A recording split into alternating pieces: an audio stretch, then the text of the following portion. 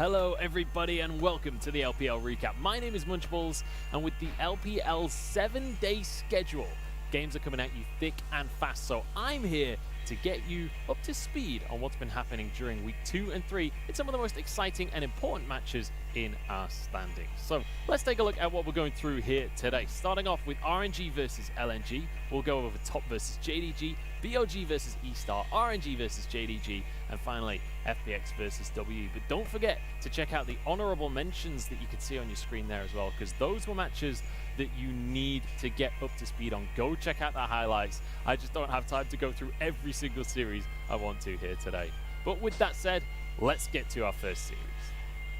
In our series between RNG and LNG, LNG came out with a completely unexpected upset over the favourites of RNG in the second week of the LPL. Bear in mind, RNG was still undefeated at this point for this split, and LNG was certainly coming in as the underdogs.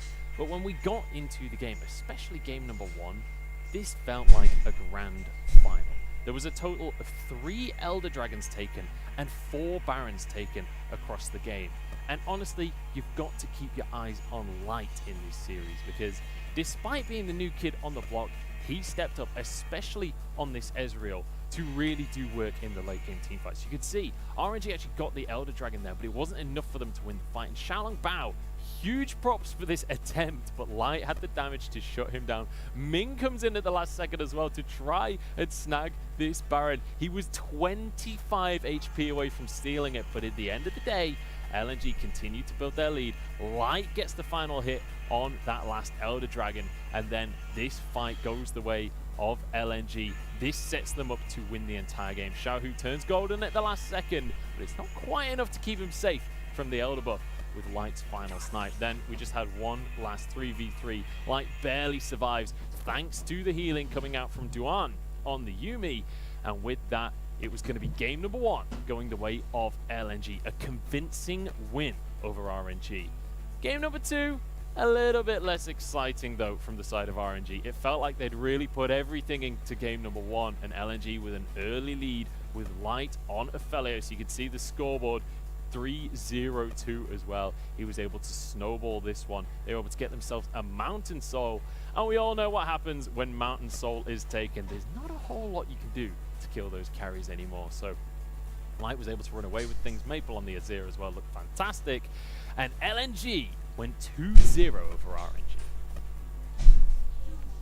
Let's take a bit of a look back over our rematch of the Spring 2020 finals. We saw JDG and Top Esports butting heads last week as they went into their best of 3. Bear in mind, both teams 1-0 starting this series off, but Top Esports coming in off of an international win at the MSC finals, whereas JDG looking a little bit shakier than what we're used to.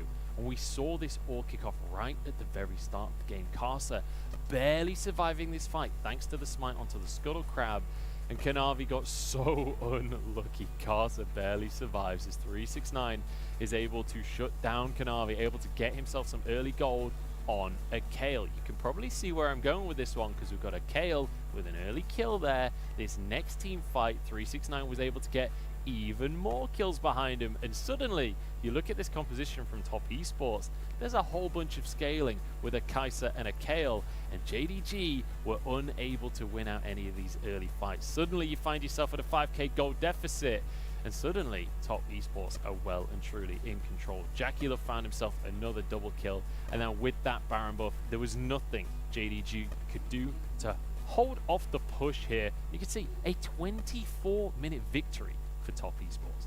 Game number 2, JDG tried to be a little bit more proactive, but this invade that they went for was just too deep. JackeyLove responded along with Knight and Yu Yanjia, and it meant that JackeyLove managed to get himself a double kill early on in the game as an Ezreal with a pet Yuumi. That's a scary precedent to set. And then in this next fight, JDG tried to contest them a little bit more, but these chaotic fights are where Ezreal Yuumi excels. JackeyLove finds himself a triple kill onto Yagao here, and suddenly things are looking real bad for JDG. This final fight, you can already see the scoreline, 10-1-2 for JackeyLove, and he was able to comfortably sweep things up with his pet kitty cat on his shoulder. And honestly, the final note for this one, maybe don't give Jackie Love Ezreal, especially when Yumi is available, because you know the top esports will not let you escape. 2-0 in the end over JDG. BLG started off the split 0-2 as they went in towards this series against the crowd favorite of E-Star, who were 1-1 on the scoreboard at the time. But right at the very start of the series, everything went wrong for E-Star as Wei forgot to bring Smite as the jungler for E-Star, and it meant that this game number 1 of the series, was utter chaos the entire time. If you want some highlights to watch over the weekend, this is the series for you, especially game number 1. But ultimately, it was BLG coming out on top of things. Later on into the game, they were able to find pick after pick onto E-Star, who fell apart, and you could see Wings on the Aphelios. He got real fed towards the later stages, and there was nothing that Shousey and Wing could do to shut them down. It meant that BLG found themselves the Baron and were able to waltz on in with a game 1 win. Later on into the series, though, game number 2, we saw Shousey get his Blitzcrank, and we all know how good Shousey is when he can find these hooks like that one onto Best. It set a Wink up then to get 2 early kills on this Ezreal. And we all know what happens when Ezreal gets a double kill early. Keep your eyes on Wink on this Ezreal during this fight, because he was able to do anything he wanted. Fofo tries to pressure him, but he can't. Wings is stuck out off to the side, and Wink able to just flash forward at the end, get an early kill on, or get a late kill onto Fofo in this fight, and able to snowball this lead into a win for E-Star, evening out this series. And a lot of fans would have thought that that should have been the final fight of the series had they won game number 1. Then game number 3, we saw BLG looking like the potential of BLG that everyone talks about. Every so often they have a perfect game, and this was exactly that. Fofo was able to get so fed on this LeBlanc, doing so much damage during these fights. There was no way in for the carries of E-Star. And BLG, when they look like this, they look like a top team, and they were able to take the series in the end, 2-1 over E-Star. In week number 3 of the LPL, we had a matchup between RNG and the spring champions of JDG, and honestly, nobody really knew what to expect coming into this series. RNG took it 2-1 in the end after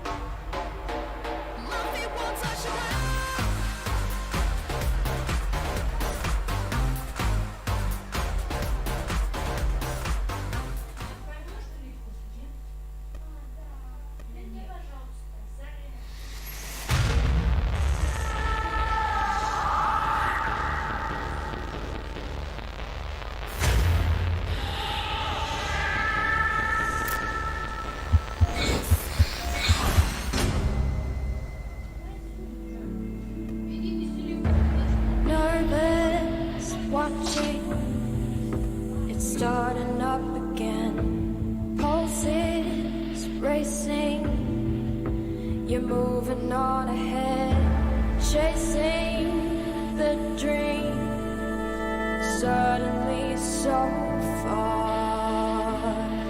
I never meant to fall,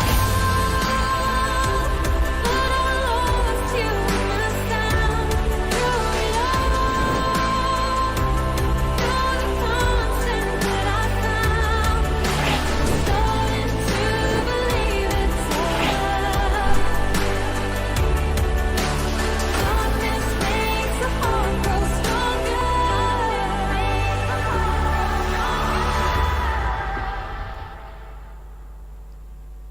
Welcome everybody to the LPL. We're rocking through our summer split. We're already in week number 4 and there are plenty more weeks ahead of us. My name is Munchables. I'm joined by the Dagonator on my left as we get into, we've got some big games today. We've got lots of top teams going ahead. Yeah, I mean, we've got DMO versus JDG to kick things off, and then we've got IG versus LGD, which is my match that I've been looking forward to the most. It's going to be so good. It's going to be so damn good. Let's look at what happened yesterday first, though, as we had some kind of surprising results. I mean, the first series was expected. The second series honestly could have gone either way. I mean, look, who doubts V5 at this stage? Picking up their 4th win in the LPL, putting themselves in that 2nd place, which is absolutely amazing for these guys because we had no expectations really of this team coming into summer. For them to be looking so good is amazing. Sam D and PP God stepping on up, crowd favorites already. But then the second series, RNG managing to close things out. Game number 3, not so one-sided, but the rest of the series, dead even. It really was, and it was very back and forth throughout where, as you said, it could have looked like E-Star picked up one of those wins in those 2 losses and they would have been skyrocketing ahead, but RNG barely managing to hold on until that game 3. Certainly were, and where that puts us now, as you rightly mentioned before, Victory 5 climbing up that ladder once more. They've got 4 wins to their name, but they do have a loss as well, which means Top Esports are going to be alone on the top spot for now. There are some notable names that are playing today, such as JD Gaming, that are way down on that scoreboard. Which we really wouldn't have expected. Our spring split champion sitting in the 12th place right now and haven't been looking strong at all, even in the 1 win they did pick up. Yeah, they're going to be going up against DMO, so you would hope that this should be the series for them to even up their scoreboard and maybe start to turn things around for themselves. That series later on, though, you do not want to miss it. LGD against IG, both of these rosters just stacked with raw talent. And I think a lot of people are watching this LGD match to see how do they fare against those top teams. You've seen them against Top Esports, they look good, but now they got to go against IG, and a win here could really be, at least give us an understanding of where they might lie in that grand scheme. Honestly, it's going to really be a telltale series for either of those 2 teams. But let's focus in on our first series of the day, and I'm going to start with JDG over there because I want to focus in on their jungle specifically here, because when you look at what happened in spring, it was all about Kanavi, it was all about setting him up, but this split, we've very much had a jumbled jungle coming out of JDG. Yeah, it's very strange to see how JDG have fallen to the wayside, because when we were in spring split, this entire team was about playing around Kanavi. We even had clips of Yagao gifting kills over to Kanavi to make sure he was having a strong early game. And then the whole team dynamic was we've got 3 carries. We've got Loken, Yagao, and Kanavi who try and carry from the jungle. But this time around, this team is not playing towards Kanavi in the jungle anymore. And he's been caught out several times. And it's just not looking like the same old JDG. And so much of those issues seem to be coming from lack of coordination. And these clips are going to prove exactly that as they keep on missing Rift Herald. It has happened to them 3 times where they're the ones to get Rift Herald. This one clip, RNG do a decent job of denying it at least, but the other 2 clips, they just forget about it. I don't know if there's a lot of construction going on beside the JD Gaming house or whatever it is, but these guys do not look like they're awake. Past it. Constantly walking past these Rift Heralds. As you said, 3 different occasions now we have seen this where they're just gifting over what should be an advantage for them, and they're not getting anything from it. So realistically, these guys do need to wake up. They need to start paying attention because, look, I know we're still relatively new into the split, but we are approaching that 3rd way through the split, and you've got to start picking up these victories. I mean, this is the spring champions. Yeah.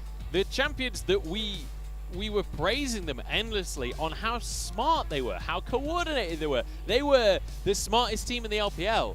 Smart teams don't just miss Rift Herald when they... It just doesn't make sense. It doesn't add up.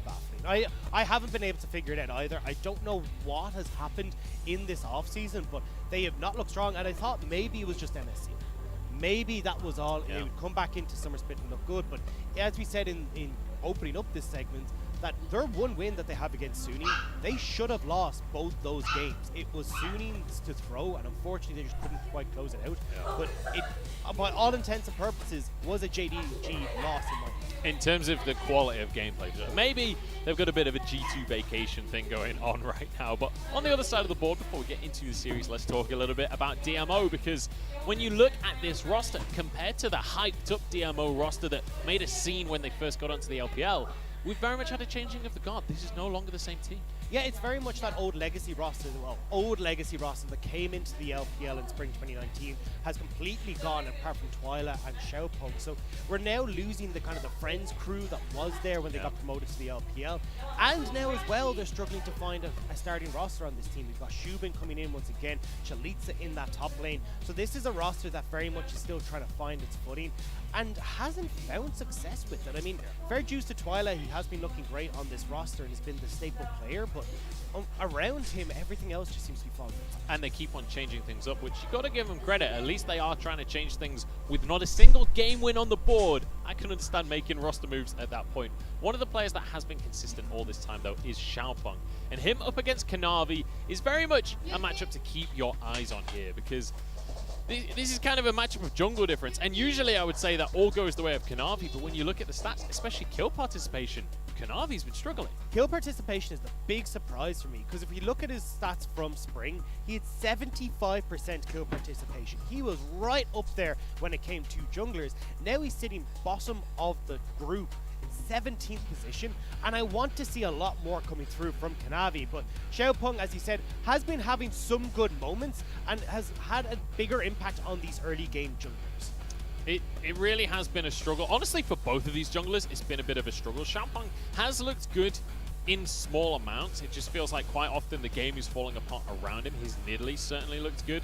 Kanavi as well, though. Like last split, you would have had a million clips to choose from. It was honestly hard to find good B-roll of Kanavi in summer so far. Well, that's the thing, right? We're talking about JDG not having the strongest of wins in their games. And when you look at their lead at 15 minutes, they only have it in 29% of their games. Less than a third of the time, they're winning their games at 15 minutes, which is absolutely insane for our Spring Split champions. Yeah, and a lot of it seems to come down to whether or not they're able to help Kanavi in the early game. Like, the thing that was, I guess, the most stylistic thing about JDG back in spring was that they would always play around Kanavi in the early game. He would call for his laners to move into the jungle. They would work as a unit to find advantages.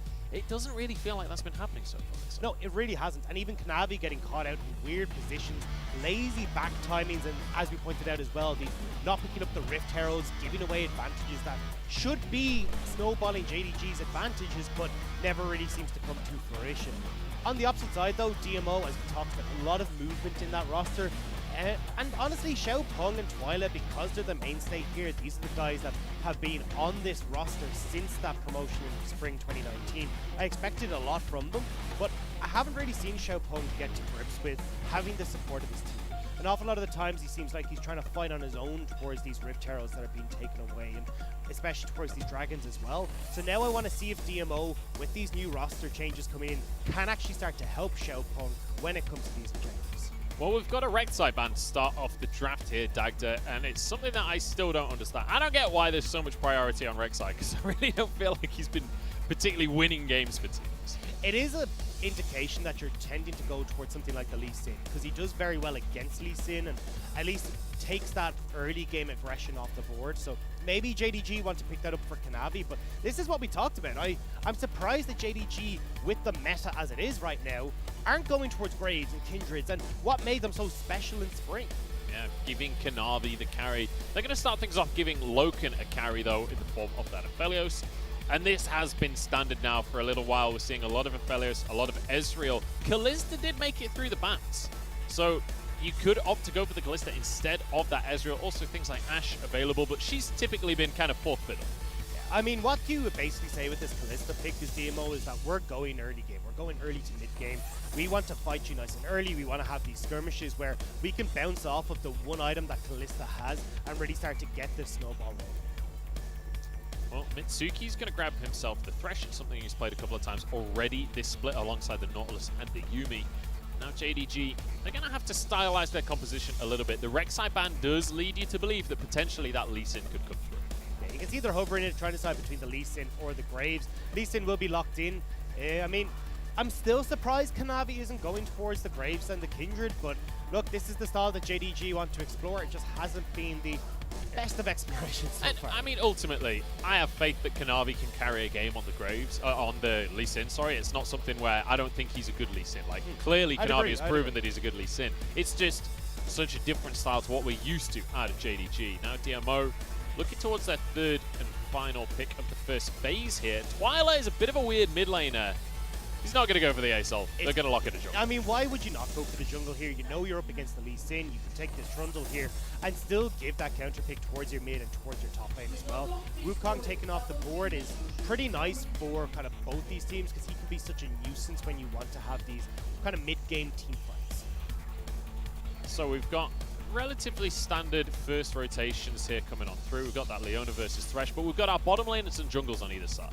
I think for JDG, I'd be eyeing up the likes of an Ornn pick here, so maybe DMO want to take that off the board. You've got some super strong engage. With that Ornn, you'd have a really strong front-to-back team fight, not only giving the extra little bit of Ornn items over towards the likes of the Aphelios and your late game scaling. We could see DMO either ban that or just pick it for themselves. Bear in mind, Chalitza, is going to be more than happy to just go for something. He's played a lot of the Wukong so far, but obviously JDG started things off by banning that one away. But Yagao being targeted here as his LeBlanc, that's his signature being taken off, and this Twisted Fate. He was undefeated on that LeBlanc in spring, which is why we're seeing a lot of teams just try and get rid of it, but that Twisted Fate as well, now limiting that pool, still have the likes of that Ornn up and available if Sue wants to go for it, but you do always have to be careful because since Ornn doesn't have the strongest laning phases, we're seeing the likes of these Kales and some of these late game scaling picks go into that top lane against the Ornn just because you have such a free time. So now, second rotation, the Lissandra being banned is a bit of a weird one, especially since LeBlanc was already taken off the board. Typically, you see Lissandra as the answer to LeBlanc. We have seen, I mean, Knight played Lissandra, did a really good job with roaming around the map, so kind of a similar thing to the Twisted Fate. It also very much guarantees your early game fights, right? Because you can go in with that Ice Claw, set up with the Frozen Tomb, and then you're almost guaranteed to have some sort of fight. Let's go! Yeah, enough about Lissandra. Let's talk right. about this, because Volibear is finally locked in. And I have been so excited to watch this Volibear pick. So, there is a couple of different strategies you can go with your Volibear. You can either go for press the attack in lanes where you're against something like a Wukong where you're looking for that straight up burst. I imagine here for Zoom, he'll be going for the Conquer build instead. And you do so much damn damage as this Volibear in the early stages of the game. It is absolutely insane. I cannot wait to see this pick. Well, the final lock-in is going to be Azir to go up against Yagao's Corki. And this is going to be a bit of an interesting one here. As, I mean, I just want to talk about the Volibear. How is Volibear going to fit into a composition? This is the first time we're seeing it since the rework in the LPL. So he gives really strong engage. So you got your lane bully part of it. He'll give that strong engage in team fights. And especially when you're looking at the likes of Azir, where you want to try and get into his face and get on top of him, that Stormbringer ultimate can close that gap super effectively. You've got a very strong combo in the auto attack resets. You can get off the Q, off your W, plus them applying all those on hit effects. So this becomes a very potent pick if it can get into your backline. And this is why the rework for Volibear is starting to see a little bit more play. He actually has engage options in getting in and up. Not to mention that obviously his ultimate Stormbringer is actually going to reset the duration on your Thundering Smash as well, your Q, so you get to charge on forwards, then jump, then continue to charge forwards to try and get your stun. Not only that, we also in the top lane have a bit of a lore matchup here because it's Ornn against Volibear. True. That is the battle that this is all based around. I mean, it's exciting stuff to see either way. I'm not going to lie, I'm not following the lore too closely. I'm more on the analytical side of things, so I'll let you tell the story of the lore, and we'll focus. I'll at least focus on the story of this game. I can't say I actually know the story. I just know. So you just decided to try and throw me under the bus with this. Ornn used to give him armor, and then Volibear was like, "Sod your armor, I'm a bear," and I think that's basically the end of the story. So now they're fighting. Let's get into the game though. JDG versus DMO. So when we do have this Volibear in, you're looking at a pretty heavy mid-game spike for JDG. You've got the Corki, who's going to be able to come off of the Triforce build and then have more than likely the Mana Moon here, so you hit that nice 2-item spike. Same with your Volibear, you are still going to look usually towards a Triforce build first on your Volibear. Have seen some Bramble Vest coming in nice and early. You don't need that too much here when you're going up against the Oran, but I still expect this 2 to 3 item spike to hit really hard for JDG, and then they can look to have some of these fights early.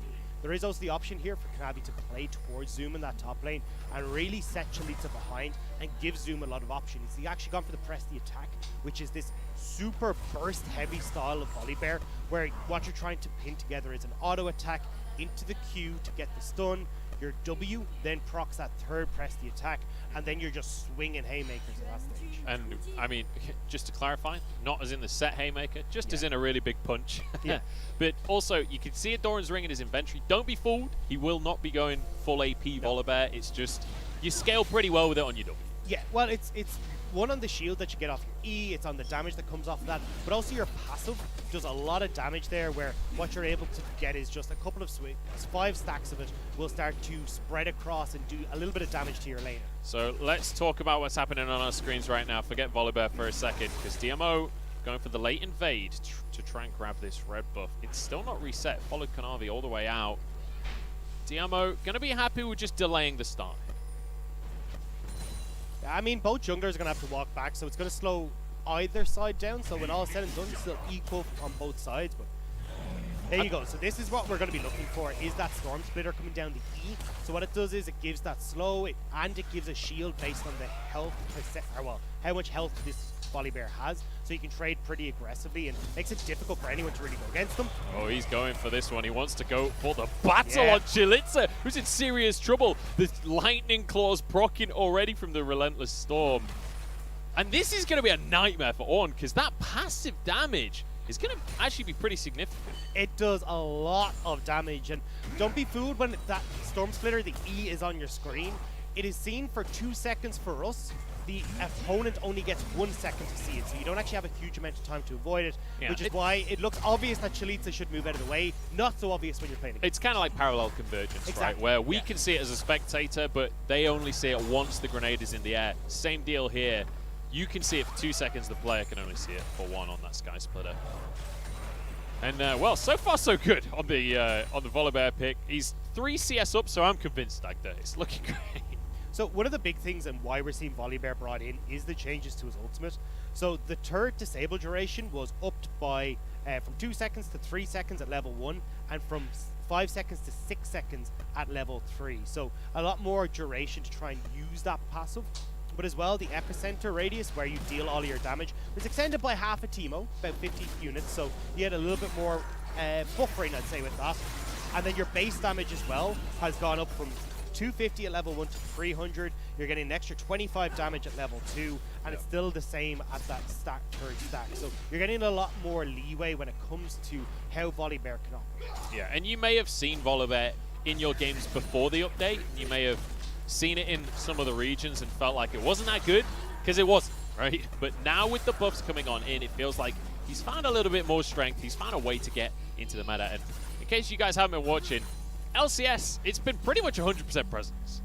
Yeah, it's been doing very strong over there. Same with the LEC, has been seen a lot of it, and you can tell why. I mean, our Ornn, who was our assassin mage tank thingy mabobber, is no longer looking so pretty when it comes to having an easy time against this Volibear at the top.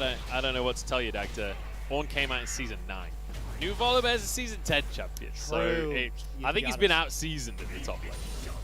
But we already talked about, look, this Volibear enough. We're going to see him looking really, really strong for a large portion. He scales relatively well, not massively, so we're still looking at JDG trying to run off of the likes of this 2-item spike for Yugao and then wait for a couple more items on towards Loken. When we look over towards DMO, they've got some nice scaling in their toolkit, because you do have the Ornn here, you do have this Azir who will be able to do very well to get to that late game point. Match somewhat, I will say, but yeah.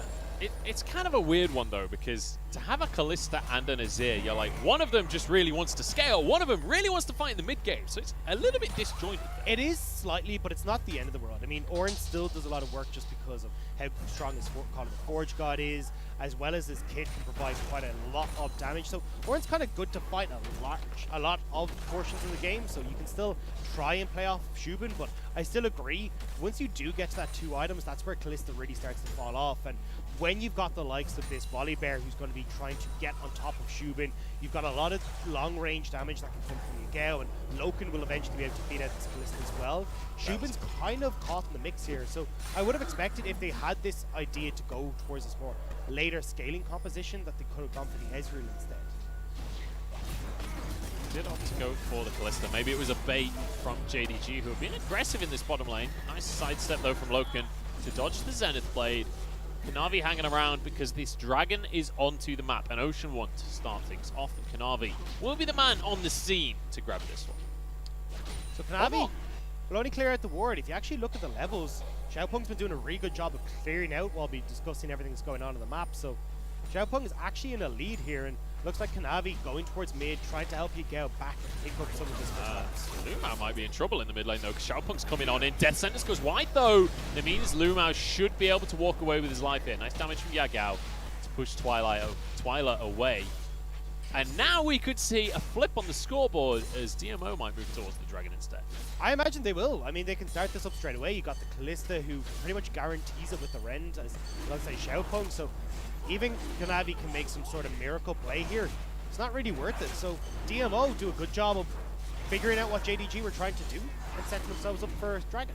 Very nicely done. And let's bear in mind, the expectation here is DMO are coming in 0-8 in games, 0-4 in series. They're up against the Spring 2020 champions. So your expectations as a viewer coming into this series should be very heavily in favor of JDG. So for DMO to start things off, reading the map so well, getting this first dragon, it's a really good sign for them. In this top lane though, you can see the downside of Volibear passive is kind of like your Tristana AD carry. It makes it very difficult to try and freeze the wave, because ideally you want that passive to stop working, so then you can actually stop hitting these minions across the board and pushing the wave, but and it's not able to do so. It's worth mentioning as well, both your Q and your W proc on hit effects, so it's not like you can even use your abilities to not auto and stack your passive. You're gonna get 5 stacks on your passive pretty much no matter what you do. Yeah, it's a bit unfortunate, but still, I mean, you're looking at a nice CS lead already opening up for Zoom, and they still have a lot of leeway in these team fights to start using this Volibear. So although you're waiting on a lot of these items to be completed for Yagao, for Loken, if JDG want to play towards the top side, they can do a reasonably good job of just using Zoom's pressure to pick up the likes of Rift Herald with Yagao, rather than having Loken and Lumao try and jump. And that's going to be your standard combo that you just saw right there. Go in, get this done with EQ as you drop the Sky Splitter, and it means that they're going to be stuck in, get hit by the lightning. You get a shield. It's a nice, easy trade. And you really need to back away at that point as well, because the W does have that 5-second cooldown, so you're trying to play back while that big ol' X is across your body, because you will end up giving a bunch of healing and a bunch of extra damage to this Volibear if you manage to stick around or at least stay in range of the extended auto attack range. So let's take a bit of a recap of where we're at on the map right now, because Loken is going to be doing a fine job on this fellow. So just grabbed himself a turret plate, already has a BF sword, so the damage is going to start coming on through. Twyla might be in trouble in the mid lane, because Gao has the package to work with. Chunktown, Kanavi, he really wants to make something happen. This is the second time we're seeing him hovering around a lane, but I just don't think that there's going to be much of an opportunity against an Azir. Yagao is trying to base in Twyla, but Twyla's not having any of this, and especially when Twyla's gone for this Arcane Comet, you're actually just looking to poke out and be a little bit more obnoxious in lanes. So these short trades where he's just able to get a couple of auto attacks down onto Yagao are going to work out a lot better. You can already see he's doing a good job of keeping this lane in check. Bit of a CS lead for himself, as we talked about. At least JDG, with Zoom's pressure, being able to control Rift Herald, they're going to start. Yeah, this will be the real test for JDG, because they've been struggling to pick up Rift Heralds that they win so far this split. Kanavi going to go straight on. Twyla kicks him the wrong way though, and knockups across the board from Chalitza. Zoom now finds himself completely alone, and he might be Volibear, but he's not invincible. There's a lot of damage, but he's still gone down for first blood. Herald resets, but DMO are in charge. Flash over the wall from Shubin as they get onto Kanavi. CC should be there, and a kill for the Kalista. Now onto Yagao as Lumao goes in, but the Solar Flare hits nobody. Twyla's alone, burning on down, can't finish the kill onto Yagao himself. And this is absolutely nuts. Yagao is going to die to the wolves. Jumped on down. Now onto Mitsuki. Somehow it's 3 for 3. As Xiaopeng manages to get the Rift Herald at the back of this whole thing, that was super messy across the board. But DMO, they do come out with, well, kills apart that Rift Herald, and now they can start to get a bit more gold into the back pockets of these carries. Twyla would love to be the benefactor of some of this gold, because if you can accelerate this Azir, so you're still kind of on at least a little bit of a power spike for this Kalista, and your Azir's online, DMO will be in great shape. But we're watching this replay, this is all over the place. Our Kanavi goes in aggressively, but Zoom now tries to run for Kanavi, but can't get the ult range to actually get onto Twyla. He's not caught out here and has to use his ult to try and escape away defensively, but there's no hope there. At least I know you get a little bit of that health as the volley bear when you do ult. It's next to nothing at this level. And then after this, DMO have gone that little bit too far forward, so JDG are able to collapse. Loken solos out Shubin on the back line, comes across and picks up the double, but yeah, this has been all over the place. I don't know. I feel like this was a bit of a mistake coming through from the side of DMO, especially from Xiaopeng. He went and did the Herald. If he comes in there, Loken walked in through past the Herald basically to get into the fight. If Xiaopeng is there, maybe he can't get the kills. It has to be a call, right? There has to be a we are going to fight or we are going for Rift Herald. And it looks like it's super split there. Now, whether it's Xiaopeng who's making this call of go towards Rift Herald and the rest of the team aren't following, that's one thing. But definitely they needed to be on the same page here, and that was not the case. And have the Herald dropped in this mid lane. This might be able to be a tower going down. DMO committing pretty heavily to this one. The minions won't quite finish it. One more hit from the Herald will, though. Tower goes down. Solar Flare isn't quite going to connect, and Jalitza should walk away from this one. So nicely played by DMO. And honestly, a pretty poor response from JDG. Yeah, late TP from Zoom. They're not able to get anything from it. You see Shubin on this bottom side as well, who's been free pushing this whole time. So nothing really committed from DMO. But you will have JDG turn on towards the Dragon. DMO can just give this. JDG going to be able to smite it. Just Xiaopeng flashed for it and is going to force Kanavi away, but the damage is massive from DMO so far. They have a huge gold lead. Xiaopeng falls though. Keep your eyes on Logan. He's getting chased down, but he survives for now. Shubin can't get onto him. Zoom looking to get over the wall. He still has his flash available. Stormbringer, or Sky Splitter, sorry, comes through. Keeps him shielded. A JDG, honestly, I feel like they get away with that one because they were 2k down at the start of the fight. Well, they managed to get those kills back. They get that Dragon as well, so they do manage to turn that around. And Zoom, at least in that front line, tanking up so much damage as the volley bear, does give a little bit of opportunity for Loken and Yagao to tear through DMO, but very disjointed fight from DMO. Look where the gold is sitting for JDG. They are a bit behind in terms of overall gold for the team, but when you look at individually the carries, you got 3 kills for Loken, you got 2, 1, and 2 for Yagao as well. It's not the same story on DMO's side. Shubin wants to change that though as he goes in onto Loken. He's locked up by Lumao himself though. Shubin's in trouble. One more hit would do the job, but Loken can't quite get in range. In goes Yagao with the Valkyrie TP, and that's a double kill on the Corki. And now JDG can look to run away with this. They can start to push in on this bottom side. You got the right guns for Loken here to tear through these structures. So JDG will look to get their first tower of the game. And you expect Loken to be able to just blast through this one. Uses the Q on the last bit of ammo, and then he gets the shurikens to just annihilate these turret plates. And it's Loken and Yagao that are going to be able to happily sweep up all of that gold. I mean, you were just highlighting how fed these parries were in JDG. 4, 1, and 2 for Yagao. 3, 0, 3 for Loken. And DMO aren't really able to answer anything on this top side. You're a Trundle and an Ornn. You can't do anything here. And I mean, again, in terms of gold, we're now even. JDG have managed to catch up with that. It will go slightly in favor of DMO with this tower dropping, but ultimately it's a lot closer than it was. Look at the gold between the carries though. Mid lane is just about the same, but the bot lane, Loken is so far ahead of Shubin. And that's it. Because you've got the Trundle and the Ornn there, it takes so long to get through the structure. Well, now you've got JDG who've got first back. They're getting back onto the map, and they can start to make plays off of this quick tempo timing that they have, but I'm not sure if they'll be able to get much damage on this mid lane turret. You can see Xiaopeng moving across here to make sure those waves at least stay off this tower for the moment. So Xiaopeng moves into the mid lane there, and we've got a bit of a reset here. 7 and 4 on the scoreboard as we head towards the 15-minute mark here. And, you know, it started off pretty badly for JDG, but they have very quickly got back on top of things. That's true, but look at the gold right here. I mean, DMO is still in the lead. They still have a lot of those turret plates that went over in the favor. You're looking at a CS advantage. in that mid lane as well, which is helping out. So there's still a bit of gold that DMO have available to them. So let's just talk scaling for a second here, and let's talk in a vacuum, right? If we do get to a situation where we go super long, hang on, we don't have time for this. Chilitz has been found, and Zoom is here to block his escape. I mean, this is just going to be one dead Ornn. He doesn't have any teammates near him, and he falls down. Zoom actually using the ultimate there, perhaps a little overzealously. Trying to make sure that Chalitza didn't flash away. He was trying to make sure he was unstoppable with the ult, but I think, yeah, a little bit over the top. You still had Loken there who's going to be able to catch him off the side, but DMO stealing away some of these camps on the bottom side and looking to just protect Twyla, who's going to be shoving into this bottom lane, but they do need to keep this mid turret up. Shuffle moves in, Suki as well. Lantern goes down there, but I don't think he's going to be able to grab it. Zoom keeps the CC chain rolling, and now you mentioned the mid tower, JDG straight onto it like a rash. I'm surprised to see that Xiaopeng hasn't opted in towards Merc threads here. You've got so much CC that's coming through from the Leona, from this volley bear as well. I think maybe opting for some of these tenacity through, or at least tenacity somewhere in the kit, could have worked out well for him.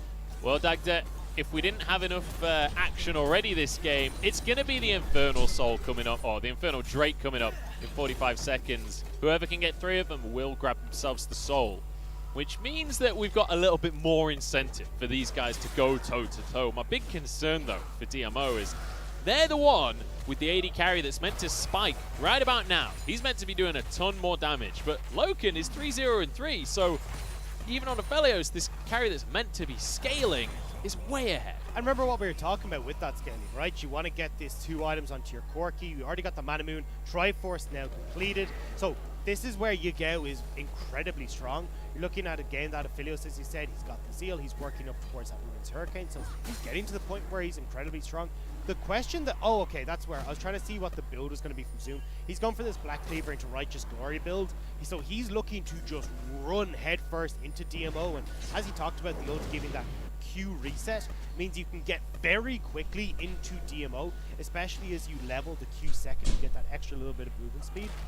Get into the mix to DMO, you then can at least stun up some people, and when Twyla then tries to ult you away, or you Mitsuki's trying to keep you at bay, you can ult in over that CC. Sky Splitter not quite able to land as the Drake is started up by Xiaopeng here. But this squad from DMO are not that tanky just yet, with a Black Cleaver for Zoom already. The armor will be shredded real quick. They're on to Zoom, but that's not really the ideal target. Knockup goes wide on everyone. Chalitza not able to find it. In goes Lumao to start this fight off. Shubin dodges the stun though. In goes Zoom onto everyone. There's a bear in town, and his name is Yogi. Double kill comes down for the Volibear, and now Kanavi could be in trouble himself as Shubin is desperate to carry. Zoom gonna chase him down. Kanavi's there with the Sonic Wave. And Xiaopeng falls as well. Suddenly it's all JDG. A clean ace for JDG. They will turn towards the dragon and pick it up as their victory prize. They can even run straight towards this Rift Herald as well, which is on the cards. You can see Yagao already leaving to start pushing in this mid lane. This is what we expected from JDG coming into this.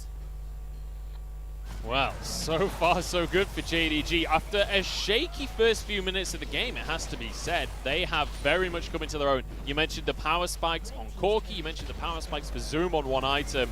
They're very much showing us what that's all about.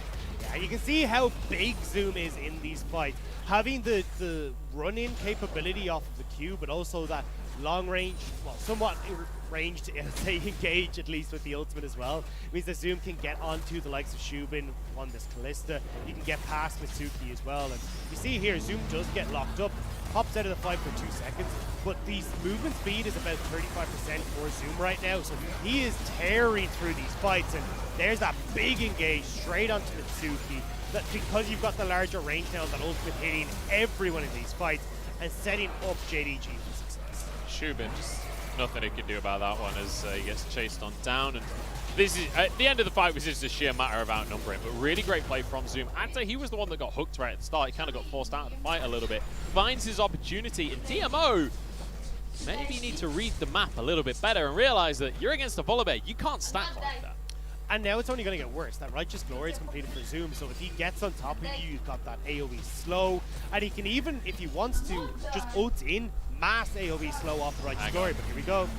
Lumao goes in once again. Empress Divide is going to keep the rest of his team out, though. So Lumao is alone and taken down very early on in the fight. Twilight is stuck, though. Pushed back. The turret isn't going to help you anymore. Wrecker, baby. As Zoom is still going to fall down. And it's going to be 2 kills going the way of DMO. This is the way to turn the game around. But Natural caught out and finished off. That's the Kanavi we've been looking for. They managed to get the kill onto Mitsuki. Now Yagao running for the hills. They're a little bit cautious of Chalitza. You don't want to go in too aggressive here, but you can see Zoom a little bit caught out in the middle there. Wasn't sure if he should try and get onto Twila, get that second bite down, the W, so then he can get the healing, but that indecision ended up costing him to get stuck underneath the turret. But JDG, the engage wasn't the strongest. We're looking again. Kanavi's gone in onto Xiaopeng here. The pillar slows him down. He's still not has quite kick. going to be able to connect. Kanavi still has the kick. He's going to be looking to see if he can get onto Shubin, but not quite going to be able to launch the AD carry into Yagao and Loken. So they will back away, but yeah, he's still seeing a few cracks for JDG. Lumao going in overly aggressive in that fight, gets caught out as a result because nobody can follow over Twila's Emperor's Divide. Yeah, Lumao going a little too far in that fight, and that is always going to be one of the issues with Leona, right? You've got a lot of ways to get in there. You don't have many ways out afterwards if it all goes wrong. So Lumao feeling the wrath of that one, but not going to be the end of the world for JDG. Next Inferno will be spawning in 2 minutes, but you have to bear in mind, with an Aphelios, this Baron is always an option. Hang on. Nice little play there from Mitsuki. Fakes call out of Shubin, just to keep his support alive. Yagao does need to back though. He's kind of been sitting out on the map for a little bit of time, and I'm not sure how much gold he has accumulated, but still should be able to spend a little bit of gold. It's really rough right now that Shubin still doesn't even have the Hurricane on this Callista. You'd be expecting Callista to be spiking super hard, be able to clear these waves relatively effectively. To be so far behind in gold against an Aphelios is a dire situation in that bottom lane. Looks like he's just there. Yeah, gonna back and pick it up now, so at least has got the runes. But as you said, I mean, Agility Cloak already in the hands of Loken, so this Callista is falling off, and this is what we're talking about from DMO's perspective is, well, if you're gonna go with this Callista who wants to be spiking off these 2 items, well, you got to have a team that can facilitate that. But when you've got an Ornn and an Azir and you're playing much more towards that later portion of the game, this isn't really the matchup to play Callista. So now instead, you're looking at, okay, Shubin has hit his items, but Loken's already starting to go ahead. You maybe have Twila coming online, but not as heavily as Yagao and Loken. He's not going to be able to match 2 for 1 when it comes to that scale. And I think a lot of this goes back to the draft for DMO, because we saw them hovering the Ezreal. Yeah. It looked like it was going to be Aphelios Ezreal, as often we see, and then they were like, hang on, the Callista's not banned. This is our... it was almost like they've been peer pressured into the Callista by the meta. And like, everyone else is prioritizing the Callista, maybe we should too, but they haven't drafted around that priority pick, and now it feels like it's a waste of an AD carry. It's also interesting to see because Ashley Kang did an interview with Teddy and he was talking about how Ezreal does pretty well into this Aphelios because he can keep it at arm's length. That's not what Callista does. No, and it's not what Mitsuki's doing right now either. Box to try and keep himself safe, but the Sonic Wave is there. Kanavi not going to feel... It's going to be Lumao. Support combat here as we go straight on in with everybody else. Nice Emperor's Divide, though, to try and turn things around, but it's not going to turn anything around. DMO running away with their tails between their legs at this point as Shubin and Xiaopeng. There's nothing they can do to stop it. Baron is on the cards. You can hear the police siren from Zoom, but it's DMO who need an ambulance.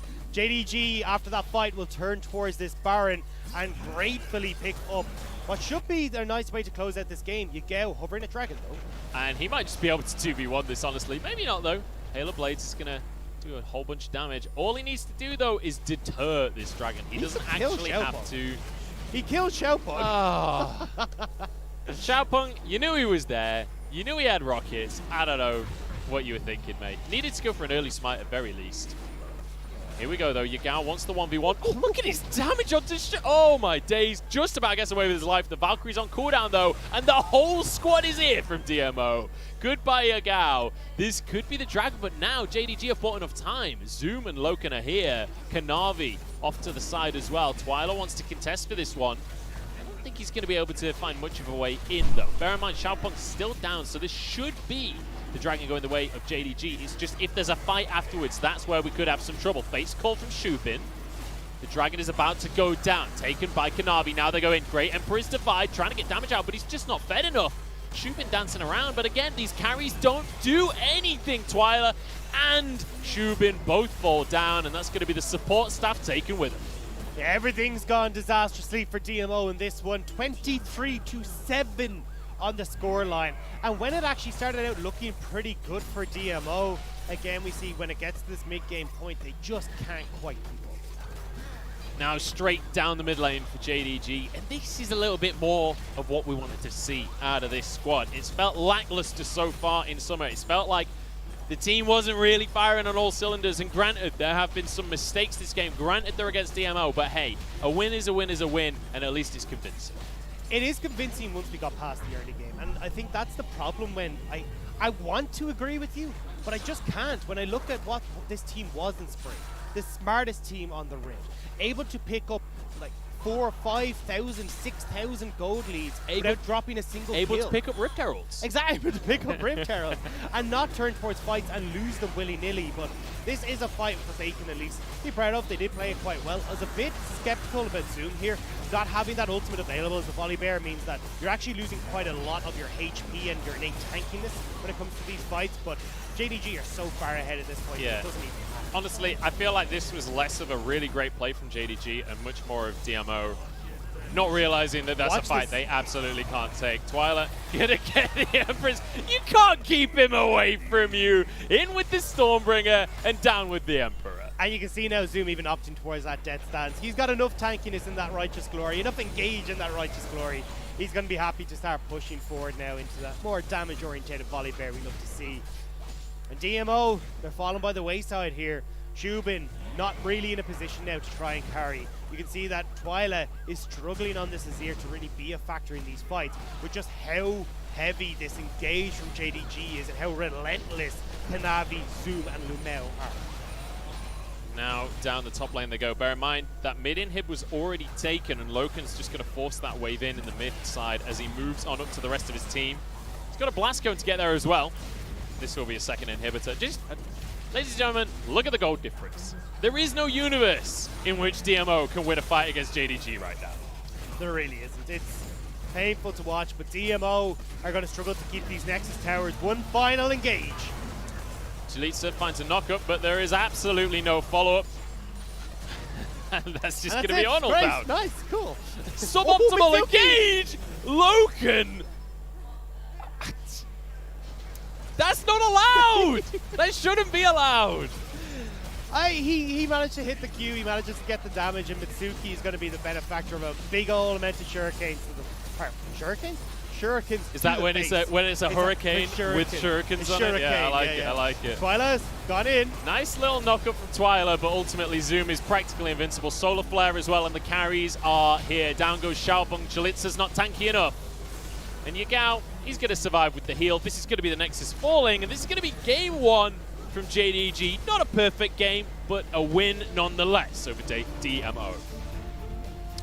JDG will pick up the victory off of that strong mid-game where they were able to get ahead. So Yagao and Loken getting super fed in these early stages. And once you get to a point, you've been accelerated towards that Manamune, Triforces, this Corki. You're also very quickly getting towards those three items.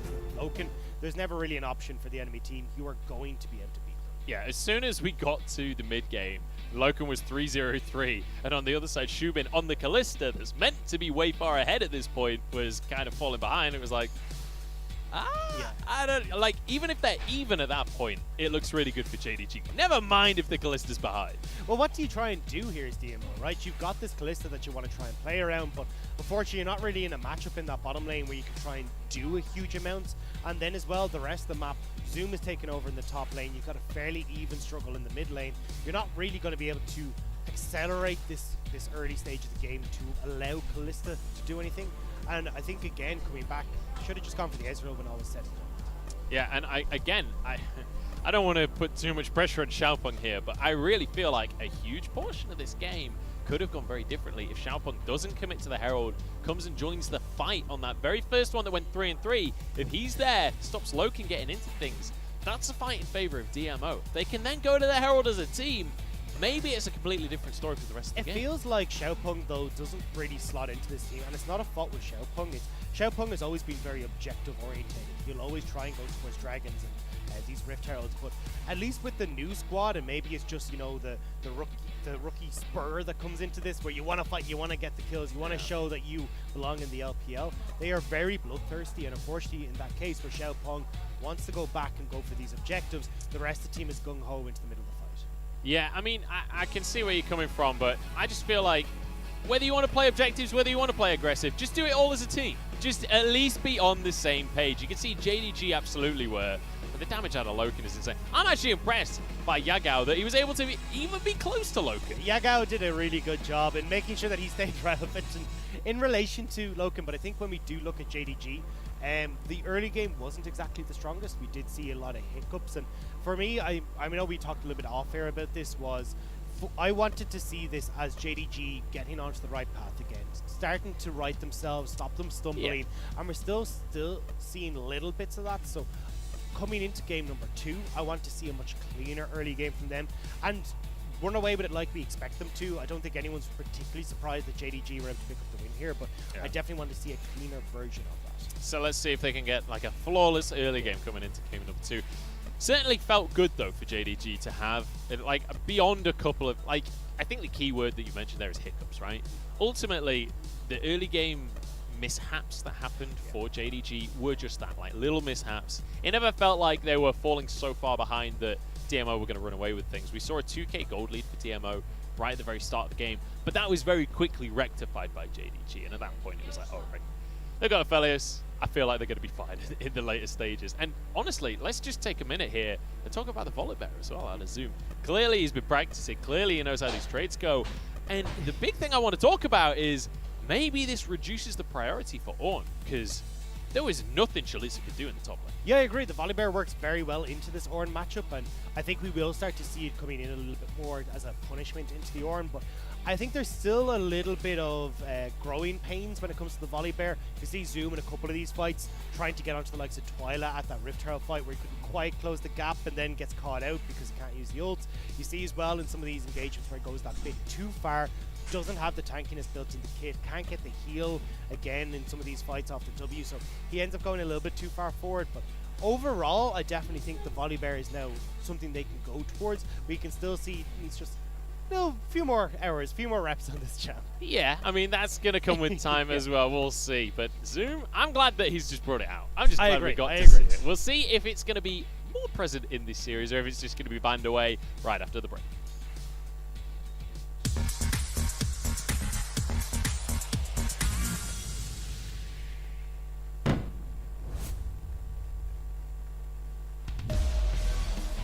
Volibear 在你想不到的位置，看一下正面团战，小虎被抓到了，反身开虚弱，但是还是保不住。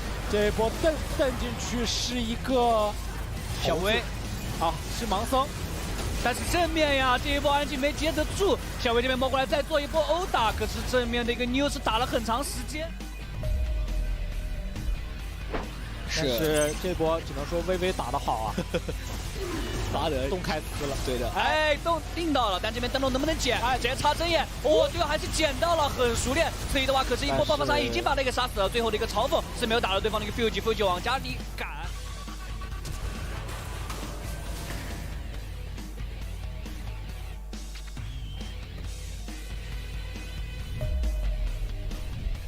个人这波可以注意一下选择后退。那这样的话可能要欣赏两边打野拼惩的架势了。惩戒乐言这波是赢了，而正面战场的话，巴德的大招定到了双 C。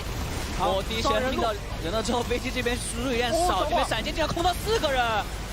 但是爱出来的输出环境还可以，VG这边要选择反打进场，然后 BB 杠的先进场，卡住 iBoy 这边输出环境不太好啊，第一时间被秒掉了，只有 Cube 的尸体在选择输出。那这样的话，这波团战打完1换3的团战，正义必胜。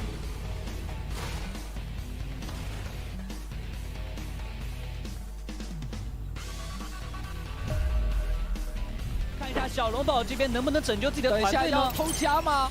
选择头这边是小虎先踢过去，可以让 Betty 来刺引，输出伤害给的还不错，但反手要处理一下自己手里的吸血还不错，哇，把对方的一个辅助换掉了，而且要处理对方 Ezreal 倒了， Betty 这一波还在 Betty 输出他可以收，而且这波感觉如果打一团是要一波的。Betty 这边看一下卡住冷空的位置，慢慢在输出。小龙宝这个位置惩戒没有抢到，但这样没有抢到的话 ，Betty 可能有一些危险了。Betty 这边看一下能不能尽力再输出，哇，但是被龙喷死了。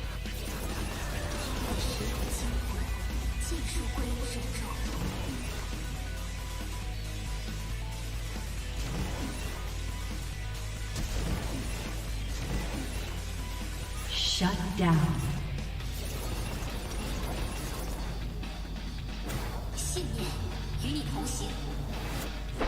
RNG 现在需要的就是奋力一搏，看一下怎么搏，直接是震到了双 C 哦。看一下纷纷这个位置配合上 Mink 都好像要死了。Mink 这边看一下清风夜灵开起来以后。 这后面是怎么了？突然站定不动，但是男枪秒掉，猴子的进场是带走了左一，但是铁男蹬进去后一跑子直接是踹死一技能再蹬回来。看一下这波真不好说，这个团既然能打成这样，又这个时间又站了出来，靠着自己的被动内圈烫外圈刮，但是 Mink 这个装备太好了。 2枪直接炸掉了 RNG 所有的残血以后，再配合上锤石，完成了对 RNG 阵容的收割。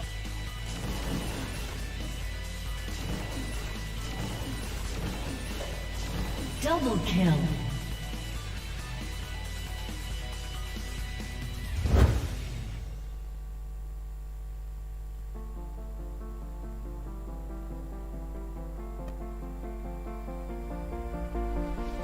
Got a feeling nothing is forever.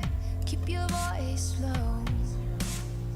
The sun is high, but I wish I could bathe in the moonlight. Ooh,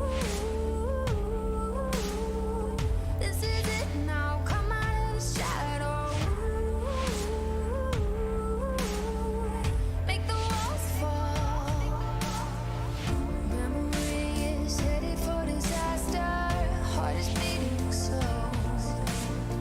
I hear the words, I see the ghost of laughter in the afterglow.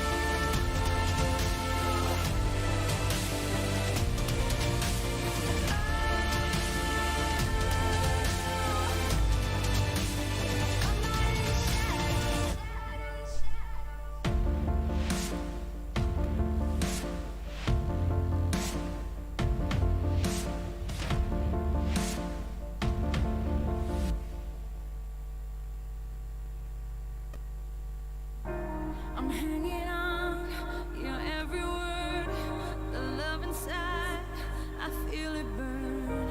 I've never felt this way before. I've had a taste, now I want more. So here we are, just you and me. I'm overwhelmed when you touch me. You talk so sweet, I hear the sound, 'cause when you do, my feet won't touch the ground.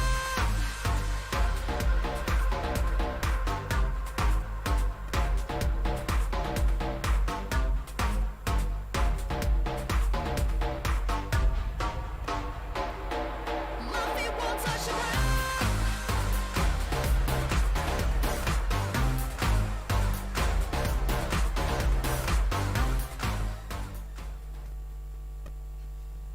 Another day, another dollar here for JDG as they take a relatively simple win over DMO to start this series off 1-0 now. And while it wasn't the perfect early game, they were able to get things rolling and get going in the mid-game. I'm Munchables, this is the Daggertron to my left.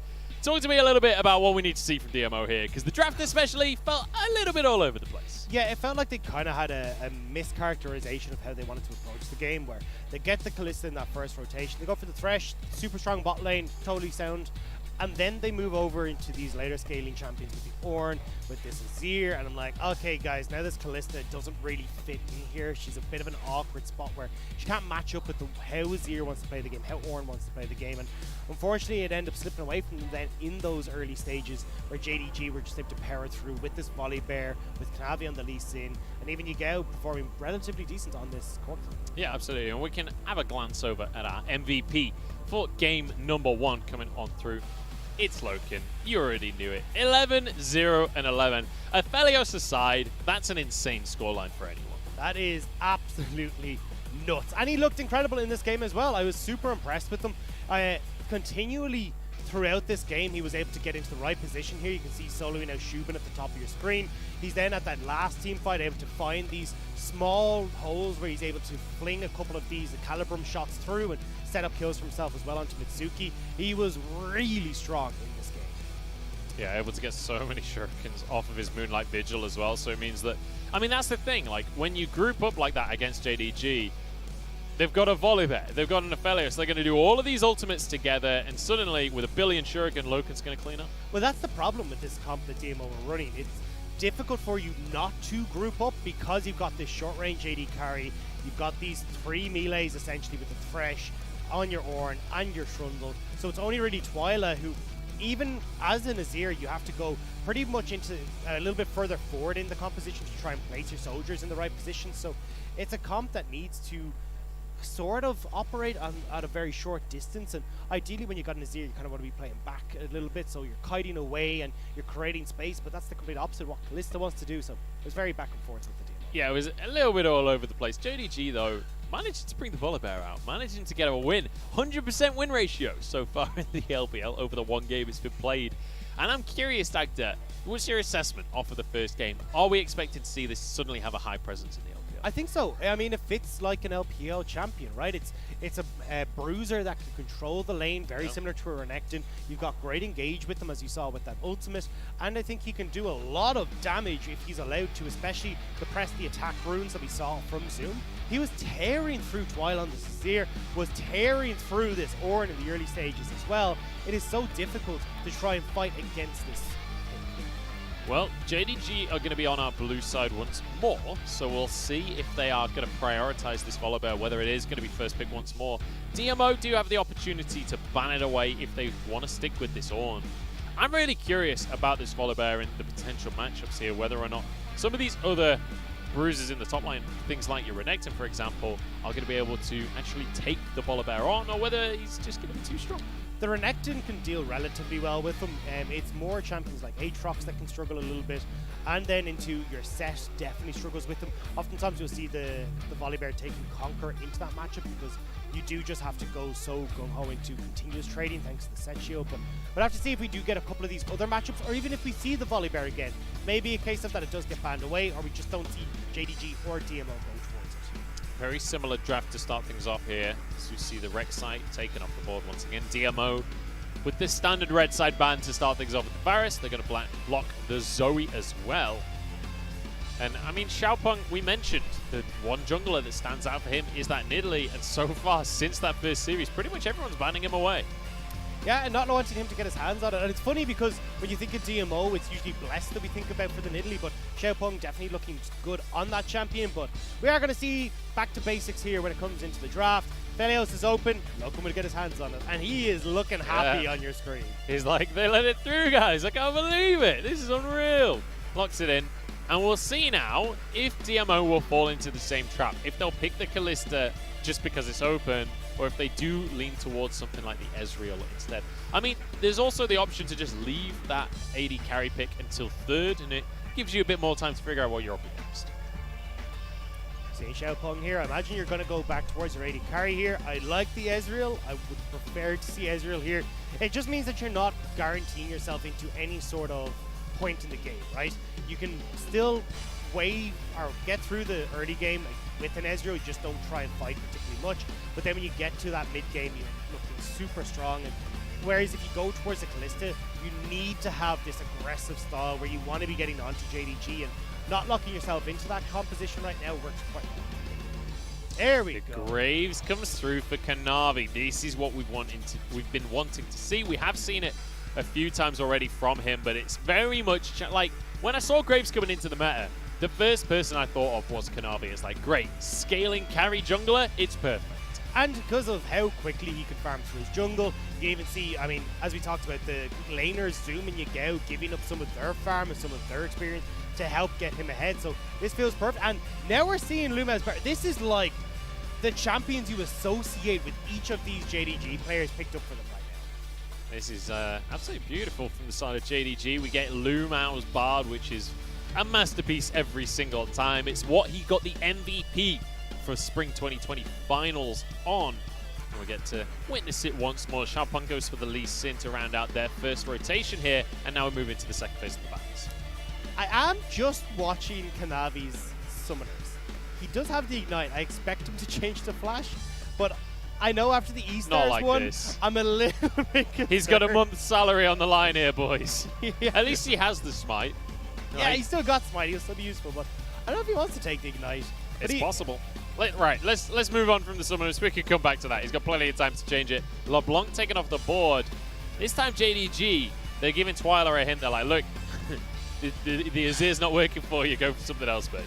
Yeah, and I mean, this is where you're kind of going, okay, if you're going to ban away an Azir, JDG are probably going to be looking for this very heavy engage style of composition where you can already kind of expect it when you've got Lumao on this Bard. He's very good at setting up for these engages or even finding picks. But if you think about it, look, you can go back towards this Volibear Zoom, you can go towards something like the Ornn as well, and have this very strong engage and team fight style that JDG have been looking for in their last couple of seasons. What I would love to see here is Chalitza throw down the gauntlet, lock in the Volibear yourself, pick it blind, and I'd love to see Zoom then go for the Ornn and basically say, look, I'm willing to take this matchup, I'm willing to see the other side of it. But no, we see Twyla going for the Corki, very standard passive mid lane. The Wukong is still up and available though, so there is the opportunity here for Zoom to just go towards that Wukong, and maybe you don't see the likes of the Volibear come through for Chalitza, so maybe you have a Renekton come over instead, and it kind of throws at least a little bit of the wrench in the works for DMO, but it still gives them a nice 2-item spike that they can run off with their composition. And it looks like JDG are going to go towards that Wukong. We'll have to see what they decide to pick up here for Yagao. I like that they're optimizing here from JDG because you can see Zoom has the Aphelios, Yagao has the Bard, so they've got to lock in the top laner for Loken and the mid laner for Lumao, so that the traits, there's only 2 traits that are needed there. It's optimization. I like the min-maxing here for JDG. I mean, that's what separates the good and the great, right? Is figuring out exactly how to min-max your draft. But we are going to see potentially the Silas here locked in for Yagao. In against the Corki, they can do reasonably well, can farm up okay, and then you've got, as we talked about, that heavy dive style of composition from JDG, which is kind of indicative from the Azir ban, but definitely they are looking to get into your face and try and just cause so much disruption in these fights. Chalitza goes with the Ornn once again for a second game here. We don't get to see the Volibear, unfortunately. But hey, we still get to see some pretty interesting compositions. I'm a little bit worried about Loken, though, in this one, because as his team dives in, he could be left out to dry a little bit. He definitely could be. I think he should be relatively okay, though. There's not really too many people on DMO's side that can pressure that backline. As you've talked about, like Twyla is going to get rockets pumped into the likes of Zoom, into Yagao, and even Kanavi to a certain extent. Looking at Shubin as well, he'll be firing into the front line. So Loken should have a reasonably good time in positioning. It's not like you're up against, like, say, a LeBlanc or a Syndra who can put pressure onto the backline. Look, all I'm going to say, Dagda, is Kanavi hadn't changed his Ignite. Yeah, that's I'm a little bit worried about. I'm not... We'll see. Are you sure? We'll see as we get into game. We could see him messing about with Lumao. They were trading the Bard and the Graves back and forth. This feels intentional to me because he had Flash in the last game. He's not like still stuck on Ignite and Smite, so we could see some seriously aggressive jungling coming out from Kanavi, which is exactly what I'd love to see in this matchup. Bear in mind, this was our head-to-head, the jungle diff between Kanavi and Xiaopeng. Xiaopeng, actually, stats-wise, had looked better so far this split than Kanavi. In this series, though, Kanavi definitely with the edge so far. Yeah, Kanavi's been doing a great job as of right now in dictating that map control, and I think in this game he should be able to do so again. What you've got so far is a very aggressive team fight from JDG, where you are trying to get in with that Wukong. You are still waiting a little bit for this Aphelios to come online, obviously the main damage dealer, but your Graves will give you a lot of skirmish power here towards that top side, alongside the mid picks here for Yagao. So I think you can definitely have a lot of these Rift Herald fights that weren't quite going JDG's way in the last one, at least have a bit more control in this time. Man, I would just love to see a little bit more life out of DMO. Look, the Observer's seen it as well. Kanavi has gone for the Smite Ignite. There's a month's salary gone, ladies and gentlemen. Look, he has the Ignite. Sorry, he has the Smite, which is the big thing. This is on purpose. Well, I haven't seen it before. There's no way it's not on purpose, right? He had Flash in the last game. He had Flash Smite in the last game. So he's gone into a lobby and he has actively changed that summoner. What if he wanted to pick Shaco and couldn't get it? Well, he could get it. He has all the champions unlocked. It definitely wasn't bad. Maybe he was like, look, I'm going to stick on this if you don't pick me Shaco. But I mean, you've got Quick Draw, right? And he's got Phase Rush. Maybe he's just deciding, look, I don't need the Flash. Well, I'm willing. I'm an open-minded guy, Doctor. It is I'm open to the terrifying at least for me. I'm looking at like these hooks. I'm looking at this big engage from the Warren, and if you don't have Flash, like right now, could be in a little bit of trouble. We've got a little bit of a weird audio thing going on, but we'll be able to fix that hopefully for you guys. And we've got First Blood coming up, I've just been told by the announcer. It's going to go the way of Xiaopeng Yagao going down to start this one off.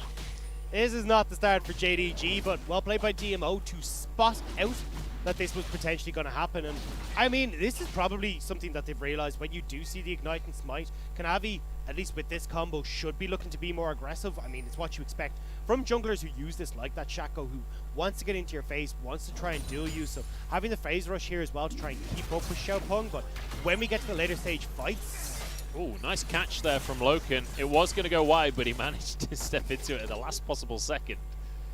Yeah, well, you can see anyway, still that Guardian with the buffs that it's gotten are doing a lot of work right now in the bottom lane. It's currently, because they're at that level 1, you've got 80 shield rather than the 70 shield you had before, but it's more the tether range, or the trigger range even, is so much higher that it's going to be super hard to try and trade against it at these early stages. Yeah, it can be very difficult, especially during the early laning phase. DMO, with that First Blood going onto Xiaopeng, they're going to be feeling good about that one. And I'm hoping, off the back of that, I'm hoping Xiaopeng will be a little bit aggressive in this early game and try and snowball that lead. Once he's been able to recall, grab his jungle item, I'm hoping he'll be quite aggressive and maybe try and 1v1 Kanavi a bit. Well, we're going to have to see how this does go, but here we go. I don't think it's going anywhere. Twyla already flashing, but Lumao to follow in with the Q, but it's only going to be a slow. Yagao gets the kill, though. Xiaopeng in 1v3 and gets a kill. So actually trading it back. 1 for 1, and both of those mid laners going down. With where the wave is, it's going to be a win for Twyla. Top lane, there's some trading going on. Actually, I thought it was going to win the trade, but in the end, one last little staff slam from Zoom and a flash with a death sentence. Xiaopeng is already huge right here. The TP is suboptimal to say the least. Jumps into the middle of 3 of them, but Kanavi is here DPS in a way. Shubin jumps into the fight as well. Loken is here on Aphelios and could sweep up some kills right now. He's looking for Belisa, but he won't be able to get onto him. Mitsuki, sorry. Belisa is a different player from a different league. In they go, but back Yagao is once more. Xiaopeng will fall as well, and Loken grabs his first. That was so messy. What is this series? I don't know what's going on, but when we look at it, okay, Twyla has now got 2 kills. Oh wait, we're not done. Lumao is still hunting here. Oh my goodness, Twyla's here. No flash available. I think Valk's on cooldown as well. And Lumao steals the kill. Yep, I suppose. I guess that's where we're going. The really daft thing is there's not even an objective available. No. There is no reason for these guys to be fighting. I mean, we've fallen a long way from JDG being the smartest team, haven't we? But we are looking at, okay, so 2 kills have gone over towards Xiaopeng. He's got nicely into position now where with these extra kills and how Graves would like to get involved in his jungle, try and get this Ignite to work for him. Xiaopeng having 2 kills will get him into a decent spot where he can survive relatively well against any sort of aggression from Kanavi. You're looking at Twyla as well, who's now got 2 kills himself, working very quickly to stack up this tier, going towards the Triforce like the last game. So when all is said and done, I kind of like that Twyla's getting fed and getting to a point where he'll be strongest, because you want to be building off the 2-item spike on DMO, Twyla and Shubin. That's where a lot of your damage is going to come online. So if you've got some of these items coming on quicker and faster, you can look to use these big engages like Chalitza. And now you're looking at, when we go to these fights, Kanavi not having flashes available. You're going to be looking at Loken, who can struggle a little bit because of these big Ornn ultimates and being pushed back thanks to pressure from Zook and Xiaopeng. Look, I'm really liking the way DMO are playing this. I'm liking it so far. JDG on the other hand, I mean, let's be honest, the gold is dead even right now, so certainly no massive advantage on either side of the board, because when we look at the mid laners as well, it's just about dead even in CS, it's just about dead even in the scoreline as well. It's important to take that cull into account as well, though. Twyla is very much investing in the later stages. It is hilarious, though, that both mid laners are below the junglers in CS because of all the funny business that has been going on. But yeah, the cull coming in, as we talked about, look, DMO, we're looking to scale to that 2-item, so you've got time to get that cull to pop and then be useful. But we go Zoom top lane. He already used the Warrior Trick, so that's going to be the Cyclone used now as well. Chalitza gets the knock up here. Xiaopeng with the Sonic Wave in. Will find his hat trick now. Kanavi wants to answer, but he can't do anything 2v1. He doesn't have that level 6 either. Oh. Lumao is here. It ain't 2v1. It's 2v2 right now. Lumao is going to get knocked up. Sonic Wave on in as well. So close to finishing him off, and Chalitza going to flash to try and get the kill. Not the greatest flash, I have to admit, but they might still be able to finish this one off. Exhaust down onto Xiaopeng. There's a Volcanic Rupture, and now onto Kanavi as well. Sonic Wave would finish the job. He's not going to find it. Hook goes down, though, because Yagao is looking to answer. He's got a couple of rockets to work with. Not the ideal ultimate for a Sylas here. Xiaopeng walks away. There's nothing Yagao can do 1v3. Very well played from DMO. Mitsuki getting the play on Yagao, stopping him from closing the distance, and they managed to get that kill onto Zoom. Nearly get a kill onto Kanavi as well, so DMO, they're about 1,000 gold up already, with Twyla still shoving this mid lane. And, you know, I've just realized that Corki ultimate is actually pretty decent in a long fight for Sylas, because it procs his passive. So he's able to, like, I think he gets, what is it, 7 rockets or something? Yeah. He basically gets the full armory, but Shubin able to arcane shift away. Actually flashes. I'm surprised. Local already backed away. Yeah, so Shubin just being a bit wary, wasn't entirely certain that he's going to be able to escape away from that. So Lumao gets that flash, and this has been an action-packed early game, Munch. I think the phrase you're looking for is fiesta. This has been an absolute fiesta. I'm trying to put a positive spin. I feel like I've been a little bit negative this series, I'm not going to lie. And look, positive or negative, this is not exactly the highest quality League of Legends we've ever seen out of JDG of all teams. This is not what you typically expect. As bad as it sounds, it does look like a bottom of the table brawl, doesn't it? Kinda. Yeah. I mean, one of the teams, DMO, you expect that. But right now, JDG, we have to remember, these guys are 1 and 2 on the scoreboard. They are not playing so far they split like the Spring Champions. Not at all. They will get this Dragon, though, and at least start themselves onto the right track going towards that Dragon Soul. So we're going to be looking at either the Ocean or the Cloud in this game, and Ocean Soul will definitely be contested on both sides. But I'm liking the way, as we said, the DMO will scale towards that point where you're fighting for that third Dragon. You've got Twyla and Shubin who will be super strong at that stage. So as long as you're not having Loken accelerated like he was in the last game, DMO can look to explode that. And also, they've got an Ezreal this time, so even if Loken does start to scale really well, at least they can match it somewhat. At least Shubin is also going to scale exceptionally. And with culls in 2 lanes, like, honestly, DMO look great in the late game, if they could get to that point. You do have the Ornn as well, which can help them, and Twyla would definitely do a lot of work when we do get to that later point, so I still give that late game slightly to DMO, but it is close. There is a Dark Passage available, so it's going to be safe as Kanavi moves in towards this bottom side of the map. Hooked up, and it's going to do absolutely nothing, because he still gets the ward anyway. But Kanavi just trying to pressure, because he knows Xiaopeng already got the Herald. Now they're moving in onto Zoom in the mid lane. Sonic Wave. Got the wrong one, though. And Xiaopeng actually uses that to get himself to safety. Not going to commit to the Herald. But you can see that JDG have swapped up the lane assignments here with Yagao moving towards the top lane. This is actually something we see a lot in the LCK, the Sylas versus Ornn. And you can survive relatively well as the Sylas here against Ornn. Plus you've got access then a lot of the time to that ultimate from Chalitza. So if the Ornn tries to TP down, you've got 2 Call of the Forge Gods to try and answer for those plays. But it does mean Zoom will not have the best of times against Twyla, because has that Tiamat now, so can clear relatively well under the turret, but Wukong still struggles when he's consistently shoved in, which is what Twyla will be looking to do. Well, Xiaopeng's moved up to the top side of the map, and I think they're going to be able to just finish this tower off before Zoom ever arrives. Very nicely done here by DMO. And for the second game running here, they're the ones to get the first tower. Mitsuki's in mid here. I was trying to see if he was going to go for anything spectacular, but unfortunately not able to make it work. And it does give, with all that pressure on the top side, time for Kanavi to move in and try and steal away a blue buff. But you're losing towers. You're not really worried about a blue buff. Yep. Bonus charge there onto the tier 2 as well. Not going to be too impactful, but it's always nice to have. Shubin once again feeling the pressure in this bottom side of the map. Dark Passage is terrible from Mitsuki, but it's going to be good enough. Now pulling them in, gets the fly onto Lumao, forces the flash. Twyla has arrived, but Yagao is waiting off in the wings. I don't think this is a particularly good fight anymore. Tempered Fate now onto Twyla. There's no follow-up available. Chalitza arrives, gets the knock-up onto Loken. They're going to try and turn this one. Double stun from Lumao. And this is why we call him the Bard King.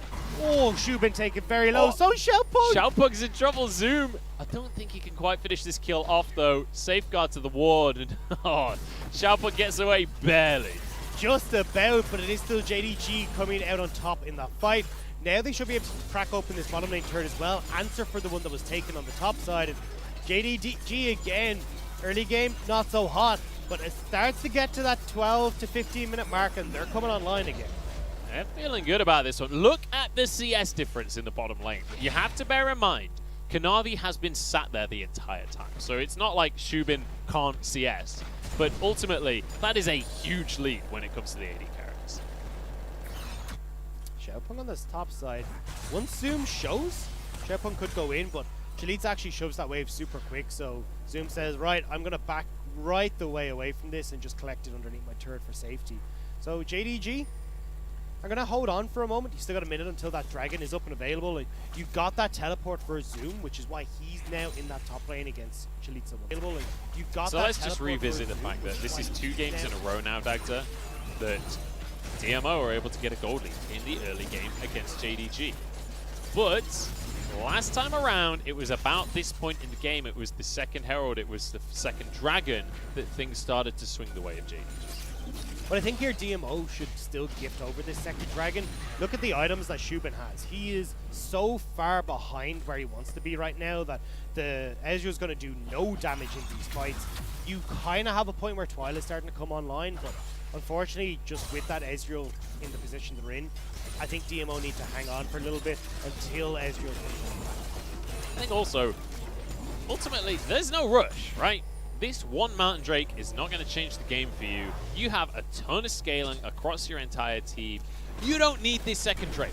There is no reason for you to risk losing a fight over this second Drake. DMO, I beg you, do not fight for this second Drake. They're going to fight for the second Drake. I know. They move Chalitza down. They're looking for the engage here. They're going to go for it anyway. JDG are here. Look at where Twyla is, though. He's stuck underneath this tier 2, so not going to have him here for a little moment. No TP, but now walking across as Zoom joins in the kerfuffle as well. You know what, Dagda? Forget the Drake. Let's A-round. That's what this is all about right now. Twyla's moved in. They're going to be spotted on this control ward. Just going to clear vision for now. DMO are the ones that have vision control of the Drake. They're going to pull it out of the pit as well. So Twyla does have package, which can at least help with the deficit that this Ezreal's in, but needs to find a really strong engage, or at least a big moment to use this as Twyla to try and save this fight. It's important to say as well, Chalitza will be able to do a lot to disrupt this fight, and JDG, they're going to respect the lead that DMO have, I guess. I really feel like if they could have got a flank from Zoom, this could have been a beautiful fight. They had a ward behind the Dragon. And they have so much engage here as well. With Yagao seeing what they call it the Forge God, you got Zoom with that double Cyclone. It could have just been a case of your seed for days and JDG can clean up, but they're not opting to go for it. Partly though, like exactly what we said about DMO kind of applies to JDG as well, right? Look, we're not in the position where we have priority. We scale pretty damn well. We got a Graves, we got a Sylas, we've got an Aphelios as well. we don't need to risk a fight that could go horrifically here. I heard the Ornhorn. Oh, it was in the mid lane from Yagao. I think the Observer got confused as well. It's like, checks like, notes. It's like, no, it's the Ornn who has that. I'm sure none of these champions are Ornn. But it's still... Oh, actually, I was going to say Loken. Yeah, he's still fine in this top lane. I thought the DMO might have committed, but not going to be the case. And we're still looking at this point where the Ezreal isn't looking too strong compared to Loken. He's going to have that Zeal worked very quickly into his kit. At that stage, you're kind of missing your mark as Ezreal. Do you know what, Doctor? I'm a little bit disappointed in the fact that we've got this Smite Ignite jungler and we've seen basically no action from it. This feels completely unimpactful so far. Well, it's hard, right? He tried to get in and make that play in the early stage of the game, got buried first because Yagao got caught out. Then he wasn't really able to do too much. Now we're getting into these team fights where he's going to struggle against the engages of Chalitza, has to be careful with Suki hooks, and I'm still convinced that this might have just been an error, but if it's not, this is not how aggressive you needed to play this, and definitely not having Zoom and Yagao play towards him to enable the Ignite means that, again, he's just going to be in a weird spot. Perhaps it's just like a, I don't have to build Mortal Reminder, I can kill an Aphelios kind of deal. Here we go, Shubin's oh my goodness gracious. What is that? Yagao just annihilates Shubin. Now onto the Herald, Xiaopeng realizes he's got to get out of dodge. Zoom in a 1v1 that he is not winning against Chalitza right now. But Yagao could just 1v5, Mitsuki in a whole bunch of trouble. The box did so much damage from Yagao. And ultimately, Kanavi got the Herald. And they picked it up. So now JDG can move in towards his mid lane turret, crack that open. Yagao is putting pressure on the top side too. I want to take something back that I said before, Doctor. If Yagao can do that kind of damage, there was no reason to wait on the previous strike. They could have just fought. I was not expecting that level of burst. Yeah, well, they do get the charge in the mid lane. They're still looking to crack through this. Chalitza can't really do too much. Twilight is eventually going to clear the wave, but it's too little too late. And JDG now still putting their stamp on this game. That gold lead that is still relatively even is now starting to get slightly in favor of JDG. Yeah, and basically all of it is in Yagao's pocket based on his damage. And, well, I'm not going to lie, I'm a little bit worried here because Shubin hasn't looked particularly good so far this series, and a lot of this win condition for DMO is in his pocket. And the thing is, Ezreal actually does relatively okay against these Aphelios. The whole idea is that you can use these Mystic shots, you can use these auto attacks and just stay out of range of the Aphelios, scale to your 2 items where you become incredibly strong, and then you can take over in team fights. But Shubin, not quite able to do that when it came to this game, and now he's in trouble. Uh-oh. That is a lot of damage onto Xiaopeng. He's kicked back and runs away. Nice flash on the collateral damage, and Twilight's there to keep him safe as well. Gal makes the attempt. And that's the Ignite burn from Kanavi. So Summoner Spell for Summoner Spell. When all is said and done, Flash gone, Ignite gone. And you did get the 2 ultimates out from JDG. Now, they will be back up in time for the Dragon, but maybe not Lumao's Bardolt. That was a little too close to comfort on that one. If I saw that correctly, Bardolt actually stops you taking Scryer's Bloom. It had a little golden glow around it. I think it maybe makes Scryer's Bloom invincible too. Yeah. I mean, it's not really a trade I consider, to be honest. If you, I don't think it's worth using a Bardolt to save your Scryer's Bloom. But you could do it on like a Blast Cone or something. If it does work that way, I'm not 100% sure.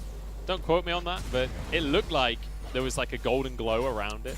Not the full Zhonya's effect, you could ult the person running away and then shoot the Blast Cone. And then just kill the person. Or you could ult the Blast Cone for style points. Now you're thinking with portals. Yagao is in a little bit of trouble here, but it looks like DMO not going to be willing to pull the trigger. They don't have vision on enough members of JDG. In the meantime, while they're committing 3 members top lane for nothing, Dragon is spawning on the other side of the map, and Kanavi's going to start this one off. Yeah, they're going to be here to collect it nice and early, and yeah, as you said, you're committing several members towards top side. Off of the back of what they just saw out of Yagao, though, I'm pretty sure they don't want to fight against JDGs, and you have that teleport available for Yagao, so they're like, look, we're going to gift over the second dragon anyway, try and get to a point where we can actually fight against this team, but that right now is not where we're comfortable. So let's revisit the conversation of these power spikes for DMO here, because when you look At the scoreboard right now, we've got a Triforce and a Muramana for Twyla. We've got the Mana Moon finished now for Shubin alongside his Frozen Gauntlet. So he's going to be feeling, or Iceborne Gauntlet, sorry. They're going to start to actually feel a little bit stronger, especially Shubin. He's actually going to start doing damage now. So we are getting to the point where DMO can consider actually going for these skirmishes and starting to fight against JDG. Especially since Chalitza nearly has that Abyssal Mass completed as well. A little bit of help against Yugao. So they are starting to get to that stage. Actually just finished off for Chalitza there, that Abyssal Mass. So they can fight, and they may need to, because DMO are starting to, or sorry, JDG are starting to posture around this part. Oh, they found a pick. The magical journey is mystical and wonderful, and Twyla hates his life right now. Yeah, that's unfortunate. Tries to back away, trying to play it smart, but JDG are already in the jungle, and now you're a man down as, well, Loken's trying to finish off red, but see again, JDG completely controlled Baron. That pick just nudged the chart up by 2 or 3% right there. The kid was like, I like that pick. That's a good pick. Hang on, Zoom's in trouble though. Cyclone to knock up Xiaopeng. Flashes away from the call of the Forge God.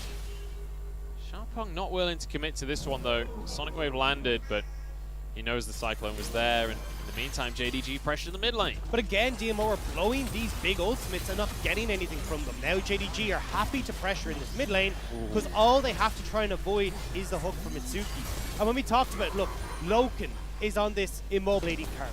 You've no flash on Kanavi. You need to be using these ultimates as DMO in team fights so you can try and capitalize on these plays rather than throwing them out, trying to get Zoom. And Zoom without flash doesn't really matter when you're trying to come back from behind. And you have to look at how these two teams actually want to start a fight, right? As you rightly mentioned, with that Ornn ultimate on cooldown, all you can really rely on is Mitsuki finding a miracle hook. And Zoom has been, I mean, there's not a whole lot to say about that one. Just CC'd finished off. Yugao teleports in. Xiaopeng going to be jumping over to the rest of his team. Safeguard available. Knock up only onto one. DMO are going to get away with this one. So nice capitalization here. But I don't understand why JDG are committing to this. You just saw 3 members of DMO on the bottom side. You could just take Baron. But instead, they're TPing with Yugao into this bottom lane for a tower that, when all is said and done, if you protect it, it doesn't really matter. Well, they did protect it. But why? It's a bit of Just gold. for the bants, Stag Just for the bants, innit? This is no our man Spring left Split behind. But it's a structure. It's not even a man. It's inanimate. Well, Zoom isn't a man? How dare you? Look. He was dead. Okay, he's a monkey. He died already. He was already left behind. He's been so far behind that he's back at the base respawning. They had to get vengeance. Well, they had to at least try. It was about the emotional state of the team. It's not about the map state. It's about the morale. Avenging Private Ryan is what we're at this stage. Avenging Private Zoom. Private Zoom. But they didn't avenge him. It has to be mentioned. They failed miserably at avenging. This is the thing. This is our Spring Split champions. This is the team that we talked about being so incredibly smart in how they position the map, getting their waves in order, using that pressure to take wins without lifting a gun, an axe, whatever the hell they have on their squad. But again, this is not what we're seeing in this game. They're investing resources where they don't need to. They're not trying to play smart in this game. And it's really upsetting to see because we all had such high hopes for JDG coming into this summer. And let's just take it in context, right? There's still time. There is still time for JDG to get back on form. The big question though is just what happened? Like, how did they go from this team that was just like, I don't know, it felt like they were a hive mind. It felt like they were all on the same page at exactly the same time. They all knew the game plan. They all knew exactly how they wanted to play. Does not feel like the same team right now. Yugao is in behind DMO here. This could be perfect angle for him.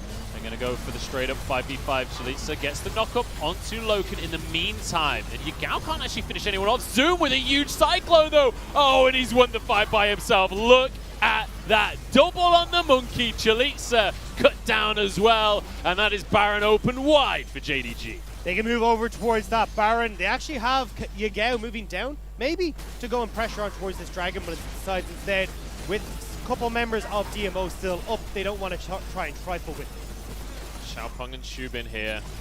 Moving on into the side, but Yukao is there to stop them contesting. He's trying to start the fight himself, but Zoom's in trouble. Damage coming on through, but Shubin can't quite finish the kill. Sonic Wave there, but that's the smite now, unavailable for the fight. Logan with the 1v1, one more auto, but he can't quite find it. This is what you were talking about. Oh, the Calibrum snipe! They just about managed to get Shubin. They will get that Baron. They will get the Dragon, putting them onto Soul Point as well. And heroic effort from Xiaopeng and from Shubin to try and stall that, try and stop them from being able to take that objective. But it's not going to be enough. So we may still have more fighting on our I feel like Shubin should have won that 1v1 though. He just needed to dodge the Calibrum. Like, in that situation where there's no minions, there's nothing to block the Qs, Ezreal should be winning that one. Shubin looking a little bit more like a bargain bin right now as the Dragon started up. Xiaopeng isn't here. This is just smiteable for the side of Kanavi. He doesn't have Flash, but he does have Smite. And that's going to be both neutral objectives here for JDG, and the gold lead is building up more and more and more. It was a good fight from JDG, though, to start off where they could turn towards the Baron. You had Yugao well positioned, no wards available for DMO to spot out this Sylas. Takes away the kick from Xiaopeng, boots Twyla into the fight, you're going to see it here, and they end up looking great. So Twyla now has to burn his flash to get away from all the engage, which means when Zoom comes in now, all he's got is the Valkyrie, but it's not enough to get away from the Monkey King, and it's the rest of JDG then who can continue this aggressive stance forward and run through DM. And honestly, without Chalitza keeping Loken out of that fight, that would have been over a lot quicker and a lot more decisively. Really well played on the Ornn just to try and keep Loken away, but then he turns around, the fight's already over. His team's already dead, and it's already done so. And when we talked about the kind of even scaling that we're coming into here for DMO versus JDG, well, Shubin's super far behind. Twyla as well is not really getting to a point where he's strong. So Loken has been so far accelerated, he's working towards that death stance now. He's in great shape. Xiaopeng makes an effort for it, but it's not quite going to be able to get a kickback. It's just going to go sideways on that one. And now they're going to try and continue this fight. Anyway, Chalitza just charging on forward. Tempered Fate, though, ruins everything. JDG keep him at arm's length because they've got Yugao in the bottom lane right now, who is just going to be wailing all over this turret. He's got himself a Medjai's, he's got himself his Proto Drake and his Zhonya's. He is massive. And he's got himself a Corki ult now as well, so to do some work underneath these structures. But now you're going to see JDG taking that turret top, moving in. Xiaopeng trying to make something happen on the bottom side. Means it's 4 versus 3 on the top. Yugao could be in trouble though, because Xiaopeng wants to get on into him. Sonic Wave available, and he will land it onto Yugao, but he can't win this 1v1. Needs Twyla to catch up sooner rather than later. So needs to use Kingslayer, will be able to keep him safe as Zoom comes in as well. Cyclone as he gets kicked away, but he still knocks up Xiaopeng, and Yugao finds the 1v1 in the meantime. Goodbye, the Baron minions blast him down. And you're still losing topside as DMO as well. JDG are taking everything, Munch. This is a disaster for DMO, and JDG once again break the base. As soon as these guys get Baron, they will take everything. Both sides of the map now being torn apart. They don't have minions in the mid wave, but they might be able to just keep things going anyway. I think that they're going to back away. They're going to back. They've got what they came for. 2 inhibitors down. You've got a little bit of time before any of the objectives are up, but you can still pressure this mid lane super aggressively, have Zoom and Yugao escorting minions on both side lanes, and it becomes pretty much impossible for DMO to try and stop. And like, I want to clarify something, as we've been pretty harsh towards JDG so far in this series. And for any of you guys at home that haven't been watching a lot of LPL, that aren't up to date on who these teams are, the reason we're being so critical of JDG while they're winning is that these guys won in spring being the smartest team in the LPL. And when you look at the standings, DMO currently are 0-4. They haven't won a single game in the LPL. When you compare those two teams, the very bottom of the barrel versus the spring champions, DMO shouldn't have a shoe-in. They shouldn't have any chance in this series. Also, when Kanavi has been in the conversation of best jungler in the world, this is why we want to see so much from him, especially as the meta is shifted towards these carry junglers. But it has been a far cry from the Kanavi that we saw in spring, where he's just not having the performances that we expected. The team is not enabling him to the same extent. And it felt like, with the way things were going, JDG would be set to take on the world. Instead, we're getting this mixed bag from them, where yes, they're closing out this game, but it has been far from It's the early games that have been the issue so far for JDG, but we could have a fight on our hands. Nice tempered fate from Luma. It's going to set everything up and flashes across the board, and everybody gets away. Loken knocked up. But Redemption is going to keep him healed up, and he's got his Bloodline passive, I'm sure, available to keep that lifesteal on the go. Shubin trying to get some poke down, but ultimately, nothing's going to land. Those 2 Ocean Drakes really working out for JDG. Yigao back off in this top side, still trying to escort minions in, just creating numbers advantages in this mid lane. And if this inhib falls, that might just be everything, honestly, in the way of JDG. Mitsuki misses the knockup. They get onto Lumao, but he just hops over the wall and keeps himself safe. In the meantime, Yigao has a 1v1 with Xiaopeng that he's not going to win because he's kicked back and forced. He's outnumbered now. Can they finish this one off though? Oh, the double Zhonya's comes on through, keeps himself safe. That's why we love the Silas coming in here. Twyla doing some work with the package. Loken's still alive though, and that's all that matters for JDG as they start to cut everybody down. Shubin flashing to safety, but one more auto. He gets onto the fountain and keeps himself safe. That might just be enough here as they start to take some members down. Loken's still on the turrets though in the meantime. Shubin has got to do something about this Aphelios. The Nexus is gonna fall. DMO down 2-0 as JDG grab themselves their second win. JDG managed to find the second win of the series. It wasn't the best of early games, but still it's going to be a second win on the board for them when it comes to our standings as well. I think JDG still have a long way to go, but at least they're still picking up these wins. It's still a confident win here for JDG. Like, ultimately, when you look at the scoreboards at the end of the game, when you look at the mid-game and the late-game coordination, it is there for JDG. They are team fighting well. Yigao especially looking incredibly confident on this Silas. The only question marks are around that early game. When we look at a top team like JDG, you expect them to control things from the word go. That's not what we've seen today. But coming back to your point on the individual performance here, Yigao looking great. Loken as well, looking absolutely fantastic again in this Aphelios. It was something that we praised him a lot for in spring, but definitely he's stepped up again when it comes to this pick, and you saw the 1v1 versus Shubin looking really strong. So I think fair dues to Loken and Yigao, who, as we talked about, haven't been the mainstay carries for this team. They've been substituted or at least working with Kanavi, now stepping up and being their own carry. I mean, Loken especially looking great on the Aphelios. You saw it during Champion Select. As soon as that was locked in, he was laughing to himself. He was like, I can't believe they give me it twice. And I mean, looking amazing. Both games, he got the MVP in game number 1. I think it was like, what, 11-0-11 or something along those lines. Game number 2 looking just as great on the Aphelios. Yeah, and taking over the game once again. I mean, they even in the bottom lane as well, we saw how far behind Shubin was put. This was just off the pressure from Lumao, from Loken, and great on them to be able to put that pressure down. Lumao on his signature bard as well, helping out massively there. We love seeing him on this pick because those tempered fates look great. The cosmic bindings can be amazing as well. So even if the whole team isn't coming together, at least we're still seeing some standout performance individually. Yeah, and ultimately as well, Kanavi here, I don't know if we're going to start seeing more of this Ignite Smite Graves coming up through, if this is just some kind of crazy thing that's been happening in solo queue that's about to become meta, but if not, this is just Kanavi saying, look, there's no way we lose to DMO. I'm just going to best about, I'm going to play with Graves, I'm going to bring Ignite to the table. Yeah, he's got a style on him, and didn't really get that opportunity though. I mean, we got that one invade where Yigao ends up dying at level 1, and you're kind of looking at the 4 members of DMO moving in here, and you can see the calculations of, wait, we've got no flash on our jungler. How the hell do we get out of this 3v4? But it's Yigao who ends up paying the price, and from that though, Kanavi couldn't really get into the jungle, which is why we saw, at least until that 15-minute mark, that we were still fairly even on gold. Even actually for a large portion of the game, we're fairly even on gold. But eventually JDG do hit that point where they find that team fight, they get the dragons, they get the barons, and it's all said and done from that. Yeah, and so much of that early game, so much of that mid game was down to Yigao on this Silas. I mean, we saw the fight, it was around the top side of the map. Yigao basically just like 1v2'd, 1v3'd, and you can see there on the damage, he was the one right at the very top, which, you know, against a Corki and an Ezreal with an Aphelios on your team, 사람이 이기는 top of the 게임입니다. damage table as Silas is damn impressive. 기본적으로 두 장의 카드입니다.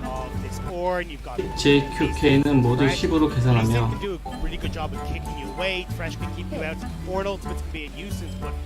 처음에 받은 두 장이며 꼭 처음 받은 두 장의 카드로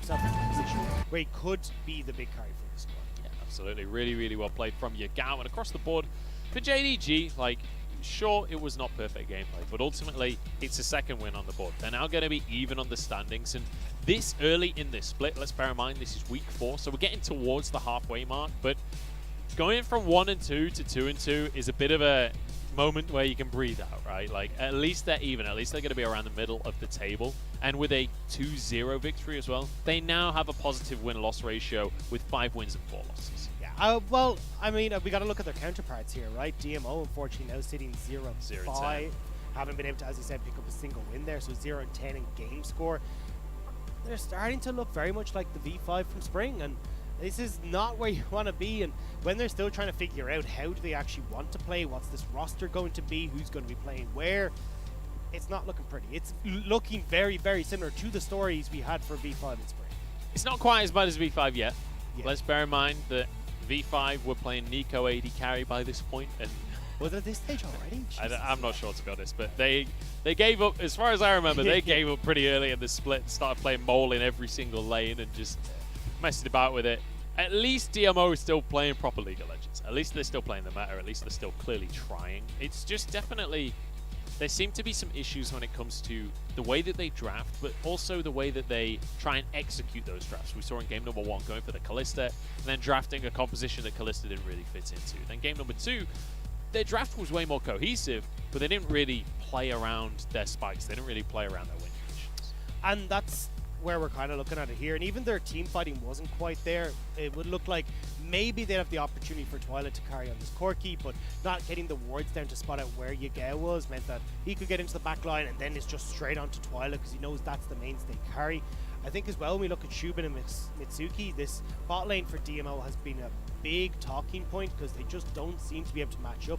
And for anyone who doesn't know, it's both Helper and Shubin were the DMO youth AD carries who got brought up onto the main roster, but they just haven't been able to catch up with the caliber of teams that we have in the LPL, the caliber of bot lanes we have in particular. Yeah, it's not been working out for them. Twilight as well this series had a bit of a hard time because he was up against Yagao. Well, we've got some highlights of Yagao because he just looked insane on this Silas. So many ridiculous moments from him this series.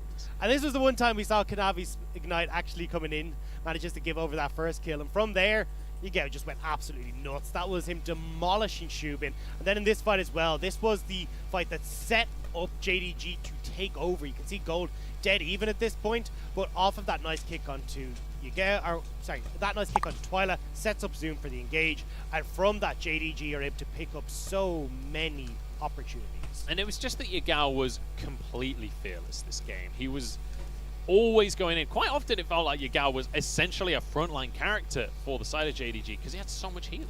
Yeah, I mean, look, that's what the Kingslayer does, right? You're able to get in super aggressively into these fights, and when you're ahead, you feel so strong. That's with that Magi Sosa there, you can see there, picking up a few more stacks for himself, but yeah, Yagao well earned for that MVP. You criticized them trying to TP down to save Zoom early on in the game, but then, because of that, Zoom makes his move up to help Yagao later. They scratch each other's backs, you know, they're a team here. 5, 3, and 8 for Yagao as he grabs himself the MVP. Yeah, and I mean, look, you can see kill participation super high, the damage percentage as well, nearly 30% there, and especially on a Silas, which does struggle to have some big impacts in these fights, especially when you get to the later stages, and there's a huge amount of CC on this DMO side. You get an amazing job of being able to hit that carry spot. Yeah, I mean, Silas ultimately, a lot of the time it's just down to what ultimates you can get, right? And he was definitely managing to make it work out for himself. Did you see the box damage? There was one fight in the mid-game where he gets the box from Thresh, drops it, and it did like half of Thresh's health. But Suki was just like, all right, I'm out. Sod this. I'm not fighting you anymore. But yeah, fantastic win here for JDG. Confident win for them. And maybe a few things that need fixing in the early game. But ultimately, against DMO, this was an expected result. I came in here today expecting a 2-0 from JDG, and that's exactly what we've got here. The thing is, though, we still have to see them face off against a lot of these top teams, right? So they already have a loss to top esports, they have a loss to RNG. We're going to be looking at them in the future going up against the likes of FPX, IG, these sort of squads. And if you are giving across this early game to these top teams, teams that they beat in spring, you are not going to be able to bring it back. These are teams that will lock you away the second you give them that inch. So I'm curious to see if JDG, when we do get into these upper echelons of the ranks, how they will fare at that stage. All right, well, Dagden, our first series is done and dusted, and that means it's time to go to a break. But make sure you stick with us, because after the break, we have LGD against IG, two of our top teams going toe-to-toe. This is going to be a bloodbath. Don't go anywhere.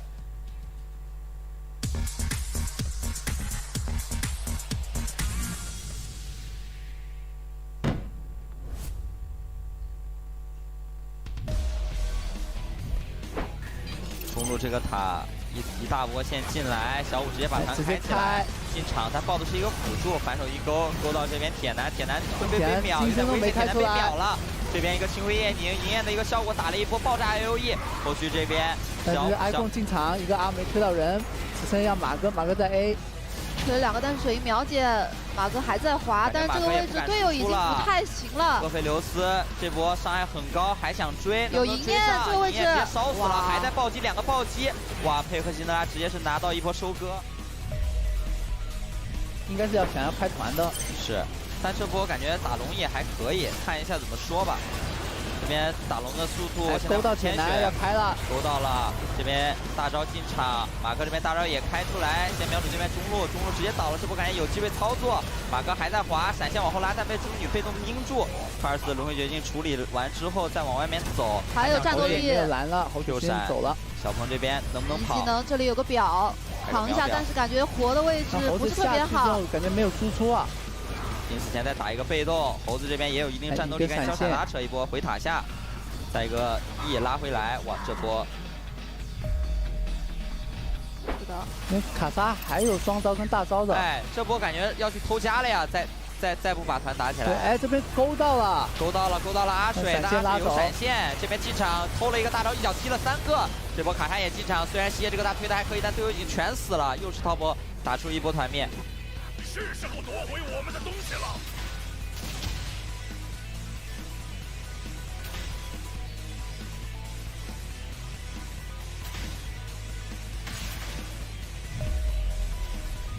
哇，这个登陆很关键。是的，而且他逃生的一个位置选择也还是不错的，先刷3个，直接腹地，精致3不刮过，这波老干爹一波完美配合，南墙一个大往后跑，再交一个闪，但这位置还是跑不了。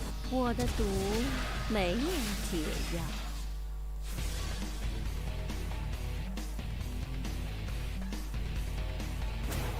别了，老龙，别以致用。哎，但是这波好像不想让你走啊。没有2塔呀，这边。哎，这个捆还有没有登陆？能不能救一手？哇，这个推了3个。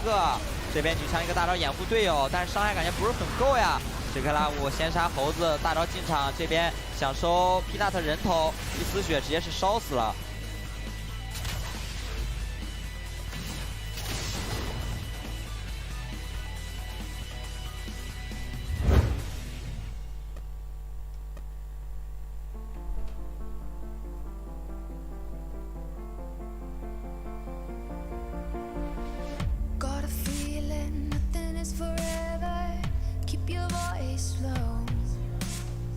The sun is high, but I wish I could bathe in the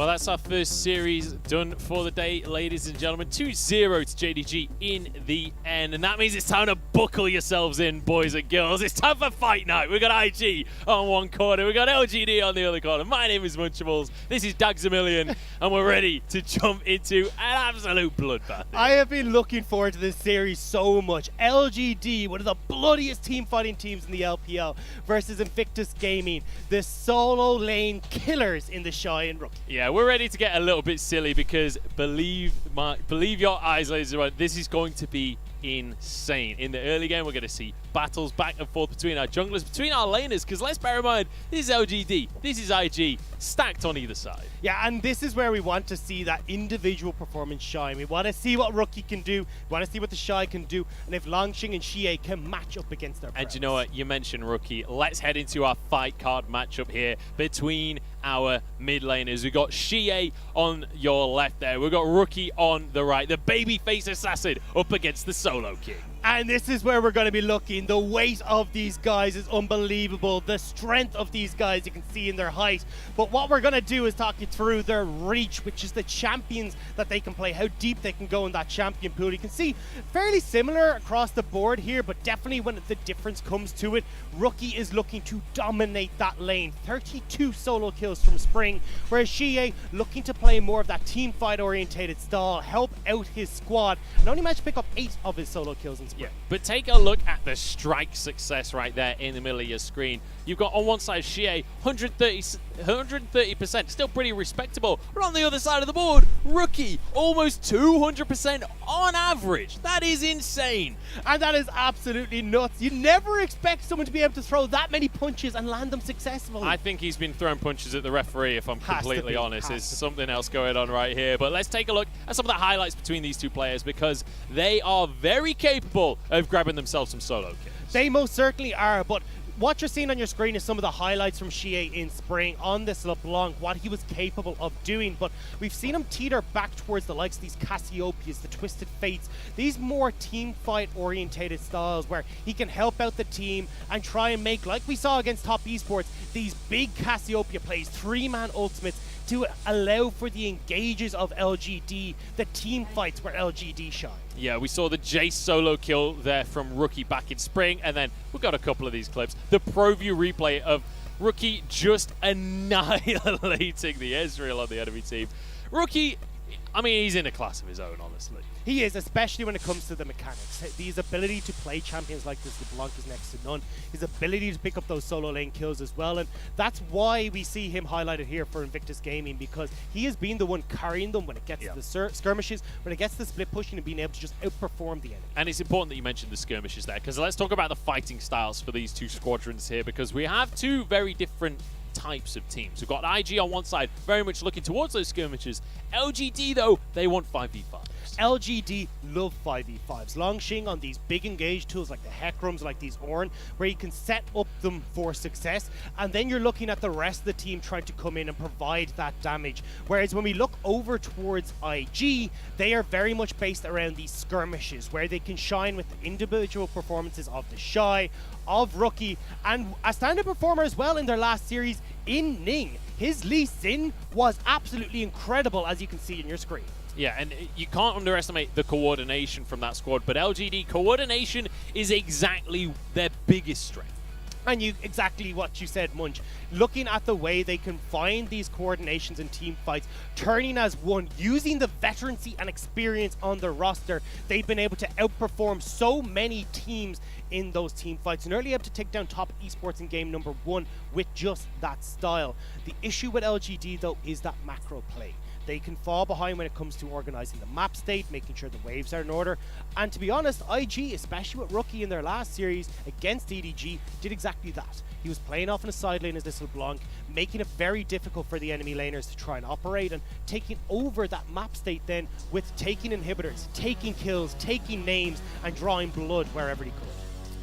You can see here, LGD on your screen. They're going to be ready. There's Kramer getting ready for the series up ahead of them, because wow, the LGD roster is stacked, and we've seen them really popping off so far this split. they have a hell of an opponent up against them. You can see we've got Langshink stepping on in, moving away from RNG to join the squad. Peanut, Shie, Kramer, and Mark moving over from DMO. And you have to say, Mark has made the biggest possible team upgrade I've ever seen. I mean, look at DMO versus LGD. You can definitely say that is going to be the case. And he has been finding some big engagements for this squad as well. We'll be looking to see if he can have that performance here again. But my eyes are drifting towards those junglers as well. As though we highlighted the mid lane, Peanut versus versus Ning. I'm already going with RNG versus Ning. Ning had an incredible performance against EDG. His Olaf looked great, his Lee Sin looked great, and he was back to what was that 2018 World success. Now I want to see if he can do the same against Peanut, who more than likely will be playing towards that top lane to try and punish the shot. And you've got 3/5 of that 2018 World squad on your screen, the Shy, Ning, and Rookie. But then Puff and Southwind came in to replace Jackie Love and Bao Lan. And so far, so good for them. This split especially, I feel like Puff and Southwind have stepped up to a new level where it feels like they are a respectable threat on IG as well. They are a facet that can win the game for IG. Especially when Puff gets his hands on this Aphelios. It has been his most played. He has looked incredible on it. And it's Puff and Southwind, at least for most of spring and summer, have been the backbone that allows the rest of IG to go nuts, because they have been the ones with the consistent damage. They are the consistent bot lane. They're not going to lose out too heavily against their lane opponents. And when you're playing against Kramer and Mark, well, I don't expect a huge amount of action down towards this bot lane, but where I do is that upper half of the map. Look at the respect as we come into Champion Select, ladies and gentlemen. Syndra banned away, Orianna banned away. Shie is shaking in his boots as he heads into the mid lane here.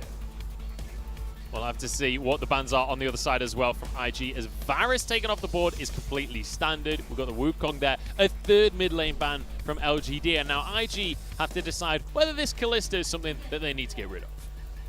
Could go for the Kalista. I feel like you're looking more when you're at Kramer towards the likes of the Ezreal, towards the Aphelios. He actually hasn't played that Kalista yet this split, so I'd prefer to see them again as you're looking at that mid lane, targeting now Shie, making sure that he's not able to get his Twisted Fate, because what we saw from Scout on EDG is the best way to try and play against Rookie is by not playing against Rookie. Go with Twisted Fate, go with the Gallios, try and have impact elsewhere, because if you end up in this solo lane against Rookie, he will take over. And that's exactly what I would expect out of Shie anyway, just because when you look at his champion pool, he's already played Twisted Fate 3 times this split. It's something he's very comfortable on, and it's something he's looked really good on as well. But we'll return to this mid lane matchup, because we've got the Aphelios locked in as our first pick. Trundle and Ezreal is the response from IG. Now look over towards LGD. I imagine we can still see Peanut go towards something like the Graves. It will be the Kindred coming in for Peanut. So this right now is a super strong composition for LGD in team fights and getting towards those later portions of the game. You've already got that double 80 carry there. Now you've paired it with an Ornn as well, who can provide all those ornaments.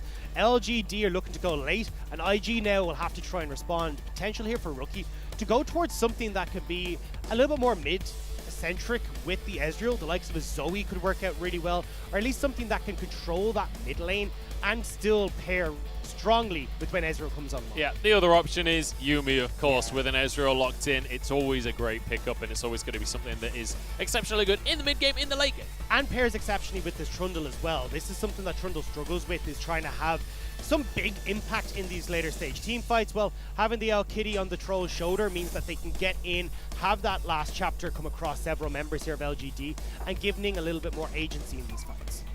So when we look towards the bans here, we've got Nautilus and Leona taken away from Mark. When you think of Mark, those are the 2 picks that jump out at me from spring. But it's important to mention, he has played 3 games at Thresh so far this split. He's with an Aphelios, so he's going to be more than happy to go for a hook champ. We are again looking though at LGD batting towards that mid lane. We talked about Zoe providing some nice poke alongside the likes of the Yuumi and the Ezreal here, and providing that mid game spike that IG could potentially look to exploit. But now with the Azir coming off the board too, so this is where Rookie's going to be going way down into the depths of his champion pool. But it is Rookie. Yeah. He's got so many things available. Look at that, 5 mid lane bans against Rookie, and you know what? It's still possible that they could wait till last. No. They're going to go for the Karma. We've seen this in the meta a little bit already. Well, this could just be IG going full poke comp, right? You just take Jace for the Shy in the top lane, and now you've got Karma to run and speed you away. You've got Trundle who can provide this disengage. IG have set themselves up for a super strong comp. You can see it on Kramer's face there. He's like, oh, wait a second. Yeah. What have we done? What have we done? Here we go, Xie looking towards the Galio potentially as Bard is locked in. There we go. I love this. So LGD here have realized, look, this is probably what the IG comp is going for. We need to guarantee engage. We go with the Bard, we've got that Tempered Fate to lock them down. We have that Ornn here as well, guaranteed engage with the Call of the Forge God.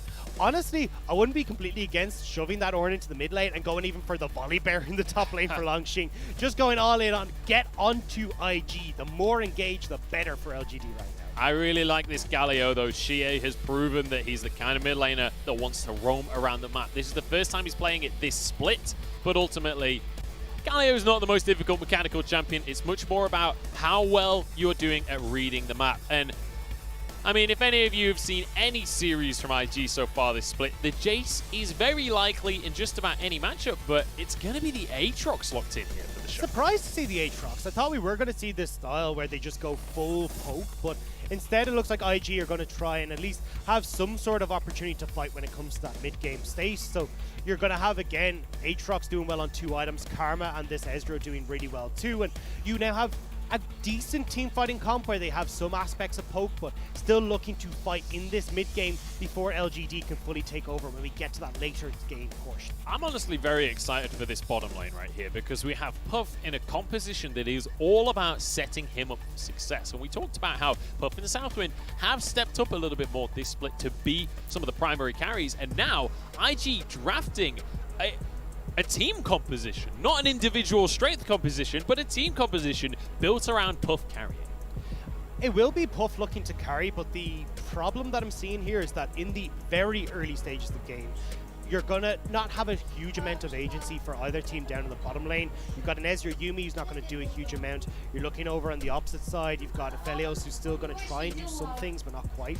So realistically, again, we're looking towards this top half of the map to be where the action's going to take place. Xie has got great getting set up when he's being able to get out of lane with this Galio towards the top side, can enable Peanut, can enable Longxing to go aggressive with this Call of the Forge God. And I'm a bit worried that the Shy sees what happens with the Shy usually, gets bullied out in this top lane, doesn't have the support from the rest of the team, and LGD can put this Aatrox behind and run over when it comes to team fights. Well, Rookie is on an uncharacteristic support mid laner here with the Karma up against Xie on the Galio as we head into game number 1 of this big ticket matchup. LGD up against Invictus Gaming. Let's get onto the Rift.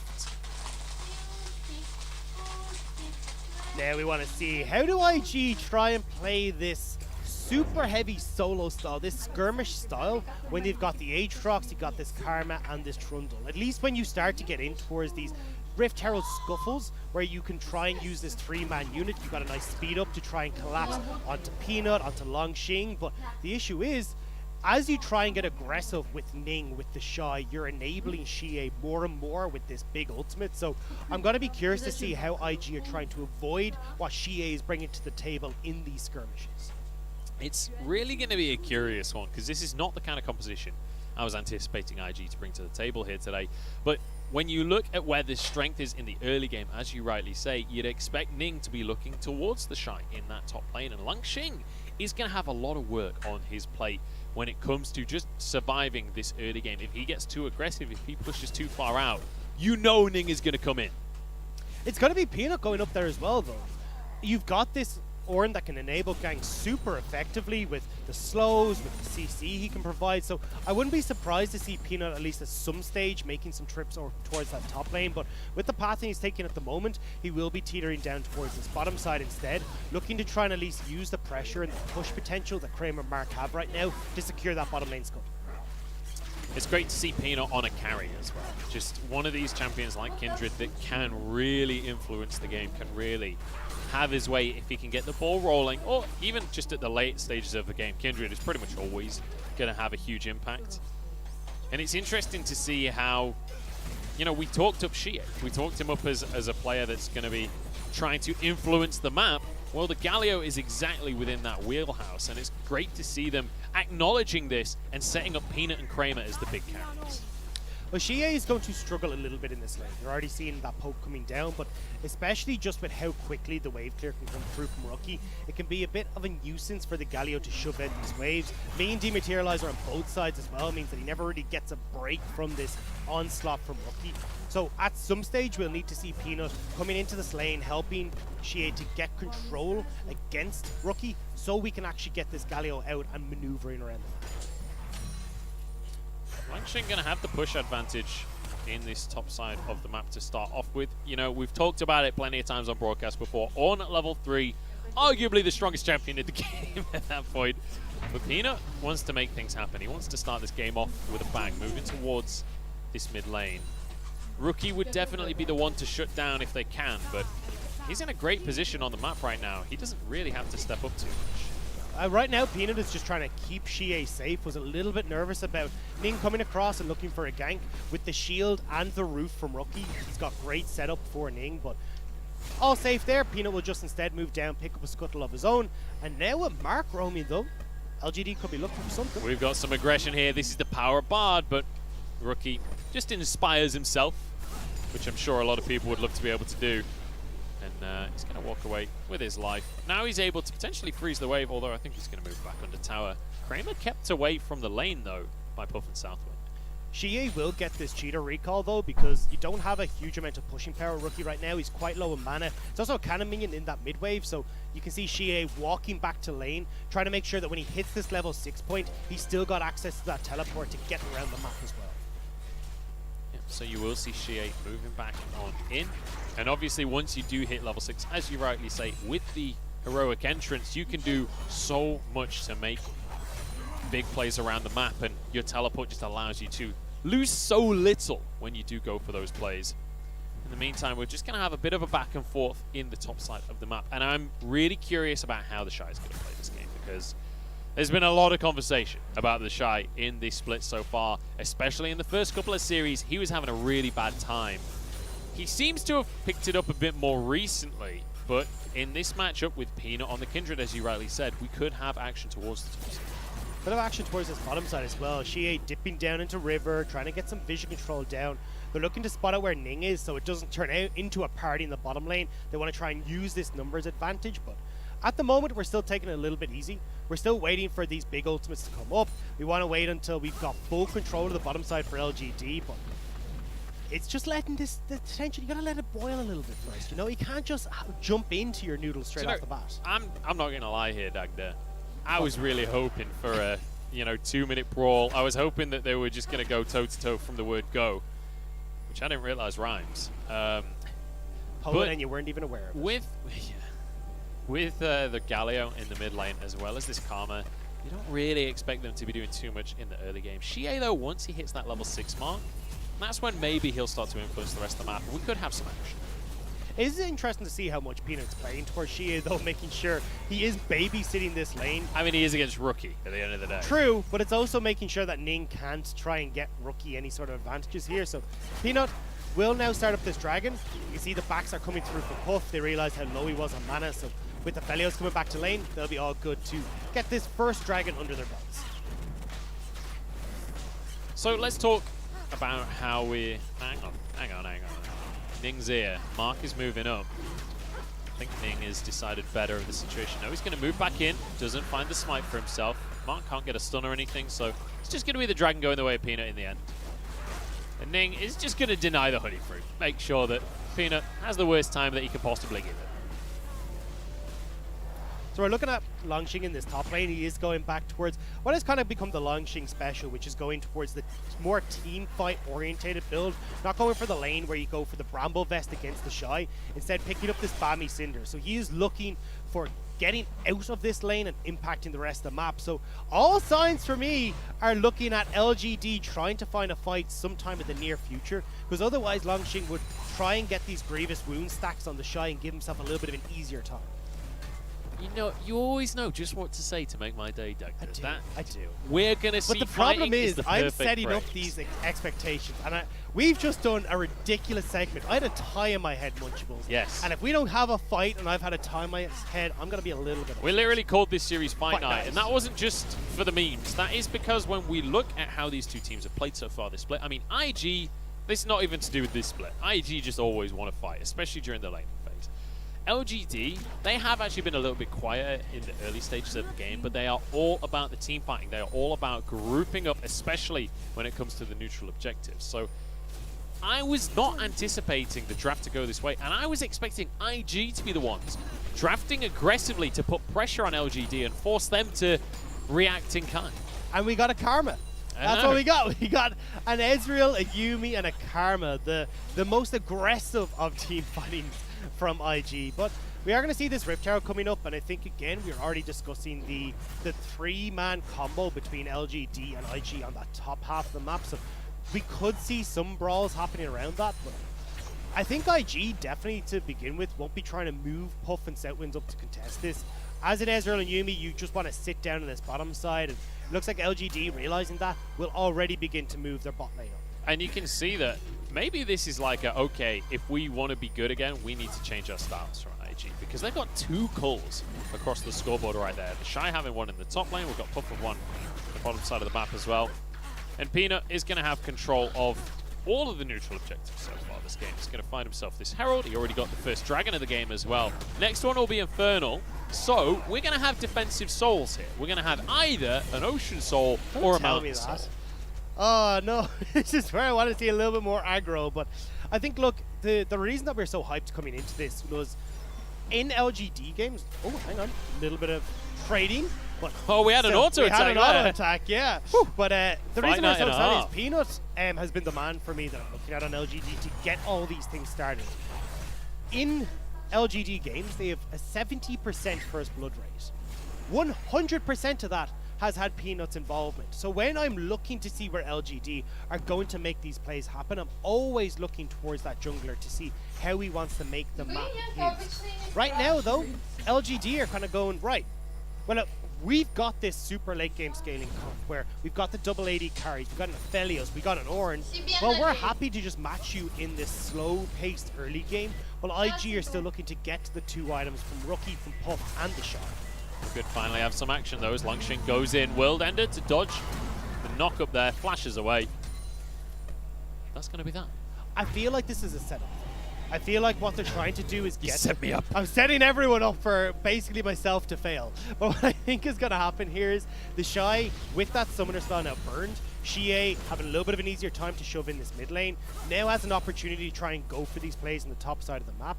But again, we'll need to see if they are going to be able to use this timing window. We'll see if they can. Infernal up in a minute's time here as Peanut just going to be running around the map. So far, only one Kindred stack for himself, so a long way away from being able to start to spike in this game. When you look at the junglers, it is Ning that's ahead when it comes down to the CS numbers. We could have a fight for ourselves because Peanut's moved to the bottom side of the map. He's not been spotted, but he's autoed that ward, I think, so they will know he's there. So won't be able to make too much of it. Even with that Tempered Fate, it becomes very difficult to try and gank onto Puff and Setwin. So much mobility there, the cleanse as well, so not really going to be able to get too much out of the IG bot lane. And surprised to see Peanut spending time, honestly, down here. It's more so, I believe, to get control of this bottom river for the dragon that's about to spawn. To see Ning and Rookie moving down as well in this bot side. I love how Kramer is just like, look, dude, I've got Severum, I've got Crescendum. You don't get to fight me right now. If I hit Q and then swap to my Crescendum, you're gonna die. That's the confidence play right there, but Rookie and Ning do control river right now. Xie was backing, so has that Hextech protocol completed, Mark? We're building up. We could have a fight on our hands here because everyone's here from LGD. Tempered Fate not quite going to land. Puff now gets to walk away. Look at Longshin though. He's made his way down here. Don't forget the Shy. Still has teleport, but doesn't have his flash available. So if you can have Longshin pincer onto IG and River, this becomes a very dicey situation for them. They want to be able to kite back to a certain extent, especially if the Shy is not involved in this fight. But now he's made his way towards the mid lane. But Rift Herald placed in the bottom side. So split call here from LGD as they drop the Herald down in the bottom side, but Peanut and Mark still moving in to try and contest. Good smite comes out from Ning to make sure that the Scuttle Crab is theirs. But that means smite is on cooldown now for Ning. This is a big deal. Peanut is on the scene. He's got smite available, and that means Infernal will go the way of LGD now for the fight. It's LGD flashing away there. All of their members. Rookie is low, and he's going to be knocked up. No, flash over the wall. Ning now caught. He's knocked up for days and days. Kill goes the way of Peanut, and you kept up the first blood rate. There we go, LGD find the second dragon, they find that first blood. They could find themselves this first tower as well, waiting on this next minion wave. You still have Peanut here, and there's only one turret plate remaining on this bottom side. This could be the first tower of the game going the way of Kramer as well, and so far so good for LGD.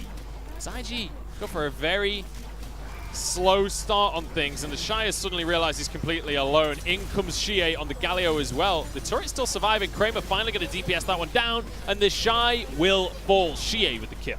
And that's 2 kills now over to LGD. The Shy staying way too long underneath this turret, especially against the Galio.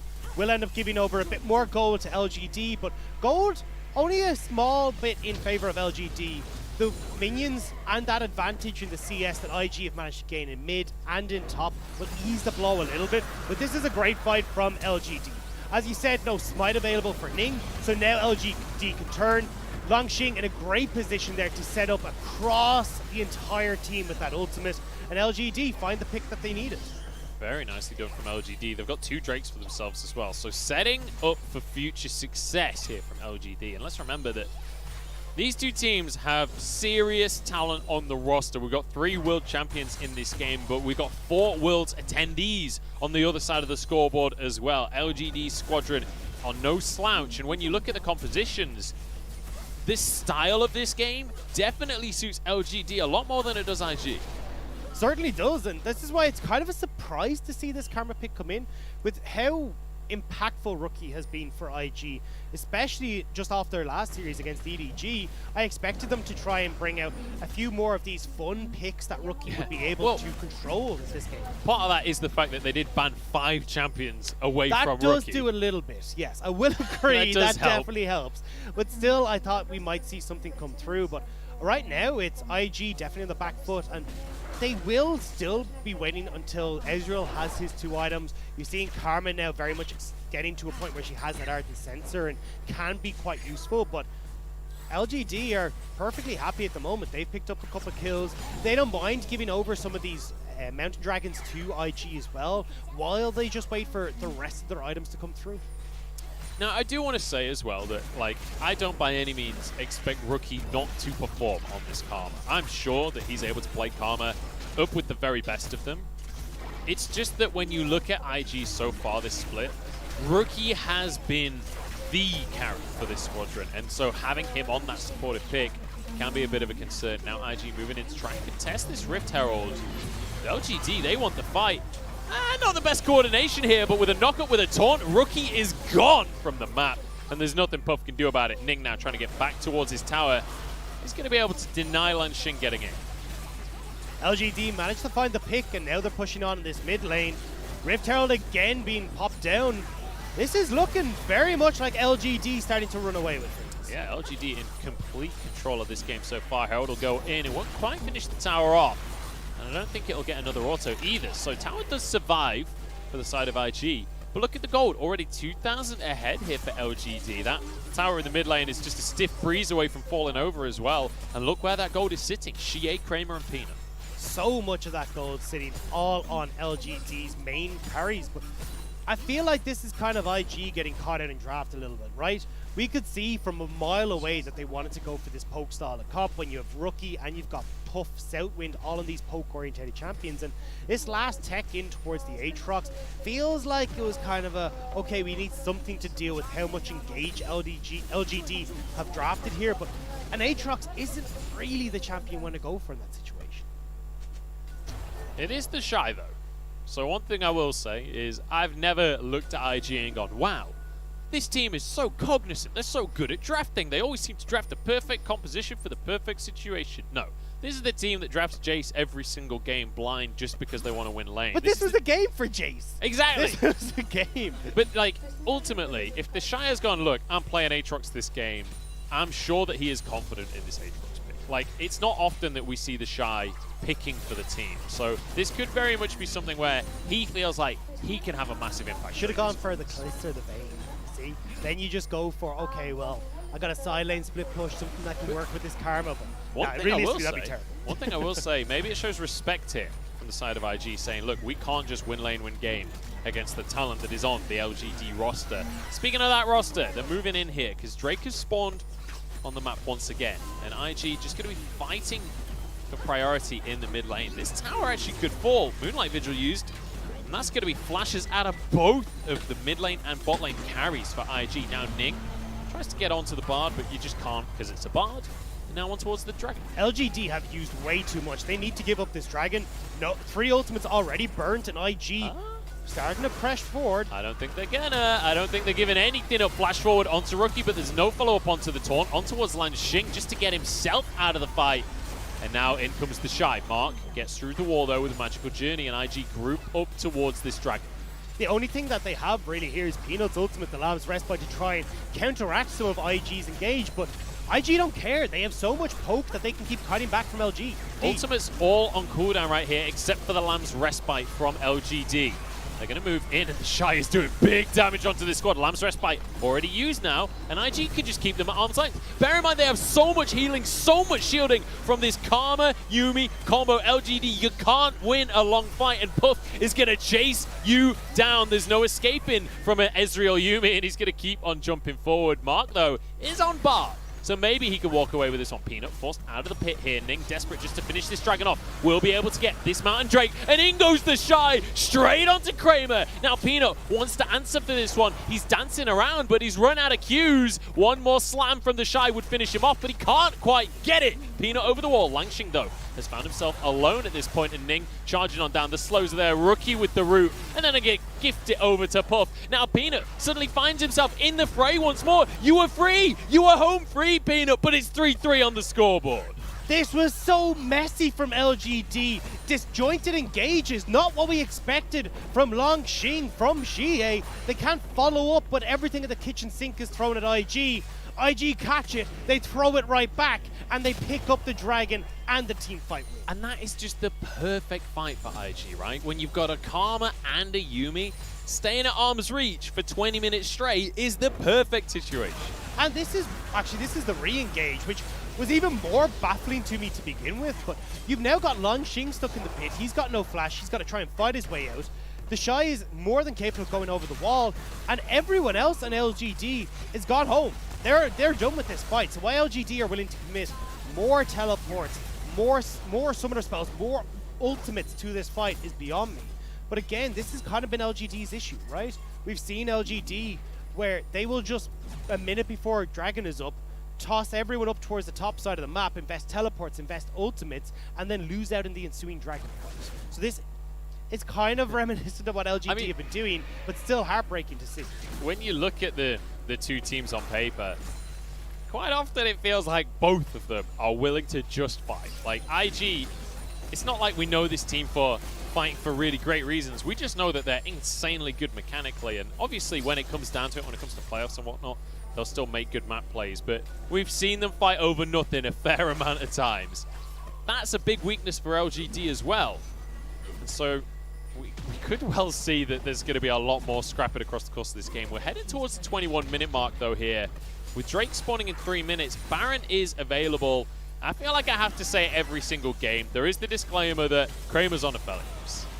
That is always the disclaimer, right? And he's almost getting towards that second item. The third item is where it really comes online. And this is what we're talking about. You're still waiting on this double AD carries to scale into the late game. You're still waiting on these Ornn items to come in for Lanxing. So this is the point where IG are strongest, which is why it was even more confusing that LGD were so insistent on trying to fight for this third Dragon. You can give over some of these Dragons to IG, give them the second one, fight for that fifth Dragon in this game, and that's where you should be a lot stronger as LGD and be able to take those fights. Now, there's a really important thing to mention about Puff so far in this game, Hang on, we could have a fight here. Peanut dodges away from the Q. Oh, the Tempered Fate. Mark is a genius. Taunt across the team as well. And LGD won this fight before it even began. Ning trying to get away with his life, but there's no chance on that one. Kramer, though, taking a huge damage from Puff himself. Maybe he could 2v everyone this one as the Qs are coming on out. He's got a Yumi on his shoulder. He's going to get away with his life here as the Shy tries to find a 1v1 with Langxing in the meantime. I don't think he has the damage to finish off an Ornn at this point in the game. He could if he's able to hit a few of these sweet spots, but unfortunately they're eluding him right now. Puff. Uh-oh.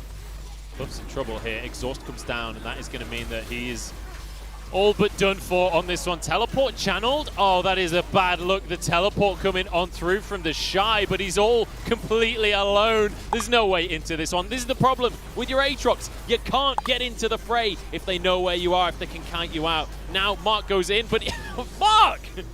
This was a done deal. He's on the wrong side of the map. You don't have to kill yourself. Now the Shy somehow 1v3ing right now, but Xie with a Justice Punch. He traded 1 for 1, and that teleport meant that LGD couldn't turn towards this Baron. So when all said and done, IG, that's a big win in their books. And honestly, one thing I was going to say right before that fight started, when you look at Puff, yes, he's got 2 items as the Ezreal, but look at the items on everyone else. Southwind has the Athenes. You got Rookie with an Ardent Sensor and an Athenes as well. So actually, Puff kind of has more than 2 items. Knock up here onto Ning. I don't think they can turn much out of this, though, honestly. Rookie is actually... Oh, my days, the damage out of the Karma. That's meant to be a support. True shot barrage, and Puff is on top of the world right now. Kramer has to try and somehow carry this fight, but the final chapter is going to lock him in place. Puff has the damage, and the Tempered Fate can't save anyone, but they're turning things around here, and Xie might just be able to carry. Puff jumps on forward, Langxing barely getting away with his life, and he just might not, though. Puff keeps going on forward. Xie the next target, and this Ezreal is absolutely huge now. Xie can't escape, rooted up by Rookie. One more auto will finish the job, but there's a nice stun coming out from Mark. Now they're diving onto a tier 2 as well. They just don't quite have enough damage to finish the job, but they get onto the tower. I thought Puff was going to go down right at the end there, but the heal from Southwind comes through. LGD and IG playing on a knife's edge on these dives, but IG still coming out on top, still using this mid-game advantage that they have super well, and will secure this second dragon off the back. I say that Langxing's here. Yeah, this is it. Oh, Peanut, you beauty! Managing to steal this one away. Lamb's Respite keeps him alive as well, but it's keeping Puff alive too. That's going to be finally the kill, and Shy, I don't think he can do much about this one as Langxing just going to batter him around. Peanut's been found, though, by Ning. Flashes over the wall to try and follow this Kindred. One more auto, but Peanut gets back out with the Dance of Arrows. And LGD starting to find themselves some advantages. And that was a dance and a half from Peanut. Fancy footwork will let him to escape. And now they can move towards this Baron. You've got 2 members down on IG, Puff and the Shy. No teleport. LGD could get this Baron. Yeah, and they've got, obviously, an Aphelios who can just stack up those shurikens and start to really blast away at the health bar. Peanut needs to be careful, though. We talked about how much poke there is that can come through Rookie, from Southwind as well, but it looks like IG don't even want to attempt to contest. Dude, look at Xie and Peanut's scoreboard right now. 3-0 and 8, 2-2 and 9. 100% kill participation from this mid-jungle duo. This smite in from Peanut. No jungler to be found for IG, the fight for LGD, and it looks like we're still getting a little bit of questionable decision making across the board, but boy is it making it exciting to see these 2 teams brawl it out. This was so nice from Peanut. Jumps over to get the blast cone. He could have just jumped over the wall, but then the blast cone's available coming out from Nick. Exactly. It is thinking so far ahead.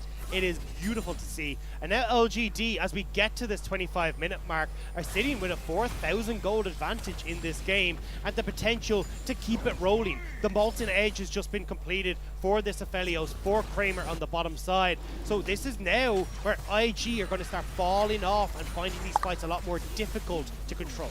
And you can see Rookie here. After going for the 2 support items, he's realized that LS might be watching, so he's going to go for that Leandri's as his 3rd item here. Kramer annihilates the bottom lane tier 2 tower here in LGD. Bear in mind, they've now built themselves a 5,000 gold lead. The next Drake is spawning in 2.5 minutes. That would be the Mountain Soul for them. Puff has been found. Honestly, I'm pretty sure he could just out-damage Peanut at this point, though.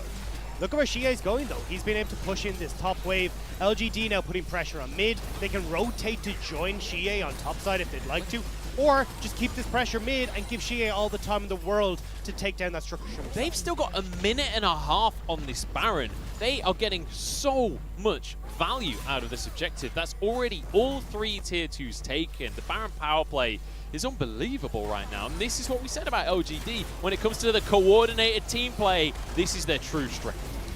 The macro may be a little bit testy when it comes to that mid game, but if they get a lead like this, that's where the veterancy on this roster steps up. That experience. You're looking, I mean, you talked about how long these guys have been the LPL, 4 Worlds attendees. You have a World finalist in Peanut on this roster. If you're looking for people who know how to close out games, it is going to be LGD. Not just a World finalist either. We've got Shie there as well. Managed to finish 3rd, 4th at Worlds in a previous year, back when he was on WE alongside Mystic. And now we're getting to the point in the game where we're just going to have big old fights back to back to back to back. Well, I mean, honestly, if LGD wins a couple of those fights, the game's going to end. But I'm not going to count IG out just yet, because we said Puff has been stepping up. See, Shie is actually going to go for the Morella Nomicon. So we've got the 2 opposite schools of thought here out of the mid laners.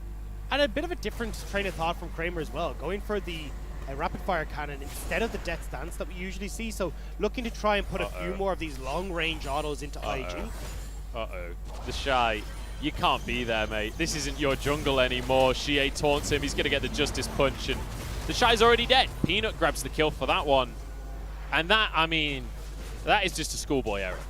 And it's also the Shy wasting his flash. Shie held onto the Justice Punch to make sure that if the Shy tried to flash, they were going to get him. Otherwise, Mark just helps lock him up. There's nowhere for them to go. IG now trying to push in mid lane while you've got an exposed inhibitor turn in the bottom lane. You don't win this. You don't win this race, IG. Not at all. Like, not even close. Look, there's double AD carries for LGD as well. They have a free ticket to an inhibitor right now. If there's no response from IG, they could actually just end. They could just transport that minion wave underneath the Nexus towers. But Puff has arrived now alongside Rookie and Southwind. They're going to try and do something about it, but the magical journey there.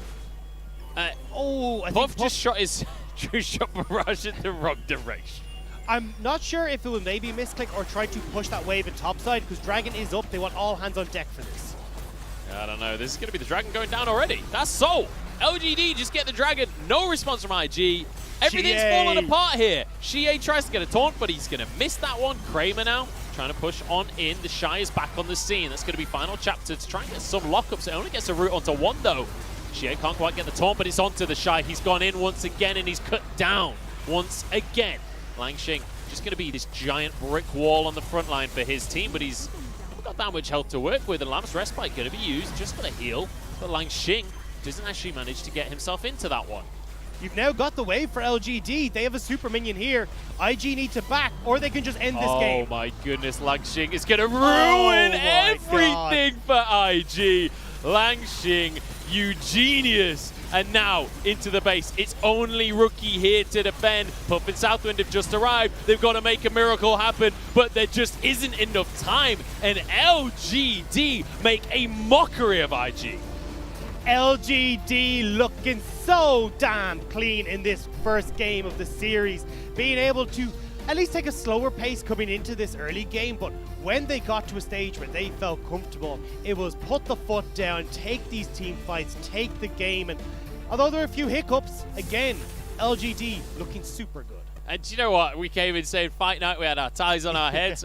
It was macro night. We had some very smart gameplay coming out from LGD, and honestly, that's not the strength for IG. When you think of IG, you don't think of flawless macro play. You think of them bodying people in lanes, and they drafted Karma, Yuumi, like, they didn't draft to win the lanes. They didn't draft to just destroy LGD. Yeah, as he said, this is very strange, especially when you look towards, okay, the Shy going towards Aatrox, still kind of fitting into that style. But when you look towards Rookie, he unfortunately wasn't able to do particularly much on this Karma. And in case you missed it, look at the bans right there, all at Rookie. So it was kind of out of his control to some extent, at least. And this is the guy that deals 32% of IG's damage right now. So the fact that he's been put under so much pressure in the draft means you need these other members of IG to step up, but that's not what we've seen. We don't have Puff on this Ezreal being able to deal the damage that we need to. The Shy again on this Aatrox getting caught out, having basically no influence in these team fights as well. And although LGD still had a few messy fights where they couldn't find their engages and they didn't quite coordinate things, it was still enough to beat back IG, get to the point where this Aphelios had his Molten Edge, he had those 2 Zeal items, and was just ripping through it. Yeah, there was the one fight that went the way of IG where it was like, okay, really, really long drawn out fight, this is exactly what IG wants. But we didn't get any more of that. Every single time it was looking like that, LGD just back away and disengage. But the big thing for that fight was we'd just seen everything blown right beforehand, right? No Ornn ultimate, no Galio ultimate. You didn't even have the Aphelios ultimate to maybe get a Gravitum. It was all wasted, and that's where, okay, now IG can make their play because of how much poke is in that composition. You don't have to worry about the super heavy engage in the squad. But after that, well, that mistake didn't happen again. LGD were much more courteous in the way that they wanted to use these, much more cautious in the way they approached these fights, and it meant that then eventually they were just able to clean them up. And even in that very last team fight, it was super difficult for Rookie to actually try and have an impact because, well, he's been pushed out, he's diverted because of traffic with everyone on LGD zoning him out of the fight. That is a heartbreaking damage chart right there. Puff tried his damnedest. And, you know, obviously he had an entire team built around setting him up for success, but ultimately the damage wasn't enough. And multiple times we saw in these fights someone from IG getting caught out before the fight really happened, and Puff was doing a lot of work to try and finish these kills off, but it was after the fact. Especially on that last fight when you've got the Soul Mountain coming in for the super tanky side of Xing and Xie. Becomes a little bit difficult, and it just meant that last fight was already a done deal, and LGD managing to close it out.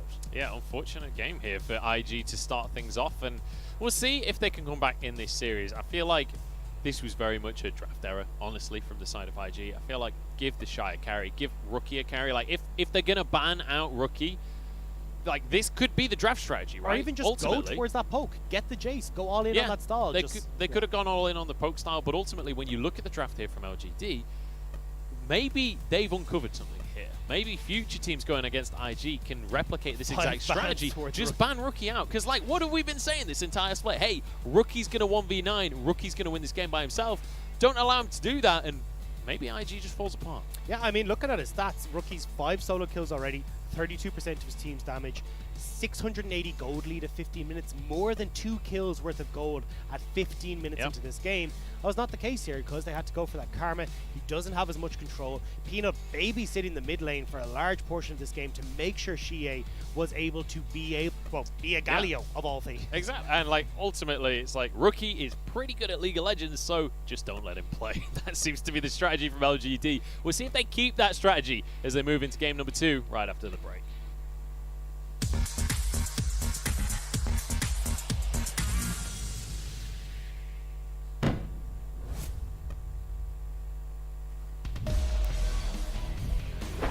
那这波一 star 越塔失败之后，还损失2个人，受到很伤。这里踩住了3环 ，Q 技能回旋伤害收掉了 Maple。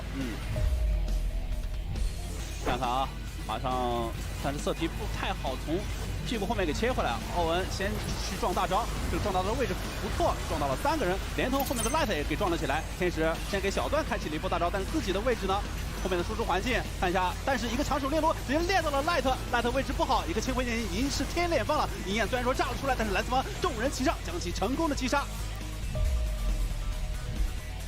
这个蓝眼睛照了一下，红色方亮 TP 落地的是一个绕后的猴子，悲伤枪先承担了第一波伤害，寒冰是被一个深射弹炸了起来。这波寒冰的输出位置还算不错，猴子一个真假猴子开团，先要斩杀了一波流星松了，后面有个绕后的铁男，看一下关的是谁，先跟旧梦缠斗在一起，他关的是一个寒冰，寒冰扭身躲过了一个 Q 技能，但是似乎要被铁男的一个被动给烫死了。这波铁男先杀寒冰，再配合队友，最后进行了一波围杀。 一个 Morgan， 一个真猴子成功走掉，是被远见改造给照到。这波林伟翔可以一个人去杀他，对面给他套了一个 E 技能减速，应该下一波他平 A， 收获一波 Triple Q， 可以成功的拿到这波团灭，再斩大龙。交闪了，这边也是同时也打了起来。是的，切到实时画面，盲僧一脚是踢回来了旧梦，这一脚回旋踢太关键了，瞬间一锤定赢，一个伸手炸弹到一个马老师，马老师也要被压起身，铁男一个技能拽回来2个人，瞬间要杀死这场比赛。你今天不会取得胜利的。没人可以逃过我的瞄准。现在两边看看啊，就是这一下想找到南枪的一个位置，同时马老师一个英雄登场，一屁股先配合泰坦先震死了南枪。刘劲松位置也不好，被寒冰所收下。刚说科学，这就来了吗？杜云碧开启闪鬼石板甲，再接一个大招爆摔，爆回了踢车马人群当中开了一个近身。杜云碧是沐浴了一个天使大招，但是马上有个千珏的大招，跟他5个人全部无敌，杜云碧也走不掉。科学关键时候又发威了。世间万物皆系于剑之上。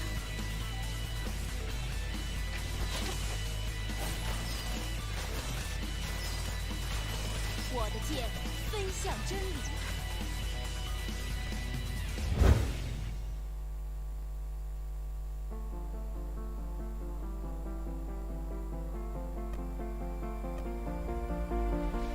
Got a feeling nothing is forever. Keep your voice low. The sun is high, but I wish I could bathe in the moonlight. Ooh, this is it now. Come out of the shadow. Make the walls fall. Memory is headed for disaster. Heart is beating so. I hear the words, I see the ghost of laughter in the afterglow.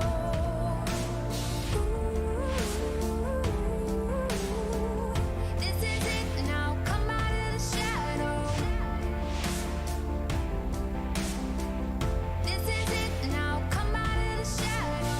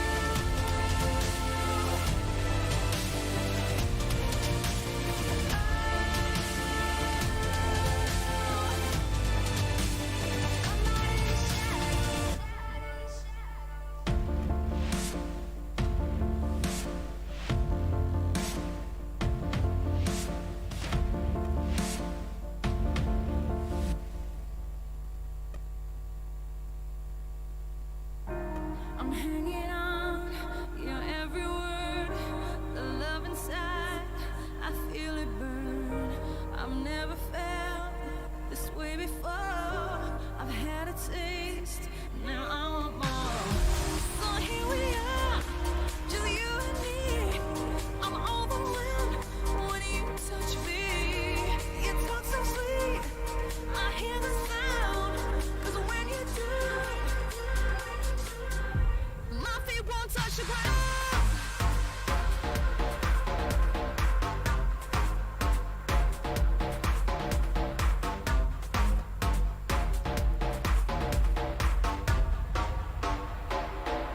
My feet won't touch the ground.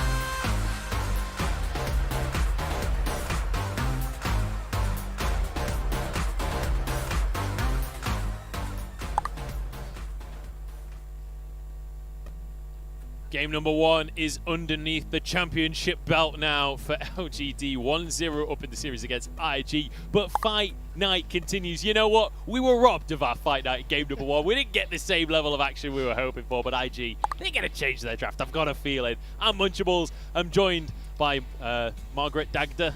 What? I don't know. I was going to go with some kind of Thatcher joke. It didn't work. No, it didn't really. But what? Oh, Daggy Thatcher. That was it. There you go. Okay, I remembered my joke. We're going to go back to the game, though, and not the terrible puns that we're seeing. But either way, I still think, yeah, we will get a little bit of a fight here, which is why the ties are back on. We're getting serious here. For context, serious business. Ties on our head equals fight night. You know, sleeves are rolled up, no jackets. No jackets, yeah. Clearly, that's an MMA reference. Like, I don't know how you can't get that. Yeah, I don't know. No, neither do I. I don't know. So, but either way. Talk to me about the compositions here, because we saw IG going for this weird puff carry rookie support.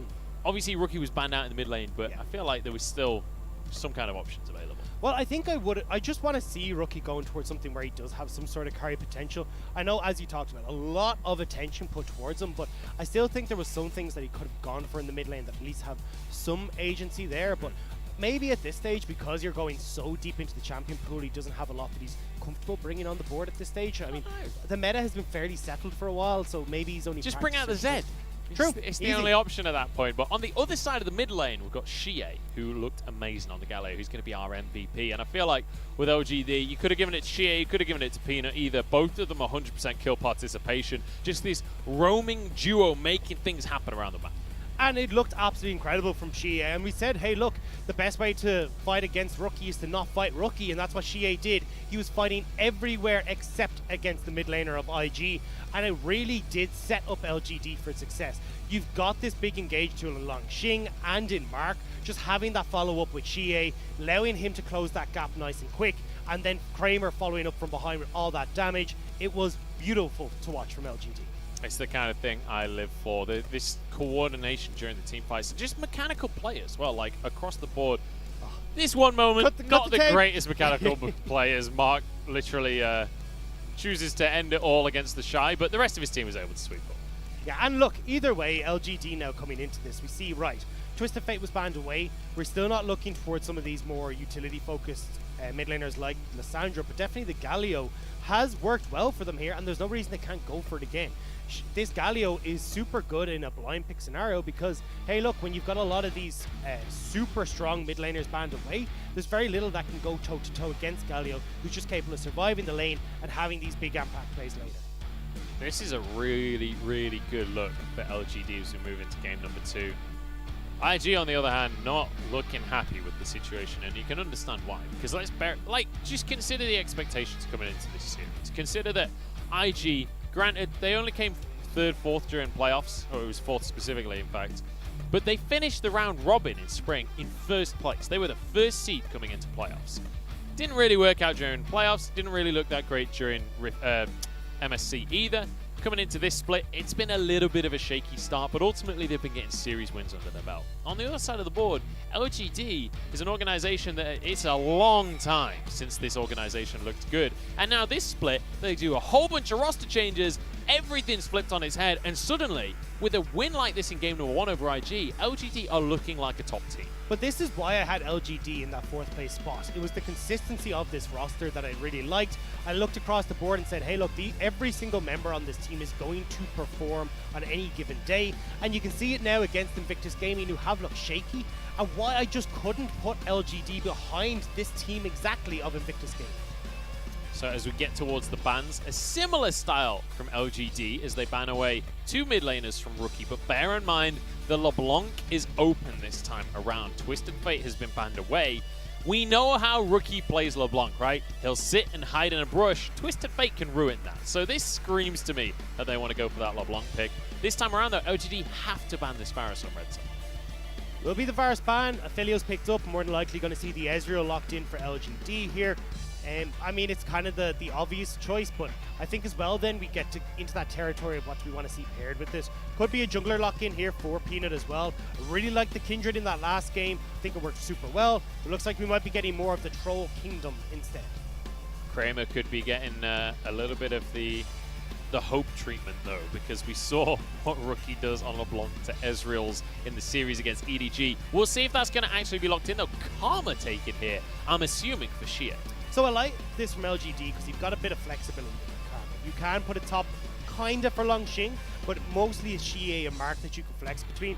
You either have this super strong poke lane in the bottom side, or you can just tend straight into that poke style of composition, depending on what Invictus Gaming want to go for on this first round of picks here.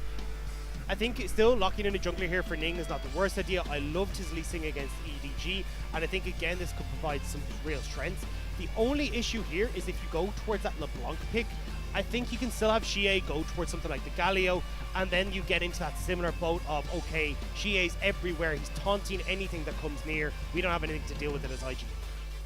The big question to me is, do we see the same bans here from LGD on towards the mid laners in the second phase? And I expect that we will, so it's going to be a lot of onus on Rookie to find something deeper in his champion pool to carry on. In the meantime though, LGD going to go back towards this Trundle. You'd expect this to be locked in, honestly. It looked, I mean, Trundle has just looked pretty solid in general on this patch. There's very few negatives to locking it in. And even with the nerf that went towards him, that little bit of a movement speed nerf, he's still looking really good. 86% win rate. Maybe it's not looking as good as I thought it was. It's still looking good, as the champion in general may not have picked up as many wins as it would like, but definitely the champion is still fine. Now again, we've seen Rookie left to the end. They're going to just ban him out. I'm sorry, Munch. I'm sorry. Why are we seeing Karma? I wanted a brawl, Dagda. I don't want Karma. I wanted to see something. Obviously the Twisted Fate was banned. I was hoping to see Xie on Twisted Fate against Rookie on, you know, Syndra or something. But it's just not happening here. Bard taken away from Mark, which I can totally understand that ban, honestly. It was, Mark played the Bard incredibly well. Yeah, I mean, it gives a nice engage tool / disengage tool as well. And LGD haven't really decided what way they want this composition to go.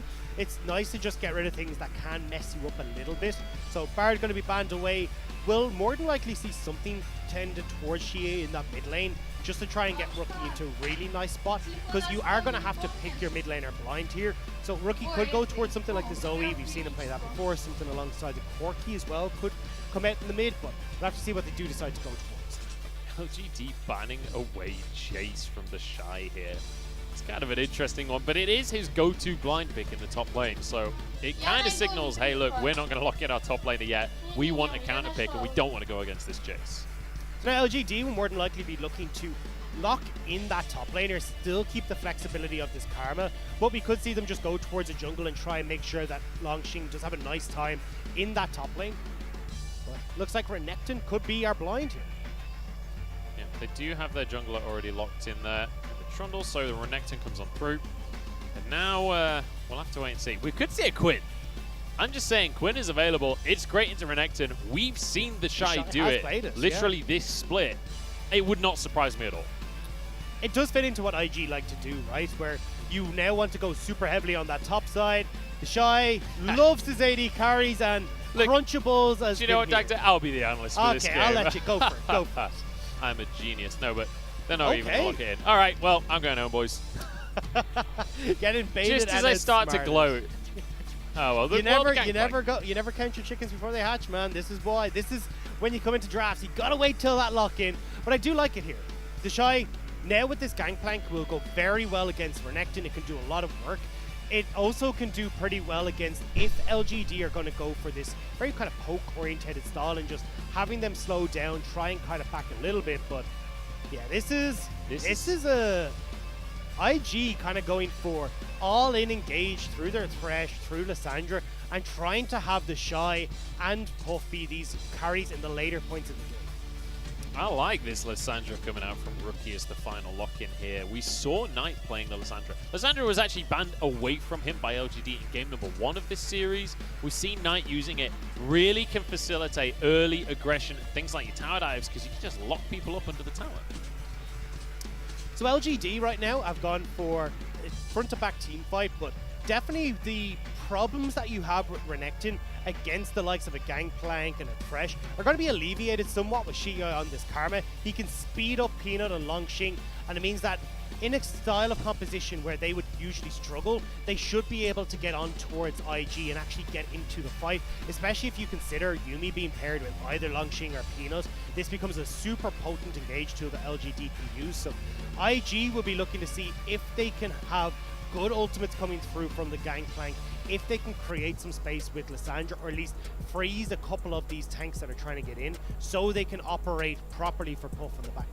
Honestly, it's strange to me seeing IG draft these team-style compositions, you know, drafting for these fights and for coordinated engages. But with a Lissandra, you do have to bear in mind this is a roam-heavy champion. This is something that Rookie can abuse the rest of the map, which obviously when we think of Rookie, we think of him in the 1v1 in the mid lane. So very much a style change for IG coming into this series.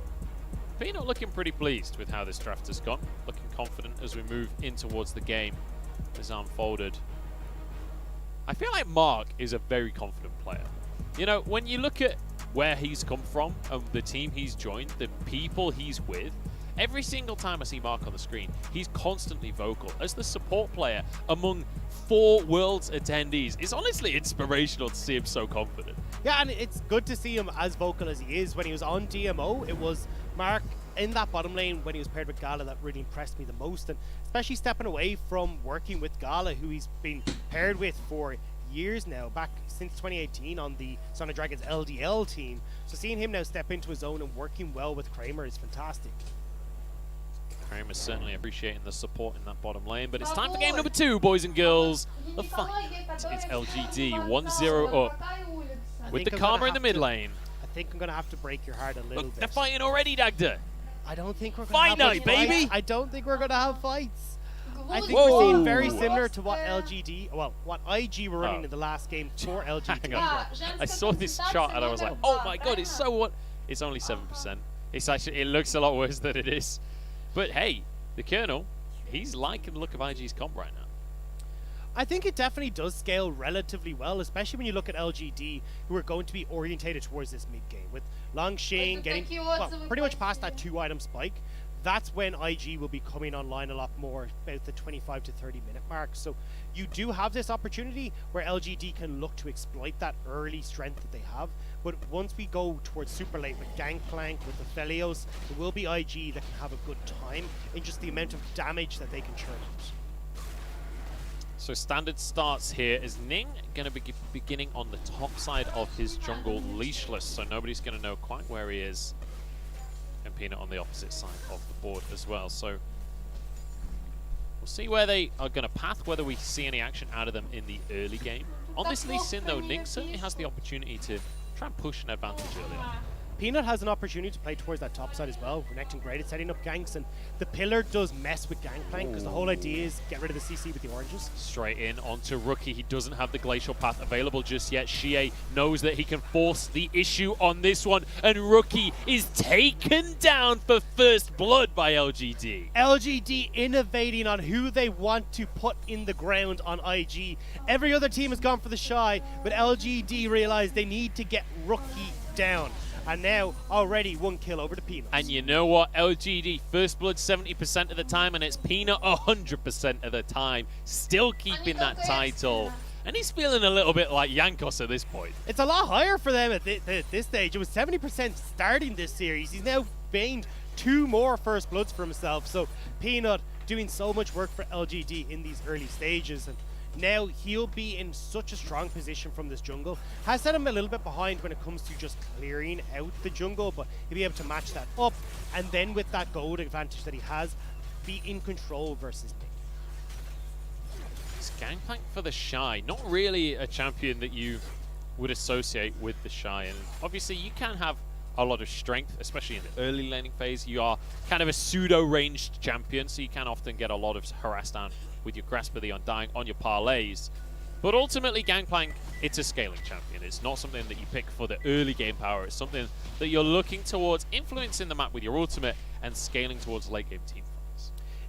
As you said, that influencing the map point is really interesting because Rookie, if he can get out of lane and go for these dives around that level 6 mark, they can do a lot of work with that ultimate from the Shy, the Cannon Barrage, but you already see Peanut going topside. Shy could be in trouble here. Nice dodge from Peanut. Flash, but he doesn't manage to get the stun down. Oranges, so it's going to be okay. But the Shy has already flashed. I think he might just fall on this one. Bite on through, and Lang Xing with a kill as well. And there's that combo we were talking about. It's so difficult for the Shy on this Gangplank to escape away from Peanut. Usually you're fine as Gangplank because you've got that CC removal, but the pillar just stays. It's just a nuisance, and the Shy can't escape. I love, did you see that? Just after the play, Peanut is waiting just off to the side. He's like, the Shy might TP for this. I know the Shy. Just in case, I'm going to stick around. He will walk back to lane, though. Will lose out a little bit to this turret, but not too much when all is said and done.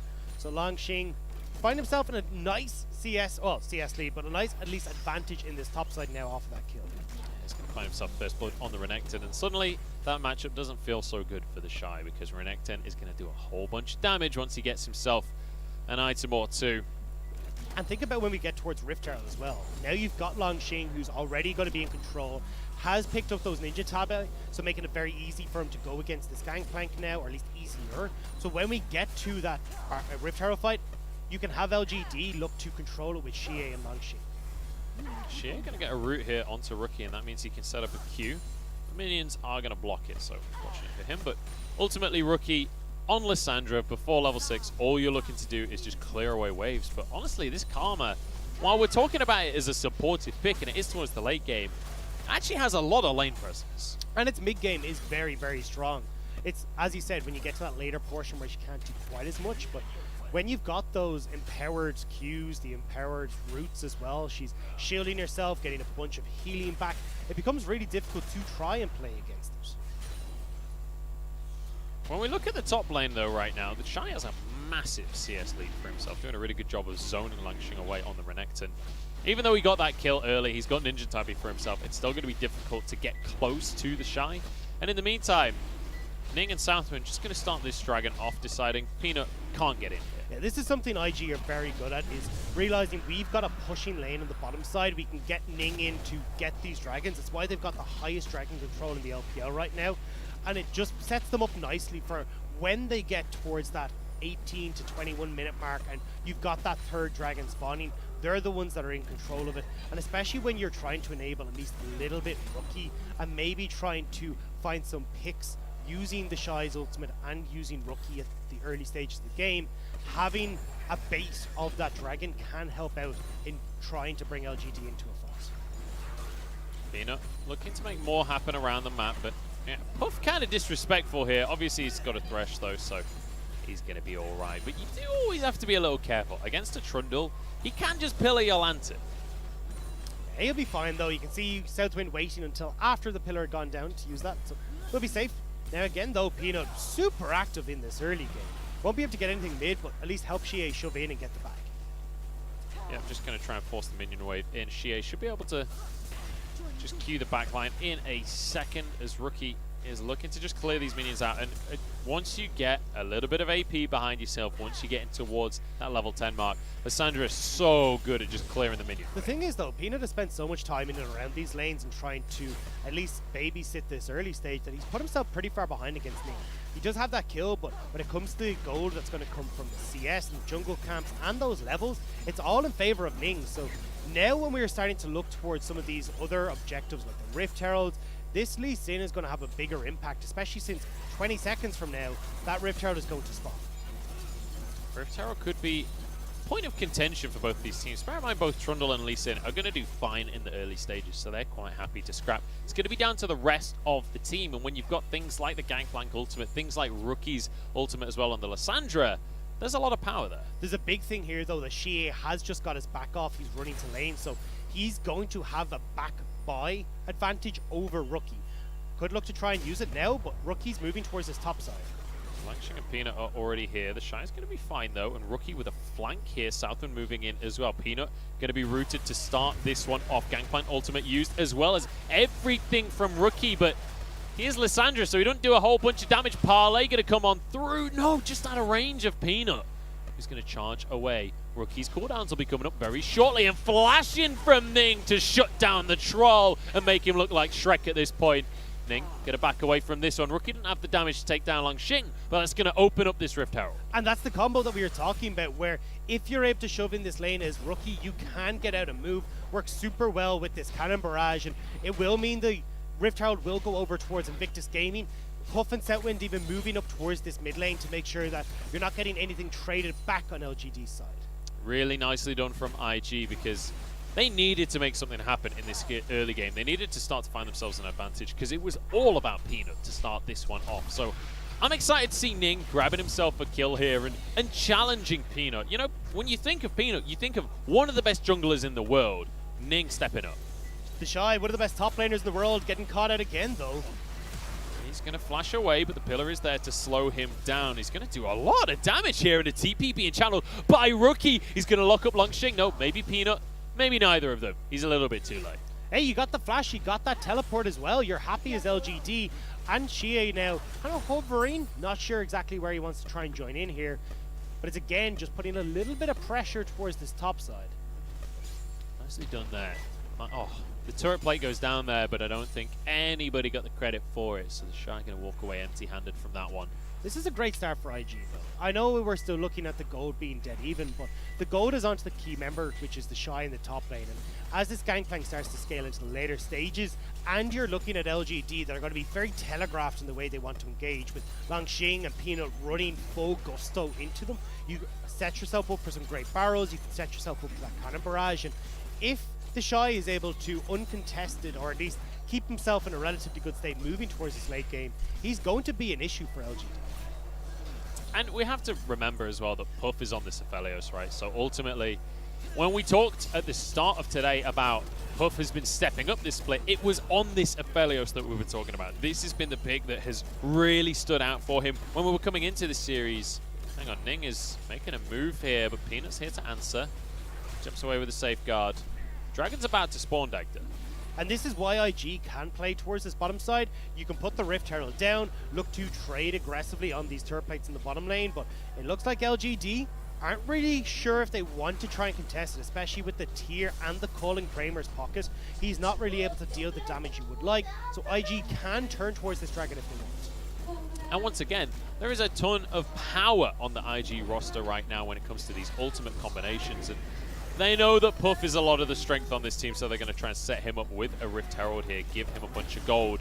He might just be able to finish that one extra plate off as well. So very nicely done here from IG. They also get to move on towards the Dragon. Longxing looking for a 1v1 onto the Shy in the top line as well. He's going to go for the Dominus. The Shy, no flash available. Cannon Barrage is there. Good amount of damage traded back. Flash forward though from Longxing to get the solo kill on the Shy. And that's what we wanted to see from Longxing. I'm getting feelings of when he was Xiao Al back on Suning. You put resources into this guy and he can make magic work. Gets the solo kill, now starting to turn this lane around, and it's going to be LGD looking for a little bit more in this mid lane. Root down onto Rookie, but Rookie's going to jump back on forwards. This is not a fight that you want. Shie's going to flash himself away. The Dragon's Rage is there with a red buff, and another kill for IG. That's 2 in the books. And there's nothing that Kramer's ultimate can do there. They're not even low enough. IG turning that around. So Longxing getting one in the top. We're getting some turned around in this mid lane. It's a little bit back and forth in this game still, Munch. Look how close this was as well. The Shy nearly finishes this one off. A nice flash there. And he kind of baited him, right? He pretended he was walking away. He wasn't walking away. It wasn't at all. It was just a case of, come on, the Shy. It looked so juicy, right? Because he was not getting resources funneled into him. Everything was tunneled into Uzi in the bottom lane or Xiaohu in the mid, but Longxing was left to be this weak side top laner, try and survive on his own. And yes, he learned how to play that style, but originally that was not the case. He had Hacker who was playing consistently towards him on Suning, and now we're getting the opportunity where when Peanut does give resources into Longxing, we see flashes that brilliance. Buff is going to be locked up here. True Shot Barrage not going to be quite available yet, but Xie is moving in. Puff keeps himself safe. That was a beautiful Moonlight Vigil with the Severum there. And just excellently played from the bottom lane of IG here. Heal and Flash burnt though, so now he's going to be a little bit careful underneath this mid lane, or bottom lane turret. Peanut wants to make a play as well. They're going to try and clear things up. Oh, Puff is solo flash forward! Kramer making the plays happen. 2v2. Said he had to be careful. I didn't think it would just be Kramer doing it himself though. Flash instantly from Peanut as Ning tries to go on top of him, but still LGD picking up the kills. They'll get some of these, turret plates are now gone, which means potentially with multiple members moving down here, they can just take this turret. This is absolutely beautiful stuff from LGD. They're finding advantages and they're taking it toe to toe, but it's 2 dragons for IG right now. Next one in 2 minutes as well. So LGD, they've got to start to get these infernals for themselves. And that'll be a nice pickup for LGD, a poke composition. Well, not a poke composition, but definitely a team with a lot of poke in their comp. Can do a lot of work with these Infernal Souls, or Infernal Dragons at least. But IG looking to make sure that by cracking open this mid lane turret, they can get some deep vision, which makes it a little bit harder for LGD to operate. Because if you're able to spot out the potential of how LGD are moving through their own jungle, the pick potential between Rookie, Ning, Southwind will take on a new level and be very difficult for LGD to try and get away from when you got a cannon barrage on top of you as well. Puff's in trouble on the bottom side. His whole team is in the top lane right. That pillar is just perfect from Peanut. They're going to gift the kill over. No! Taken by the subjugation in the end, but Kramer would have loved to have it. He's going to move away in the bottom side. He was traded for a tower, though. So Puff, not the end of the world for him, but ultimately, he would have loved to survive. Kramer's going to go back with a lot of gold, though. That gold just popped, and he's got the assist plus some tower gold as well. So, although IG are going to be able to pick up this Rift Herald, now that Iceborne Gauntlet is fully complete on Kramer, Shie has that Athenes and Holy Grail as well. This is going to be this next dragon where LGD can really fight. How come LGD don't contest for this Herald, Dagda? Because it was Peanut completely alone, and important to mention, they had vision. They had a ward on that, so like they knew everyone had recall. It's trying to make sure that if you're trying to fight right now, especially for second Herald, we oftentimes end up in these big 5v5 fights. Kramer's sitting on literally enough gold to full buy an Iceborne Gauntlet. You're not going to be able to try and contest that. They needed that cult to pop, though, to get to that. So instead, they're investing in this next dragon fight. They're not worried about Rift Heralds. They want dragons. Well, that's going to be on the map for them in 20 seconds. And IG, they've got all their ultimates and they have a big old combo available to them. You'd expect that IG are not going to be ones to allow this one to go. This could be the moment. This could be where Fight Night really kicks off, Dagda. We got to get it at some point, right? To be fair, it hasn't been. We have had a little bit of Fight Night this game. You know, Kramer jumping forwards to get a 2v2 kill. A couple of jabs, try and feel with like the 1v1 in the top lane. We've had a little bit of action as well from Rookie and Ning moving around the map. It's been a lot down to Peanut that's setting the pace. Actually, they're moving up towards the top lane here. Langxing's in trouble, getting already down to half HP, and Rookie is going to move in flash to get the Glacial Tomb. The root is there as well. They jump on in, and Langxing is cut down. Langxing is gone, but the dragon is still on the cards. LGD trying to keep Ning out of this pit. Ning wants to go for it. Sonic Wave in, not going to be able to get it. Dark Passage, just to pull himself to safety as well. Valiant effort. Look at topside though, IG are still pushing. They're looking for this tier 2 right now, and if they may be able to get it, you have the Triforce procs there, but maybe not. Either way, they're still putting a lot of pressure here, and you just got Rift Herald timed out. I'm not sure if just put it down there in this mid lane. So again, across the board, IG are putting pressure. And that's not even going to buy time. They're going to just back away. So getting tier 2s down low at least. It's not ideal for IG, but you know what? It's still a win on the board. Peanut going to be hooked on in and taken back by the rest of his team here. Puff has to jump on out on the Dark Passage as well. Moves up with the rest of his team. So LGD, they've got full vision on this one. Langxing could look to flank. You don't even need to go for the fight. They can just take this mid lane turret. That's really the prize that they want here. Peanut looking for a 1v1 with Ning here, but Ning's got some reinforcements nearby. They move in towards this mid turret, but we mentioned it before. Rookie has a ton of wave clear. Kramer with the cleanse keeps himself safe, but that's going to get dicier and dicier as the game goes on. No cleanse now for Kramer, and not a fight anyway for the next little while, so can wait until that cleanse does come back up. But still, you see IG playing keep away from these structures. They really don't want LGD to be able to get down this mid lane turret quite yet. It's one thing that is worth mentioning as well. I don't know if we'll see it this game. I don't know if it fits the composition. I suppose you could tell me, Dagda, but Lissandra can function similarly to the Twisted Fate in kind of a split push role. You're very, very safe with the Glacial Claw, and your wave clear is insane. She will be used a little bit in that respect to just try and create numbers advantages. We talked about the potential for a very pick-heavy style with IG if they want to play around this Lissandra and this Thresh in the early stages of the game, even Ning to a certain extent with the Dragon Kick. So I think you will have Rookie playing towards a little bit of that, but it's not to try and take down these structures. It's more to try and drive, as you can see now, Shie towards the top lane and give the opportunity with that teleport, with this mobility on Lissandra, to catch out LGD in transition. Well, this bottom lane tier 1 for LGD is about to get taken down because the Shy's moved on in. And realistically, there's no way to protect it. Well, he's gone Grasp. Obviously, you then go for the Demolish as well. So he's going to have a lot of pressure. And ultimately, when you look at the composition, when you've got the Shy, on Gangplank, when you've got Rookie on Lissandra, they can actually go for somewhat of a 1-3-1 if they want to try and create pressure around. Definitely the Shy can, and at least he can poke underneath these structures and push Langxing back enough that he can try and take towers. But we'll have to see. Hook goes wide there. You can see LGD are on the move. And at the end of the day, it's only really the Shy who has pressure to take structure. Xie has too much wave clear. Langxing is going to struggle both against Rookie and the Shy, but at least he's still able to clear these waves somewhat effectively against the members of IG. Drake's up in 2 minutes, and you can see Rookie recalling. I think he's going to move over towards the rest of his team. Kramer nearly caught out. That would have been a Graviton Moonlight Vigil, importantly. So that would have been a kill if they could get the pick. But Kramer's going to be okay. And look at the cooldown on his cleanse. It's about 2/3 done at this point. So by the time that Drake comes up, cleanse will be available. And we're really hitting the point now where Xie would love to finish off this Ardent Sensor before the next fight kicks off. You become so strong when you're given this burst of attack speed plus that magic damage to everyone on LGD, because Peanut can use it, Langxing can use it, even Kramer as well can get a good amount of burst out of that. So I'm hoping he will be able to get back just for LGD's sake, because you want to be hitting these two items very strong right now, but because he's invested in the Magi Soul Stealer, that Ardent Sensor is slightly delayed. I'm really curious if IG can win this game, if IG can look decent in this series, this style of gameplay could be a really good thing for IG.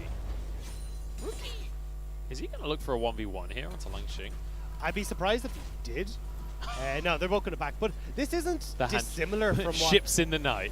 This isn't dissimilar from what IG played against DDG. It was just Rookie was on a more potent pick-orientated champion in the LeBlanc and was able to make some of these plays work. But in this team, it's not Rookie who can just solo out someone as effectively as he did. Instead, he needs the help of the Shy's Cannon Barrage, of the other members of IG to be working in conjunction with him. But hang on, we've got a TP here from Rookie.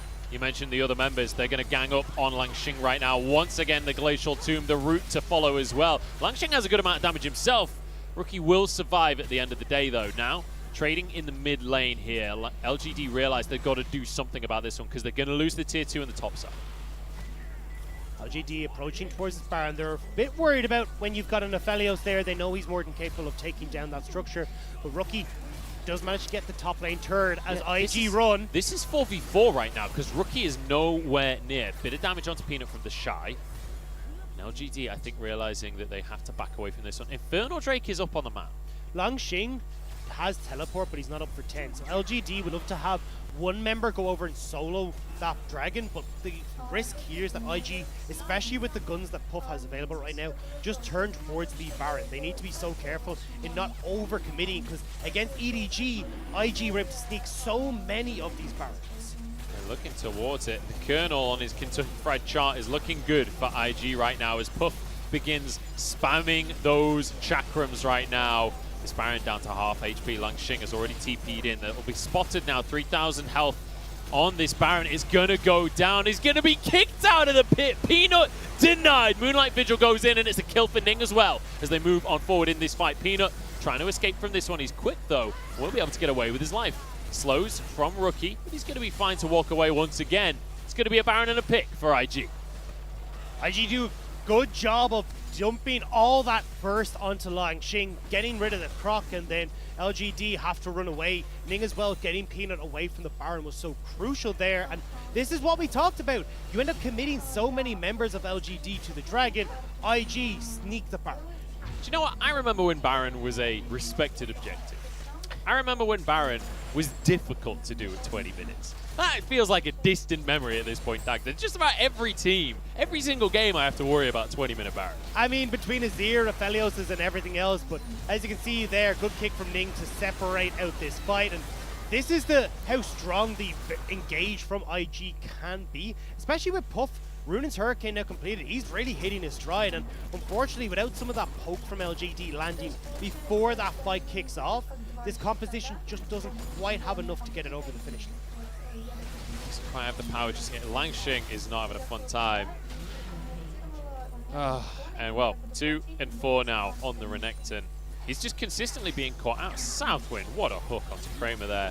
No follow-up available, but he's got a blast code because we're on an Infernal Rift, so he's going to get away with his life. Or is he? There's a lot of chase down potential here, and Kramer knows it as he jumps on forward, slow onto Ning here. Cannon Barrage won't be able to do all of too much. Final chapter to deter the engage here. Southwind falls. Ning might be the next target as Rookie starts to run for the hills himself. Glacial Path will pull him away, but Peanut is trying to head him off. In the meantime, Baron recall from Ning is going to go through at the last possible second. Rookie jumps back in, but he's taken down by Peanut. Look at the base though. You still have Puff pushing. Same with the Shy in the top lane. They only get one tower. LGD, they get the kills. They need to get more though. On bottom lane turret, seems like the structure for them. They're moving in towards this tier 2. I don't know if they're actually going to be able to finish anything off though. Puff's already on their way alongside the Shy. Ning is in a position where he could flank if they overcommitted here. So LGD just have to settle for a red buff after all of that. They do get some kills back in their favor though, which can help with this death stance for Kramer and getting some of these items across the line. But honestly, LGD, you're starting to run out of time here. The Shy has gone this full crit gangplank, Infinity Edge, Essence Reaver. He will hurt so much if these barrels connect. Same with Puff. He's now going towards that death stance, decided to pick up an agility cloak, but going for the Caulfield Warhammer instead. He realizes that, look, these fights are going to be long, they're going to be drawn out. I'm going to get so much value from this death stance. So the Shy, we just saw the animation there, has just finished his second stack of doubloons. So his ultimate is only getting stronger at this point in the game. He's going to be able to do a really, really good significant amount of damage because he's finished that Essence Reaver as well. So the crits are going to be massive. We're getting to the point now where teamfighting looks good for IG. It definitely does, but you can see here still that even with the Cannon Barrage down, LGD are still more than capable of chasing straight through it with the speed ups from Xie, with the arcane shifts from Kramer. So if LGD are able to get a straight up fight where they're already positioned to get some poke, like right now, they can win fights. It's more about IG very quickly closing this gap, not allowing LGD time to poke, and potentially having Rookie split push in the top. There are no teleports available for the side of LGD. Rookie's not going to commit for it though. He knows Langxing is missing right now, so decides to back away. There's still half a tower. But the thing is, Rookie has some great teleport wards that he can go to. Actually, may have just timed out, which is unfortunate, but he would have been able to get into this river in a super good spot to collapse onto LGD and set up that big engagement we were talking about. Now though, they got to play it a little bit more honest. Push back, give the space to LGD, and make sure they're not taking too much damage before the 40-second mark. This is so tense between these two teams right now, because the IG I know, probably would have made a play for that tower, right? Probably would have made an aggressive maneuver around the map to try and find an advantage. We're clearly respecting LGD here with Dragon coming up in 20 seconds as well. Langxing's teleport is now up and available though, just before this Dragon starts. So there is an opportunity here still for LGD to fight while keeping control of this top side. Rookie hiding in the wings though. All this vision on the top side has expired because there's no Baron. So this is why Rookie knows he's free and won't get caught out sneaking into the backline. Infernum available here for Puff, so a Moonlight Vigil could win the fight here. Ning actually uses that Scryer's Bloom to spot out where the vision is for LGD. They don't know Rookie's here. Rookie's moving in, the blast cones helping him find a way on towards the fight. Dragon going to be started though. Langxing behind the situation. Dominus popped. He's going to jump on over in a second. Ning wants to finish this Dragon off with a fight. Already going the way of IG as they get onto Xie and Kramer. But Kramer's still surviving, still full HP. Xie forced out of the fight here. The Shy gets onto Peanut as well. They're looking to cut down some members. They got themselves the Dragon, and now they want the fight. Kramer over the wall. Langxing gets into the backline, but he's just not tanky enough. It's going to be the support falling in trade for a top laner. The Shy survives after a beautiful flash, but Kramer's still going. Shut down by Puff. And suddenly Xie completely alone. There's not enough damage in the tank for LGD. They can't take down the low health members of Invictus Gaming.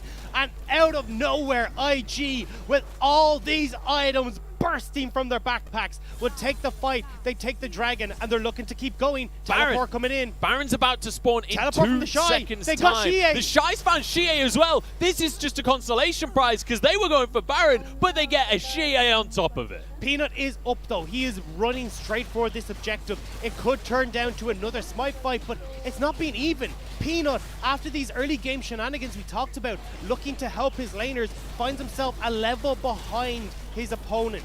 He needs to make the miracle play, but he's in lane. He can't even get there. Not to mention, he's against Lee Sin, that's great in these smite fights anyway, so it's basically impossible. Let's take another look at this, because this is beautiful from IG. Look at the Kramer getting caught out by that hook. Forces him to go way far back. And remember we were saying, look, LGD, you want to start poking, you want to start getting this damage down before these fights kick off. Well, Kramer getting hooked there was the go button for IG. Cannon barrage down, stop the retreat paths. They dive onto LGD, and right here, just not quite enough damage to finish off some of those members. Kramer getting baited into this fight, and IG come out on top. Beautifully done. And do you know what? Kramer got out of that fight, and then he jumped straight back in, chose to try and make the play for the game. Didn't work out for him, and now LGD pushed against the ropes in this one. They're 10,000 gold down. Infernal Soul in 3 minutes, but they've got to deal with Baron first. And it's not really that we're looking at Rookie in this game for IG. It's Puff and the Shy who are so far ahead right now. You've already got that the Death Stance, the Ruin's Hurricane, almost got that Death Stance as well completed for Puff. He's going to be so difficult for Longxing or Peanut to try and take down. So you're relying now on trying to kill Shy, Ning, Southwind while Puff is just free firing this whole time. But for LGD, they don't really have the damage to very quickly burst down these men. And I mean, we saw the damage out of the Shy on Peanut during that fight. This Gangplank is monstrous at this point.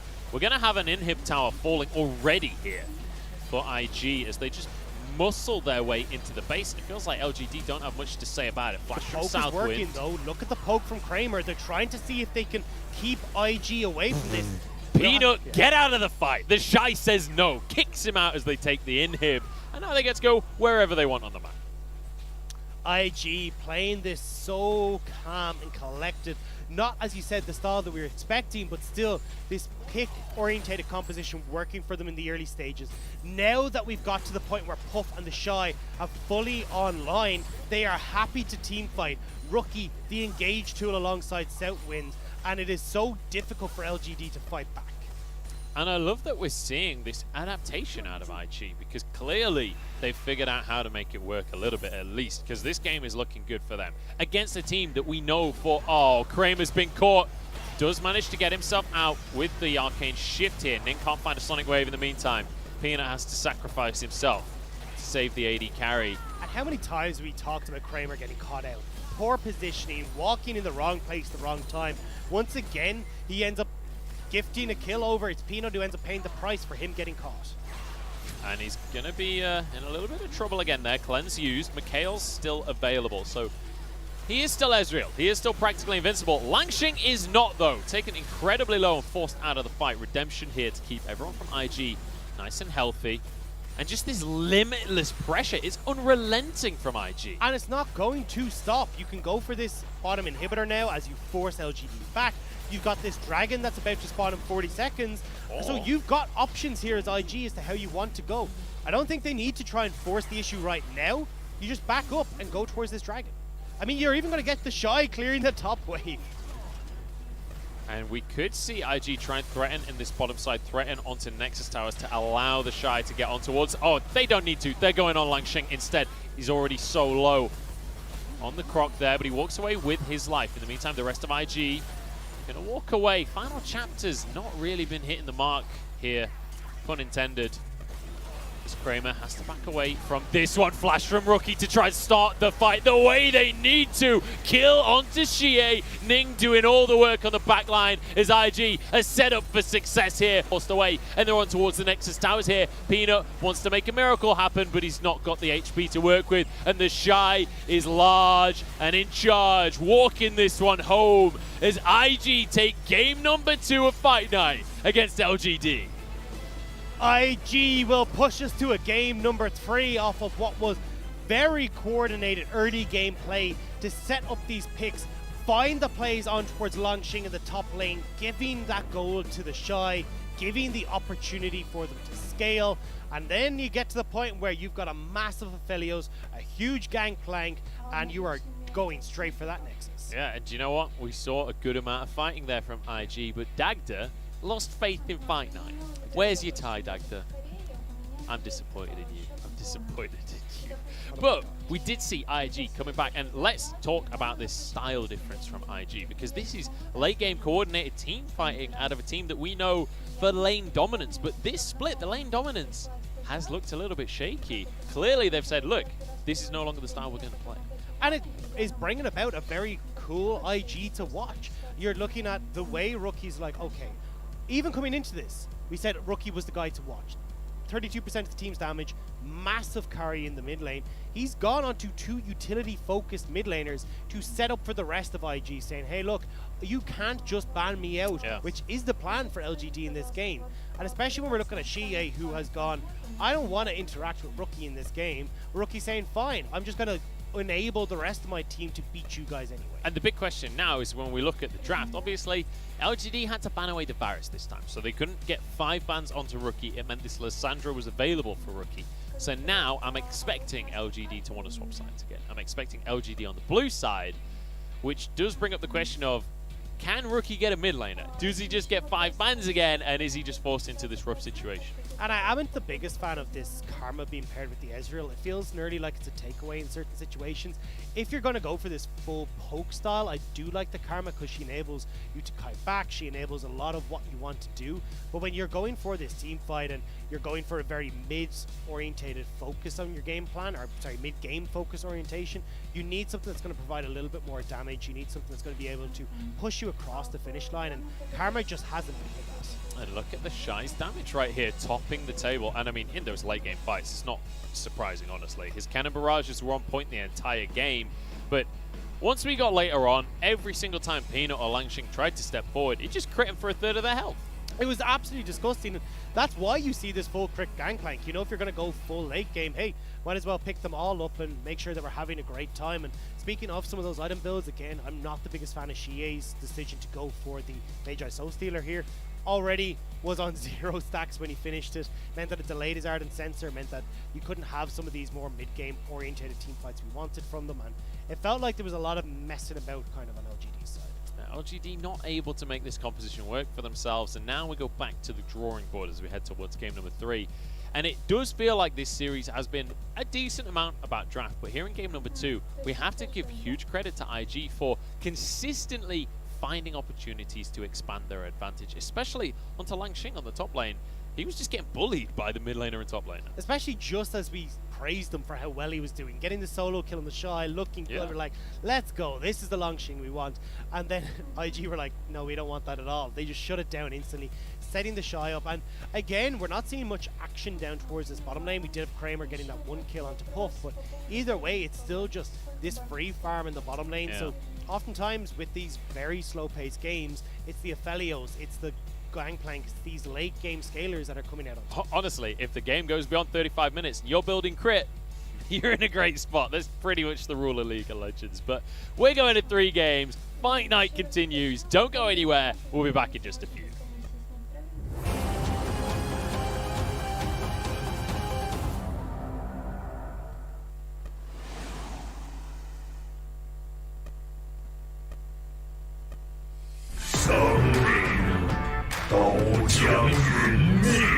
人马绕后了，这个位置看起来还可以。哎，火点中招，盯到了这边的 Wink 交了一个秒躲了一个精准弹，不后面的话人马进场生活非常爆炸，直接恐惧到了3个人，瞬间后排全烂掉了。转瞬即逝。打得好，到我了，对吧？在后面有一个 TP， 这样的话，威武在这边形成了一个大战。来了！哇，小东北的支援太神奇了。Piper 这边交出自己的闪现，但是4兄弟被憋在了这里，蛇虐来了。但这4兄弟的撤退可以往右边。小东北怎么办？小东北可能要被害了。小东北先这一波躲开了一个钩。你不想玩吗？我会逼你的。小东北在这想又换一个，怎么说？操作坏掉了小东北。果然想操作。我就是过来打个招呼。领教下俺老孙的本事吧。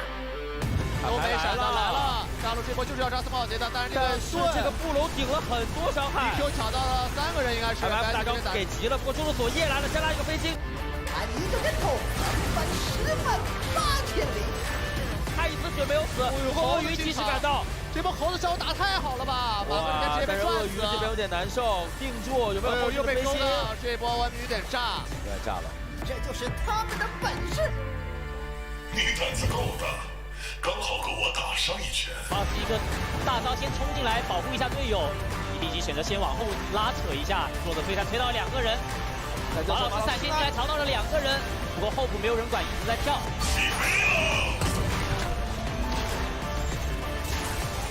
看一下后续的时候，看到逆袭是一个人过去，控制了3个人。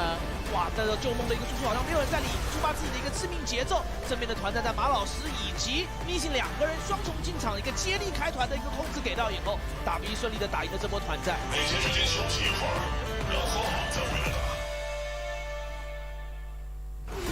这波看看啊，一控是控到了一个卡萨，卡萨那个位置也被找到，但是他自己是比较灵活的。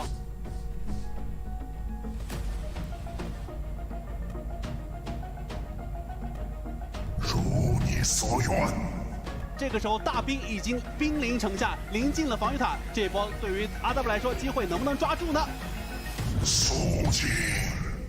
要看这个节奏啊，一个麦芽塔，2个麦芽塔，快速的扫掉，特别人打的是很快的。看一下，又是一批果，先踩到一个大叶，但是不管不顾，先推主基地，能不能推掉 ？A 的速度非常快，还差2下左右。看看有个复活甲压起身，张无忌只 A 出一下，夸抓 Q 卡萨丁。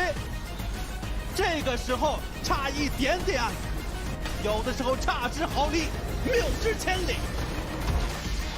正义将会得到伸张。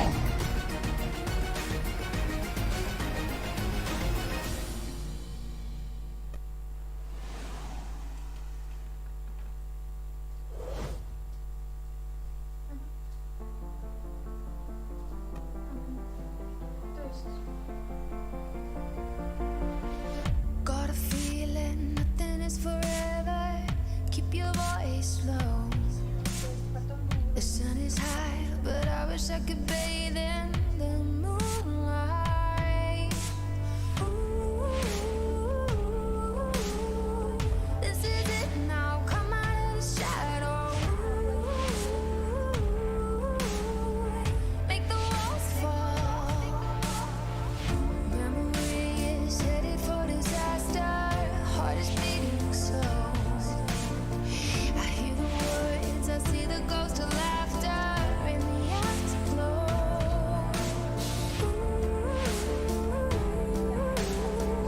This is it now, come out of the shadow. This is it now, come out of the shadow.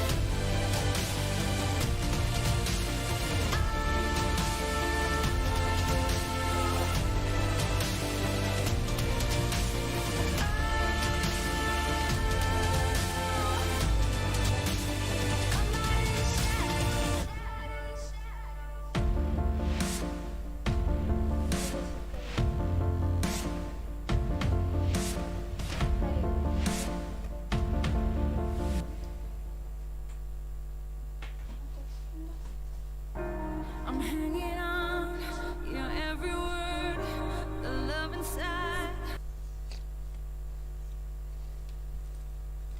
I feel it burn. I've never felt this way before. I've had a taste, now I want more. So here we are, just you and me. I'm overwhelmed when you touch me. You talk so sweet, I hear the sound. Welcome back, ladies and gentlemen, to the LPL. We're racking on forwards through week number 4, and we're in our 3rd game now between LGD and Invictus Gaming, and a very different version of Invictus Gaming has come to show today. And as you can see, I got my jacket back on, he's got his back. Look, my tie is ready, it's here.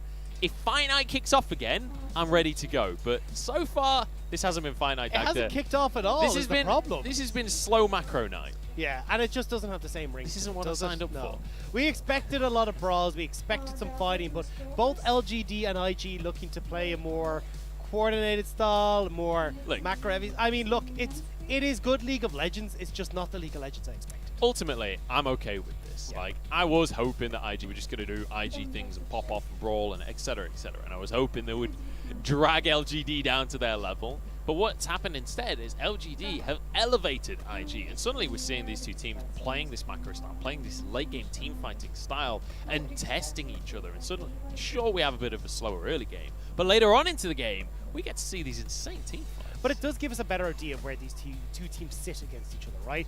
If we ended up in just these mass brawls of scraps and fights and teleports everywhere, well, we'd be sitting at the end of this going, what a game, but I have no idea what these two teams are. And now we're getting to see, okay, we're getting IG with Rookie coordinating these macro-oriented plays, making these picks happen, making plays towards that top side, much more roam-orientated, is definitely a struggle for LGD right now. Utility Rookie instead of just bodying someone in the mid lane. But let's look at our MVP for game number 2 before we jump into the draft. It is going to be Rookie in the mid lane. 94% kill participation. Not too shabby. Definitely not. And was that key component in setting up this early game for IG, because there was the risk, very much so, of this Karma, of this Ezreal getting to the mid game, running away with it. But Rookie did such a good job in getting onto Longxing, making sure that he was useless when it came to these team fights. Peanut not really getting into these scraps either, and from that position, IG could scale to their later game components and make sure they could take over. I'm starting to feel like this Ezreal-Yuumi combo is a little bit overrated, honestly. It feels like against a good Aphelios and a team that's going to protect an Aphelios, the Ezreal-Yuumi doesn't seem to have quite the same kick, doesn't seem to have quite the same... I don't know, it's like carry potential, but it seems to rely on your opponents messing up more than... The Aphelios can just literally annihilate people. Well, I think I'd like to see this paired with different champions in the mid lane, not just this Karma. If we can get to Zoe's, LeBlanc's, Orianna's, Syndra's, you can do a lot of work. But as we go to the bans, Syndra, Orianna, Karma is banned away though, so we won't be seeing this Karma in the mid lane anymore. I'm expecting the LeBlanc to be the third ban here from LGD. That's what they did in game number 1 when they were on the blue side. But it's going to be Lee Sin taken off of the board. And let's bear in mind, IG could have blind picked the LeBlanc last time around. They didn't, so LGD just saying, look, we don't think you're going to do it. Curious to see now what we are going to see is this last ban from IG. Potential to see like the likes of an Aphelios ban, but you are then leaving LGD open to go for the Ezreal, and then you end up in that lower tier of AD carries. But it is going to be the Twist of Fate again, being the stalwart one for Xie. Get rid of that. And Aphelios will be locked in, which means it'll be Ezreal traded across to Invictus. I don't think it is. It's going to be Ashe Dagda. I'm calling it. No, it's not. It's probably going to be the Ezreal. Trundle locked in here, and Ezreal hovered as well. Standard draft so far. Is Neng going to be on that troll duty? Over on the other side, LGD now have to decide what direction they want to take this draft.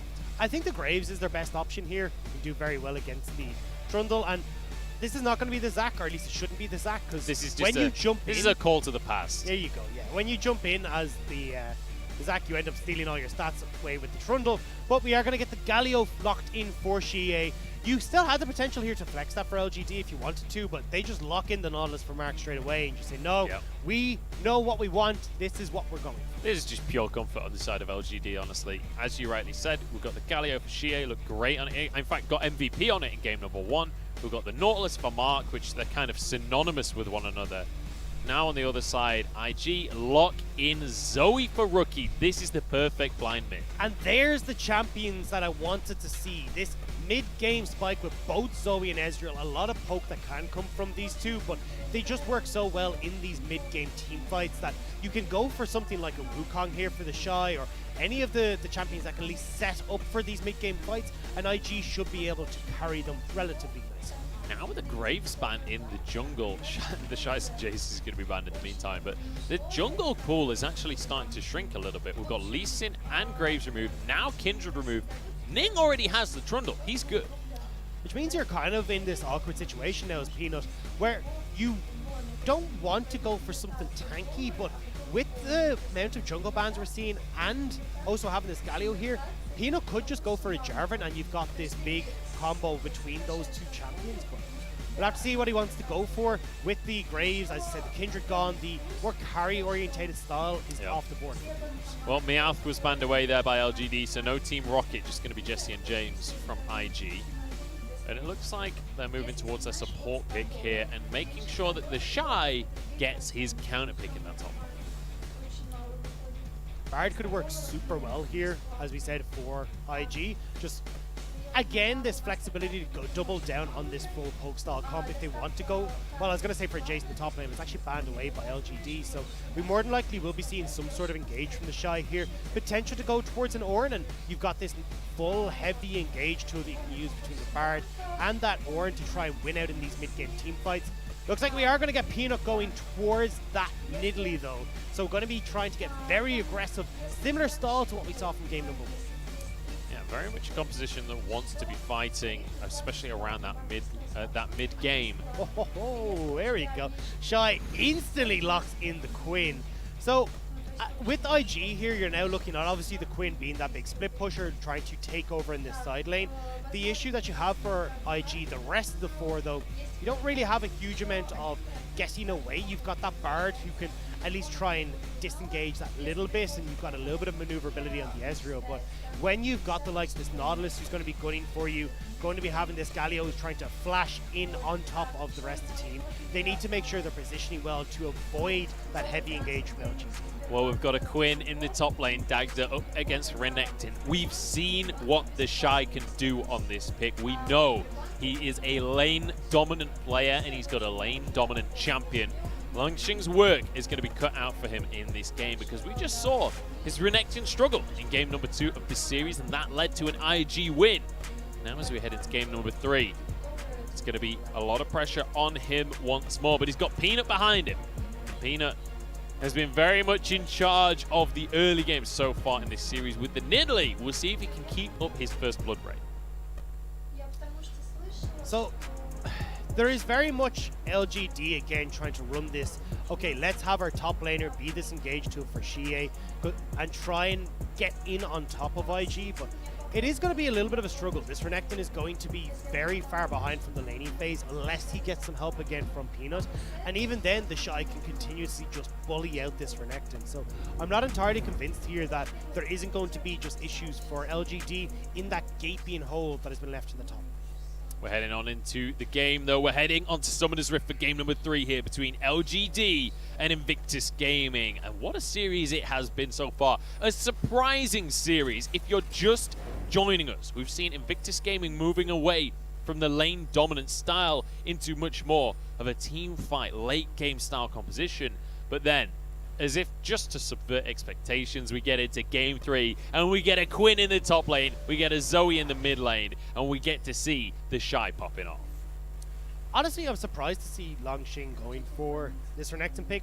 I saw the Wukong was still open and thought we might have got this coming through because it synergizes so well with Xie and just setting up for these front-to-back fights, which is what LGD are trying to do. But this Renekton now, we'll have to see if he can get it to work, going for this press the attack because he knows, hey look, I got to get in here, I got to get a lot of damage down very quickly against this Quinn if I'm hoping to kill her or at least survive these trades.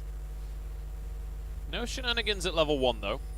We are going to see LGD actually doing a leash here for Peanut, which I feel like leashes are relatively rare in the LPL these days. Quite, like, I'd say most of the time we do see the junglers having to start leashless.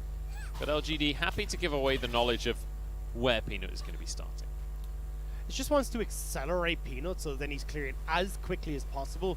You want to try and get Peanut in towards the jungle, try and get him towards some of these scuttle crabs as well. It begins. Yeah. Langxing dared to step forward and try and CS. The Shy is having none of it.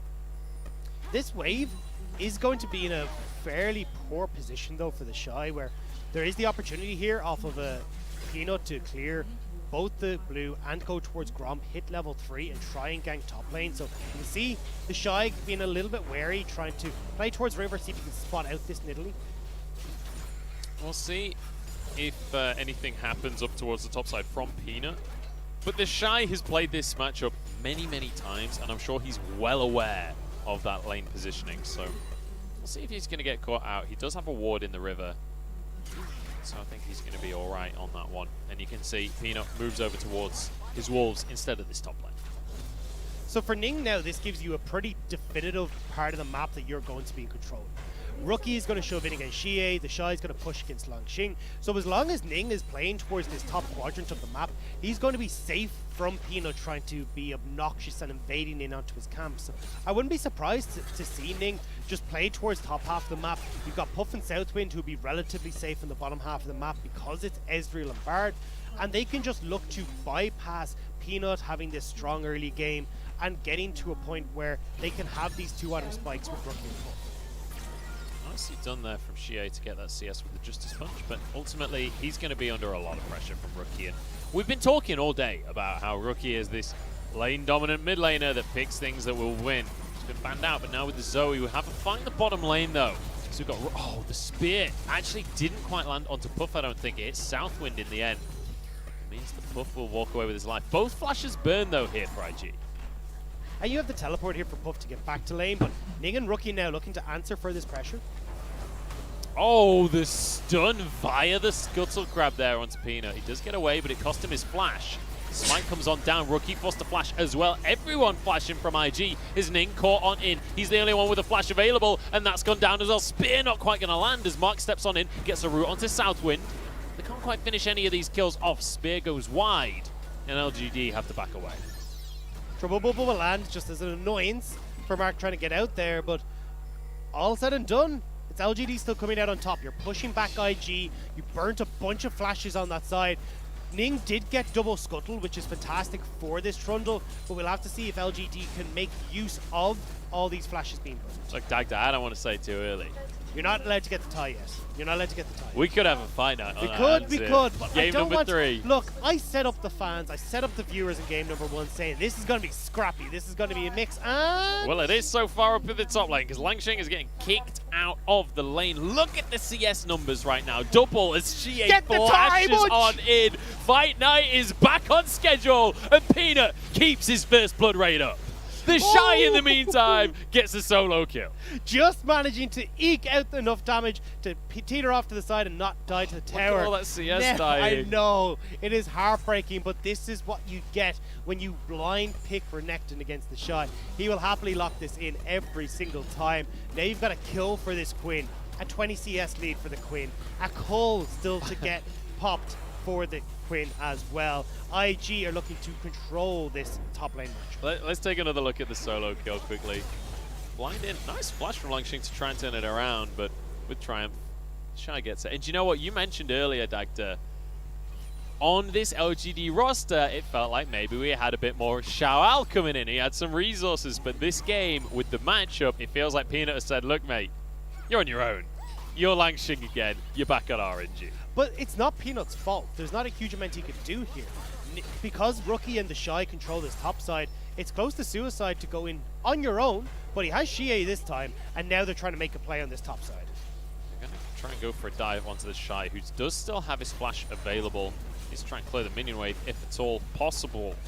But I think they realize that this is not going to work with Ning waiting around as well. And the Shy, while he knows the entire team is up here, is still going aggressively onto Langxing. And that's why we love the Shy, understanding his limits most of the time, and being able to push Langxing back. Doesn't mean too much at the end of the day. You still had Langxing wanting to back to try and get as much of this armor as possible for himself. So you can see there, Ninja Tabai completed, makes this laning phase a little bit easier. The Shy actually waiting a minute there before going in to push the wave, so playing a little bit safer than he has been so far in spring. I think realizing that it's serious now. They got to make it to Worlds. Well, with Scuttle Crab up on this top side, you would imagine that Peanut is going to be playing towards this top lane. So still waiting until he knows for certain that it will be safe. You can even see Ning teetering off here just to make sure that, okay, Shy, you're safe. You're going to be able to punish Langxing under tower. And I think a lot of the eggs for IG are in the Shy's basket right now. And they are they're eagle eggs, apparently, because it's going to be Valor that's doing a lot of the work up on that top side. But let's take another visit to the mid lane here, because we mentioned how Rookie finally has a bit of a carry in his pocket right here with the Zoe. so far building himself a decent CS advantage. And this is why we're talking about it being so difficult for Peanut to actually punish on this mid lane. You have Rookie controlling the mid lane and Zoe, same with the Shy on the top.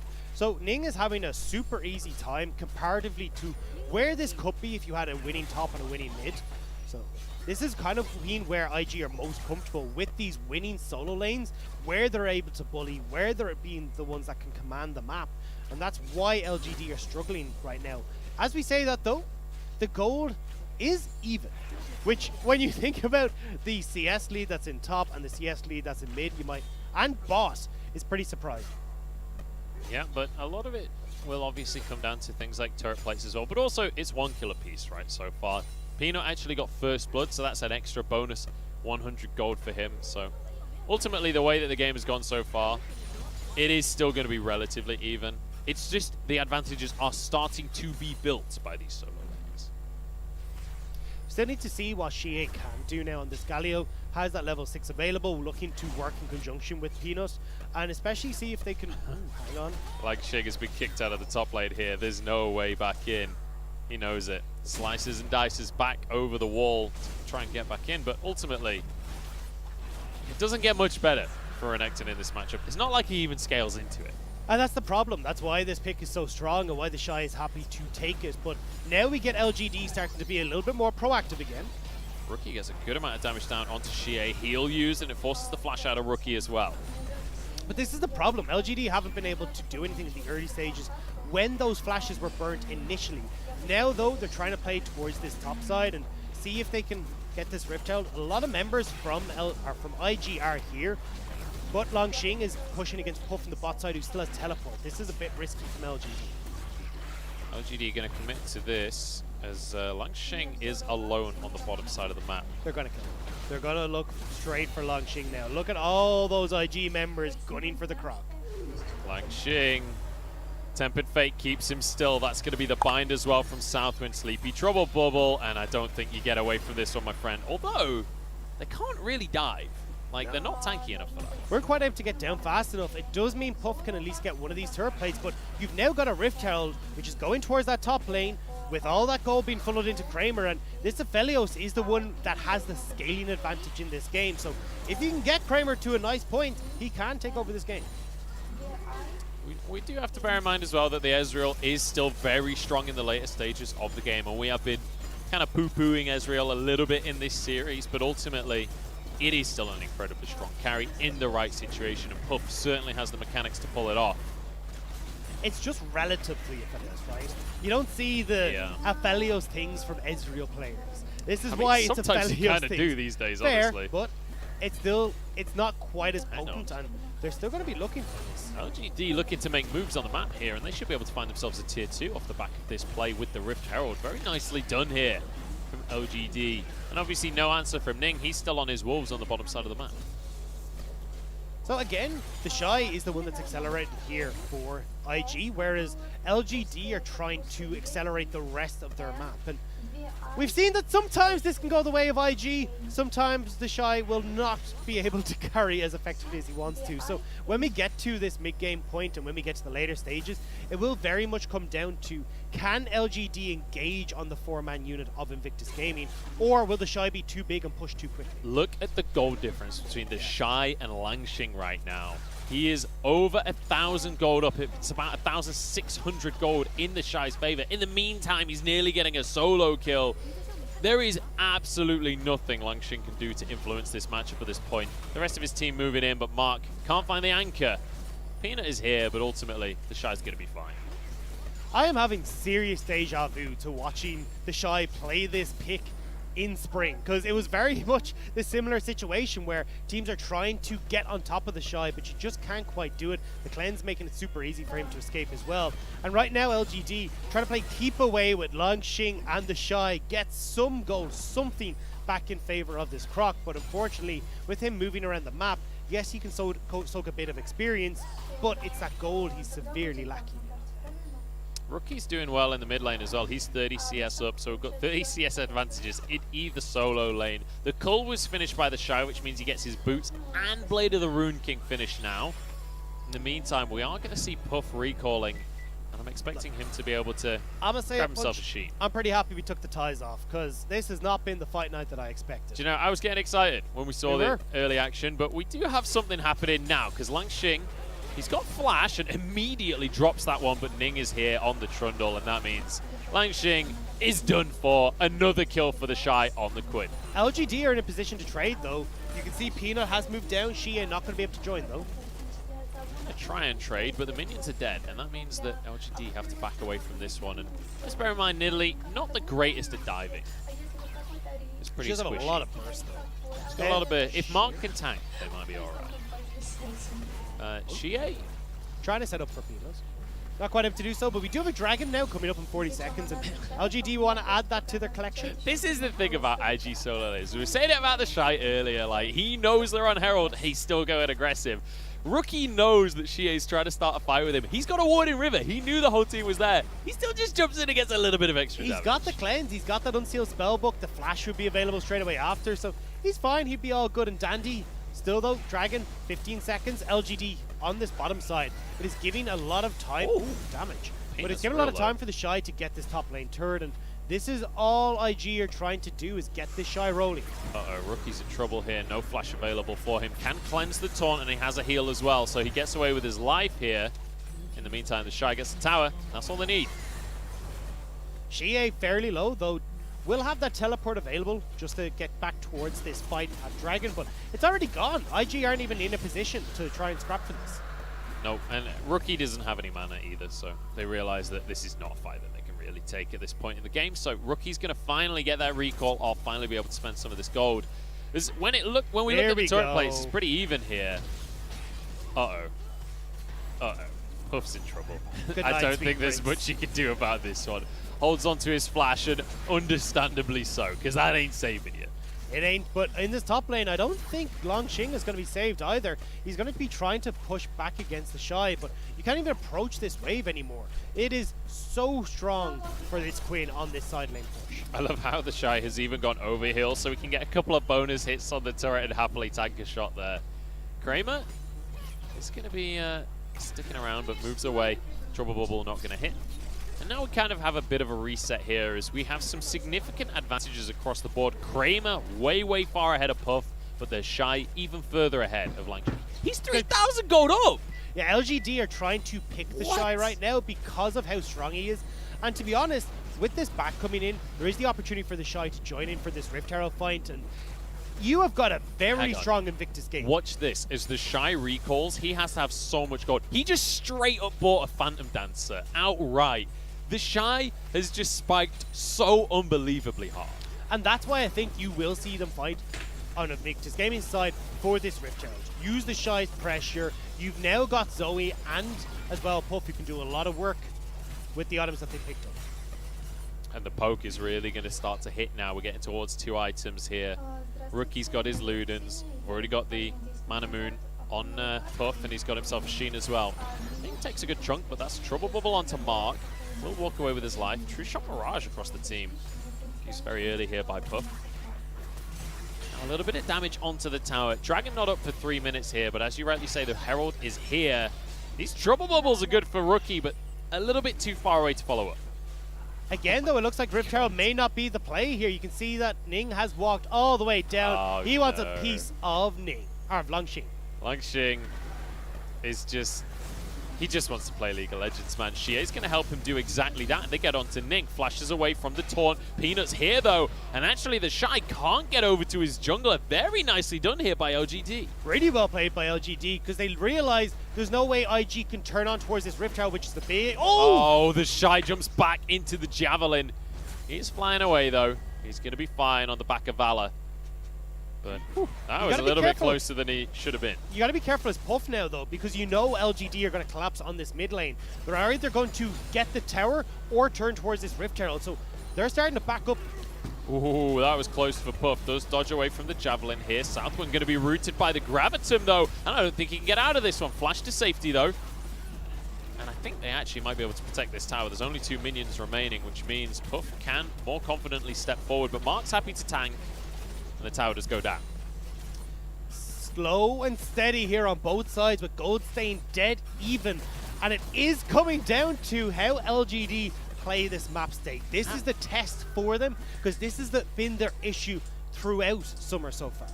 Isn't it just the most IG thing ever that you are 3 towers down to LGD and somehow even in gold, just on sheer CS deficit alone? Look at the mid lane, 50 CS. Look at the top lane, 50 CS. The Shy and Rookie are doing exactly what you would expect out of IG. This is their classic style. The Shy trying to get away, but he's taunted, has to use the cleanse. Spear doesn't quite land. He gets away with his life while his team gets the Herald. Not invested there, though. Shie did use the teleport to get in there. The flash as well to try and get on top of them. So LGD not able to go for the Rift Herald. Now invested a lot to get onto the Shy. Unless they can follow up on that play and make a pick, I'm pretty happy with that as IG. Now I've got the opportunity to give that Rift Herald to the Shy and punish massively. And Rookie's just going to continue to hammer away up towards the top side as well. So Langxing would love to just recall. He'd love to clear these minions, but he's so afraid of the potential of what Rookie can do. Exactly, and IG here off of Rookie shoving in top. Yes, you could give that Rift Herald to the Shy, but I think as well, cracking up in this mid lane turret just enables the Shy so much more. You've already got that top lane turret down. Just putting the Rift Herald in mid gives time for the Shy to get this bottom lane turret, and then you're in great shape where you can just play between all the vision that you're going to be able to get in the LGD jungle. Herald down in the mid lane here for IG. They're going to be able to finish this tower off before it charges. No, they're not. Charge goes through, and it means that the Herald is low. It will be finished off before it gets anything much done. Peanut take it down to half. And this is the power of the combo, right? Even if the Trouble Bubble's too far away, True Shot Barrage can still hit. Peanut, though, will be able to heal up all this. So there is the opportunity for LGD to potentially fight here, but Mark's taking a lot of poke. This is so aggressive. The Trouble Bubble is there. Dredge Line gets him to safety, though. Nicely done there by Mark to keep himself safe, but this is surely going to guarantee the Dragon teleport being channeled here. Are they going to burst the Dragon for this one? Stun onto Langxing, who is just removed immediately. Has to jump on over. There's a Tempered Fate as well. This is going to be the Dragon now. IG maybe want to start the fight as well. The Shy trying to move on in. Rookie pretending to be there. Brings an auto over to his team as well. But ultimately, IG get the Dragon. Langxing is not having a good time.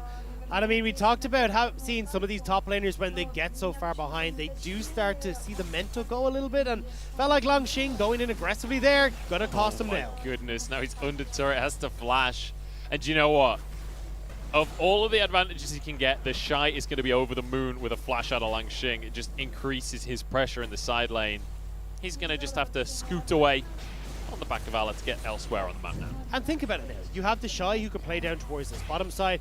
Langxing is a non-factor even if he gets the teleport in. So he's damned if you do, damned if you don't for this Croc. And the Shy can continually shove in bottom lane, start to pick up more of these turrets, create more pressure for Invictus Gaming. And LGD haven't been able to find the engages what they want to try and bring this game into order. And LGD are starting to fall behind in gold now. It's not a significant gold lead, but when you consider the position on the map, when you consider they were the ones to get the first 2 Drakes, they were the ones to get the first few towers as well, the fact that IG has a gold lead while they're down in kills is a bit concerning. No. Langxing doesn't have a flash, and he's not going to be given any mercy by the Shy, but Shy very, very quick, and we'll be able to get away for now. Taunt's going to come on through, though. Cleanse isn't available, and maybe the Shy's going to go down on this one. They're trying to finish the kill. A spear would do the job, but he dodges away from it. The Shy's mechanics are not good enough because Peanut pounces and finishes the kill. And the rest of LGD are keeping the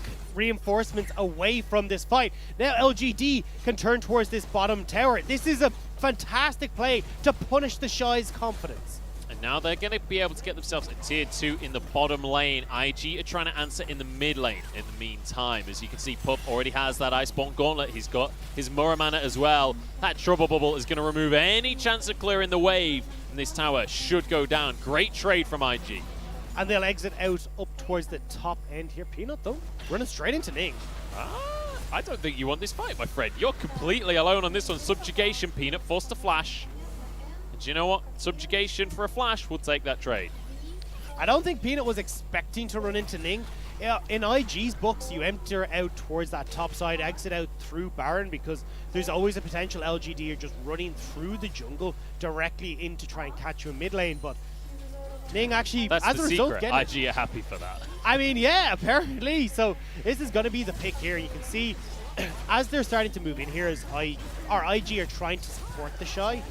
The rest of LGD, where you've got Ning, or not where you've got Ning, where you've got the Nautilus and you've got the Sibelios, keeping IG away from this bottom lane, and LGD get the pick.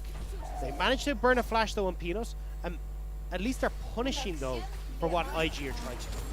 I honestly feel like if Peanut hadn't showed up as well, the Shy maybe would have tried to 2v1 that. The way that he was positioning, the damage he was able to get down onto Xie right at the start. Once again, like, I mean, I feel like I've said it a lot of times this game, Langxing just doesn't get to do anything in this matchup. See Southwind now getting vision control down here to allow the Shy to continue here, but Langxing at least will be able to pick up the wave, but it's dragged everyone from LGD down, giving Puff the opportunity to get onto this map, and next time that play happens from LGD, then it's Baron for IG. Mark's got a trouble bubble on him, damage out of Rookie. It's not quite enough, and it's actually going to pull out the depth charge as well. And IG, they've still got control of this Baron area right now. Xie, just this punch away to keep himself safe. They're just buying time though, because the Shy's on a town. That's all they need to do. IG just playing this poke, keeping the everyone in LGD at bay, giving the time for the Shy to keep shoving in here, and there's nothing that LGD can do, unfortunately.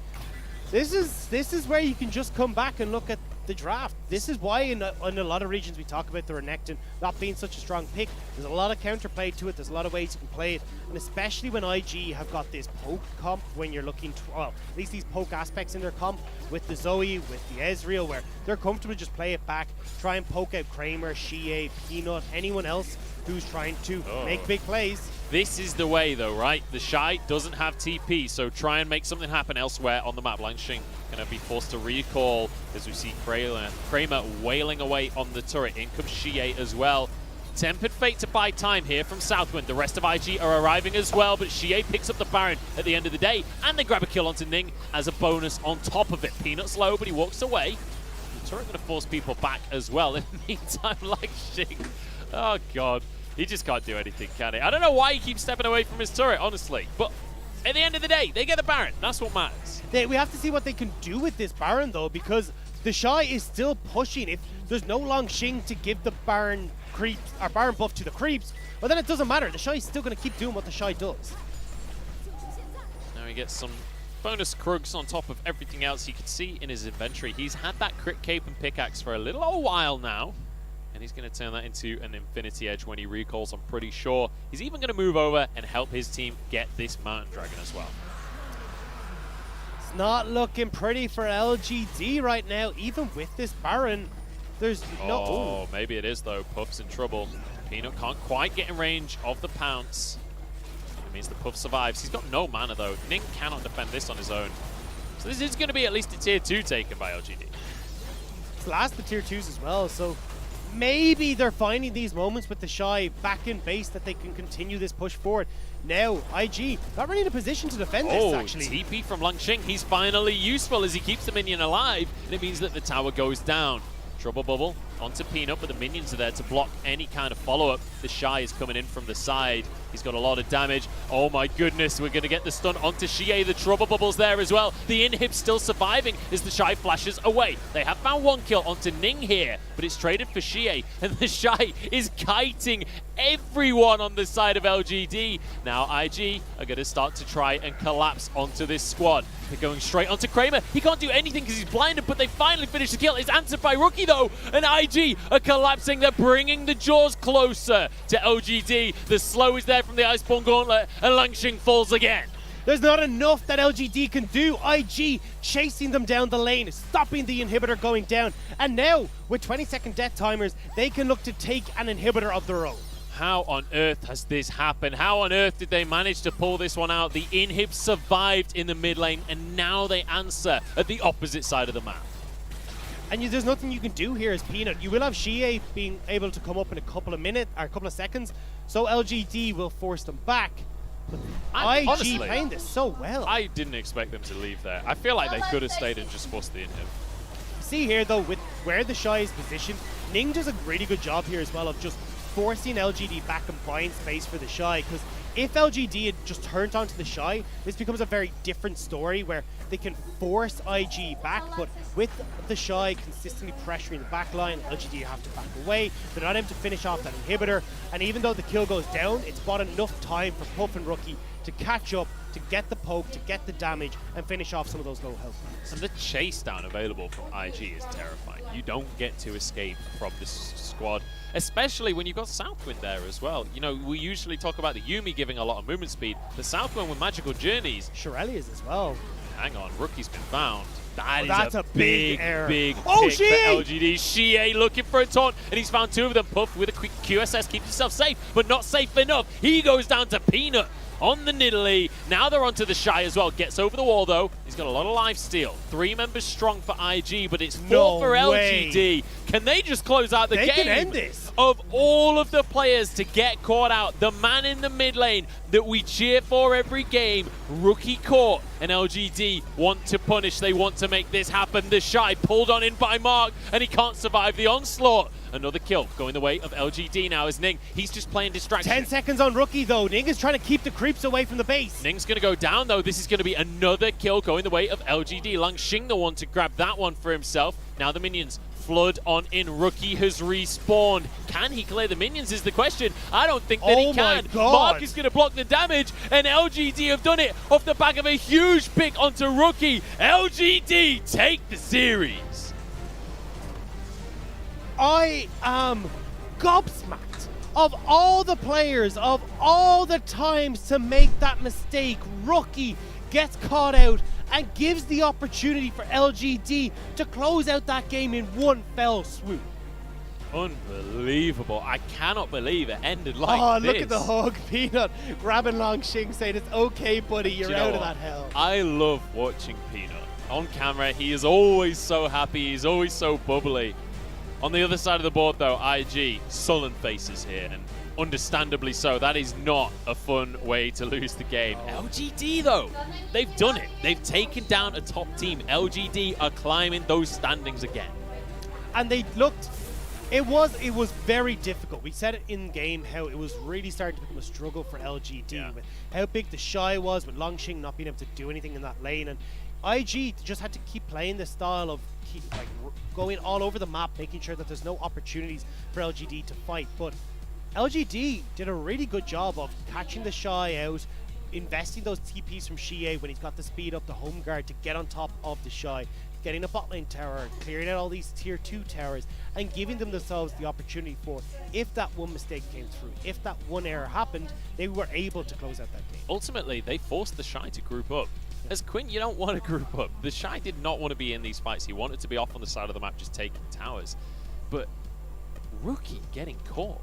I'm kind of just mind blown. Like, this is completely uncharacteristic for Rookie. And obviously everyone makes mistakes, right? I don't think that he should come out of this one like having a tarnished reputation or anything like that. But ultimately, LGD, they're willing to pounce on that. You give them that opportunity, as we've just witnessed in front of us, they're going to take the game. Yeah, and just barely managing to eat that one out. You can see the death timers coming in, Ning trying to hold back the waves just so that you just can't quite kill the Nexus turrets, but they do eventually get there. And I have to give dues to LGD. Look, whatever about Langxing struggling, and I'm not faulting Langxing, that is a horrific matchup, but finding that opportunity to pick off the Baron, getting some of these early dragons, Peanut doing a good job as well on this Nidalee and getting some of these kills, accelerating Kramer on this Aphelios. It meant the world when it came down to that last-ditch effort. And you know what, Langxing was in a really terrible matchup for the whole game, but ultimately, when the time is right, when they get an opportunity in the mid lane, Langxing is there to TP on the minion, make sure that the tower loses its armor, and his team can take the inhibitor, or nearly take the inhibitor at least, but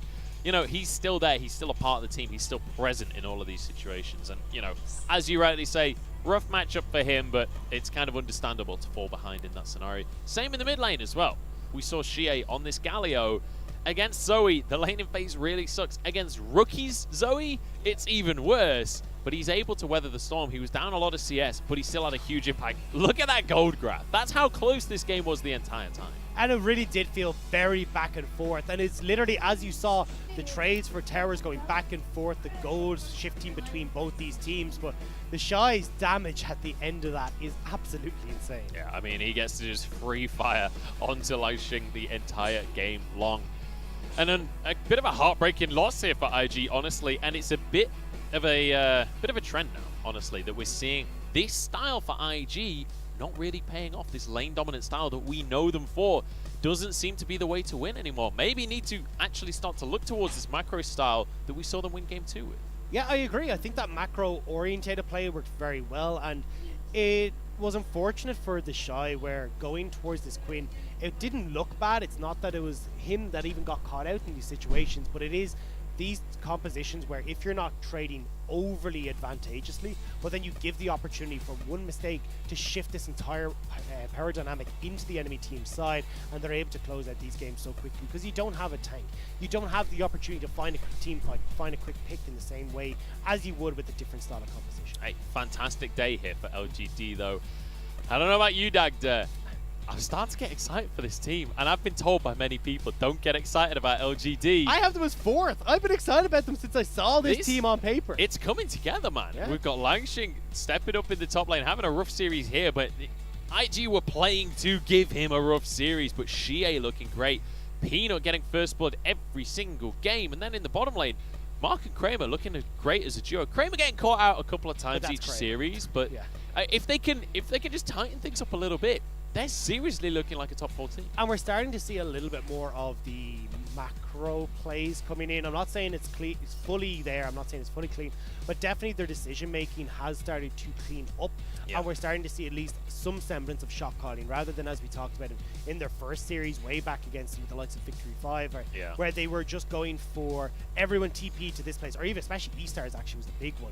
Everyone TP in top lane, everyone is fighting, and you're like, guys, there's a dragon in like 55 seconds. Will we not just keep the fight, or keep the TPs and ults for this fight? It felt like they were quite often just starting fights for the sake of starting a fight, not necessarily with an objective in mind. It does feel like they've kind of wound that in a little bit, and they are starting to play much more about these objectives. I mean, especially you saw that in game number 3, right? They were able to get the first 2 Drakes for themselves. They were able to get Heralds for themselves.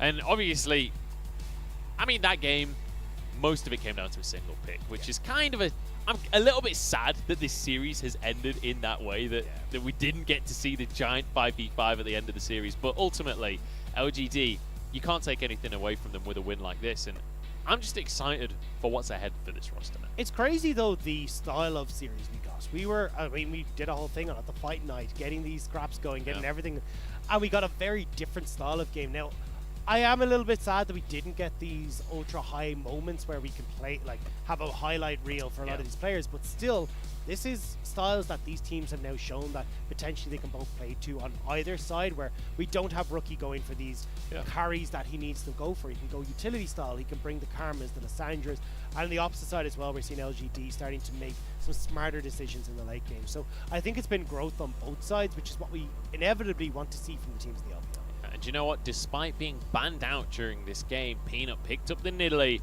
and he made himself a highlight reel in this game as well, because it didn't look like he got banned out. This felt like a pick he was more than happy to go for. I mean, we love seeing Peanut on these carry-style junglers, and he gets his hands on the Nidalee, the Graves, the Kindred. A lot of these were banned away, but still, Peanut's got something that he wants to bring out, and he will show up every single time. Certainly will. And the Shy doing his best to try and find a win in this 1v3, and he even dodged the spear, but ultimately, Peanuts on Nidalee, you can always chase people down. And this is the pick here, just Mark with the long range engage, managing to set up this pick, and the instant collapse from LGD was impressive. Xie teleport without even a second thought to get onto everyone here. But Peanut, at the end of the day, 5-0-5, the Nidalee helped out so much in securing this victory. The crowd favorite winning things out in the end, and what a performance coming out from him across the entire series. Like, even in the game that LGD lost, it didn't feel like this was a Peanut issue, right? It felt like Peanut was still performing on all cylinders. Yeah, 100%. And it's good to see him back to performing on all cylinders. This guy has had a lot of attention put onto him, a negative attention at that, because he hasn't been able to reach those super high highs that we used to see from him on the world stage when he was on teams like Rocks Tigers, the expected results when we came over onto SKT as well. But now finding back onto LGD, a little bit of more of a home and getting to what we expect from him. And it feels like there's a team around him now, because like last split on LGD, he still looked pretty good, honestly. Even though LGD as a team failed miserably, Peanut individually still had some insane moments. Now he's on a roster that has support around him. He has other people that can carry the game as well, and it feels like it's a new lease of life for him and for this entire squad. I'm just excited for what's ahead. I'm excited for him being able to potentially make it to playoffs, make it even. It's possible they make it to the world stage. Very likely. I mean, LGD looking super, super strong, taking down Invictus Gaming. And it does mean that, okay, they've given Top Esports a run for their money. We have a very lackluster JDG at the moment. FPX coming back off a couple of losses that we expected them to pick up. There is a world where LGD just shoot right up until that top of the table. I mean, as of right now, the other top teams don't look that great aside from Top Esports. So it's, and I mean, we've just seen them beat IG. Yeah. So things are looking good for LGD in the future if they can keep this form and just tighten a few of the weaknesses up. But that's going to round out our day. So our results are as follows. We started things off here today with a 2-0 in favor of JDG. Yes, they did manage to get a 2-0, but it was a little shakier than maybe we would have hoped for against DMO. And then, as you've just witnessed, Fight Night occurred, but there wasn't as much fighting as we'd hoped. 2-1 in the end to JDG, to LGD. Look, it has been a long, drawn-out series in this LGD IG, but still, as we said, LGD finally picking up another victory. Well, finally picking up another victory for themselves, putting themselves 4-1 now in the LPL, and really off to a strong start at it. And it's important to mention as well, IG were actually above them in the standings at the start of this. They were both 3-1. IG was 6-3. LGD was 6-4 in games. So IG had them on game difference no longer because LGD have stepped up those standings just a little bit further. And we're going to look at what's coming to your screens tomorrow as well. We've got OMG versus LNG. This is the matchup that Lyric was so excited for. And then we're going to round things out tomorrow with BLG versus Top Esports. BLG, fresh off a win versus E-Star. Maybe this is a new version of the squad. I mean, it's going to be a big one you've got to take against Top Esports because, hey, look, I mean, yes, they did pick up a win, especially when E-Stars forgot to take Smite in that first game, but Top Esports is a very different beast, and they will certainly not be forgetting Smite in that series. The thing is, it's BLG, right? And game number 3, we saw the glimmer of BLG, where they just have one game every series that they look amazing. They look like a top team. It's just they can't seem to get that to happen often enough. So, I don't know. We'll see what kind of BLG turns up tomorrow. LNG as well is a team that I'm excited for right now. Middle of the table, looking a lot better than spring. Beating FPX, beating RNG. Yeah. I mean, you got to kind of go, hang on a second. Is Chen Lun the magic for this team? I don't know. I can't tell if it's just a couple of flukes or if this is something that we can get excited about. I guess we'll find out tomorrow because OMG, one of the easier opponents for them. That's going to be it from us here today, though. I've been Munchables. This has been the Daggertron on my left. And make sure you're tuning in tomorrow. We'll be there in Twitch chat. Make sure you join us. We'll see you there.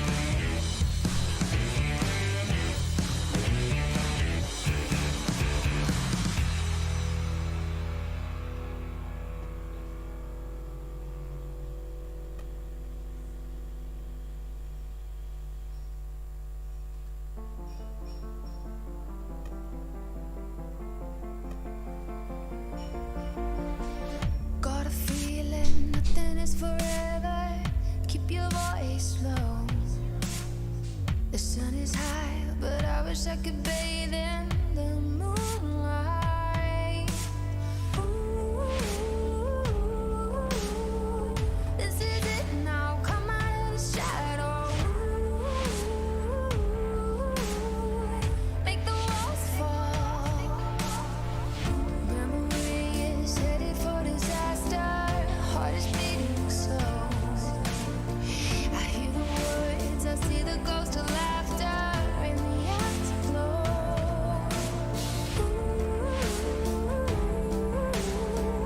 This is it now, come out of the shadow. This is it now, come out of the shadow.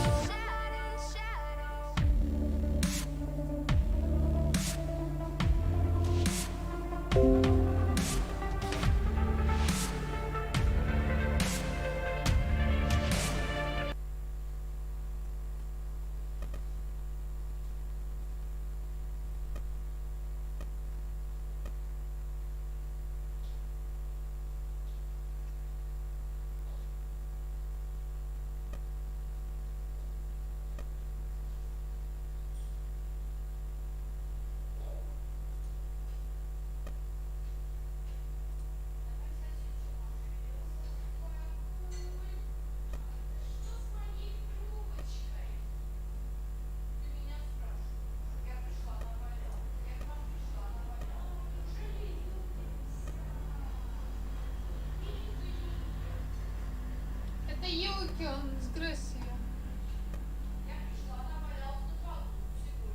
Ну, у нас вроде есть трубочки. Очень ему понравилось, очень вкусно было.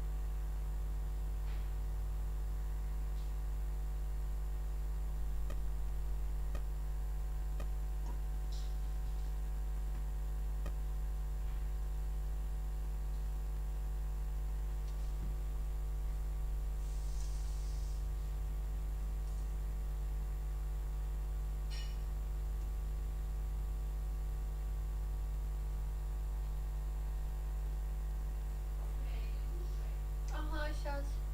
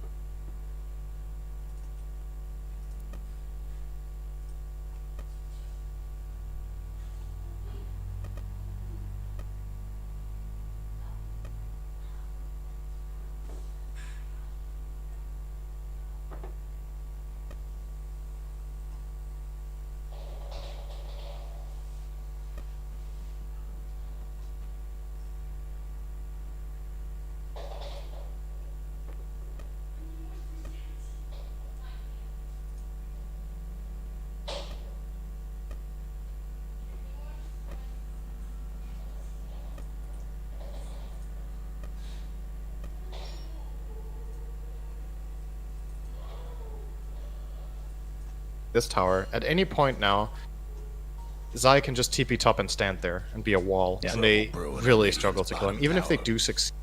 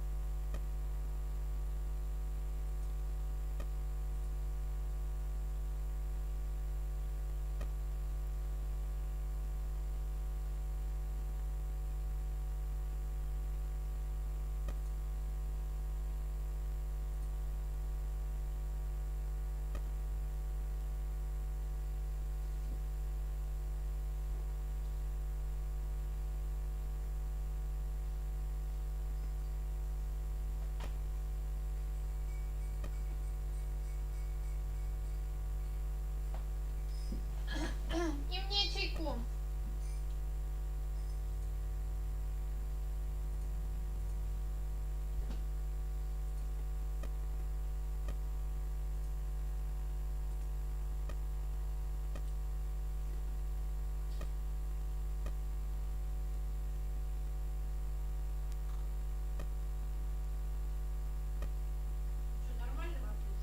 Да, вкусно.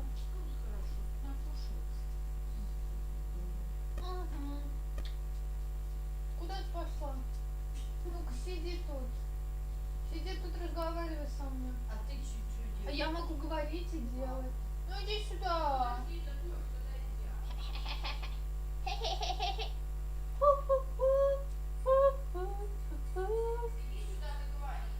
Мне компьютер нужен. Мне компьютер нужен. Иди сюда уже.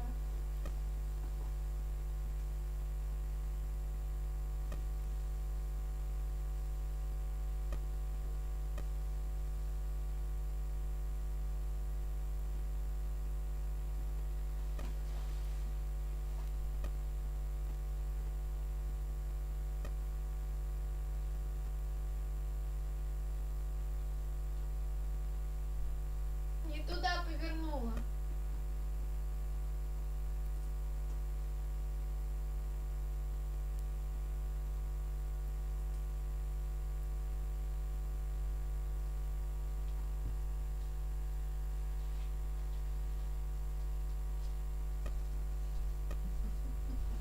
Ты что, штаны здесь не заложила? Хочется и может. Ясно? Ясно?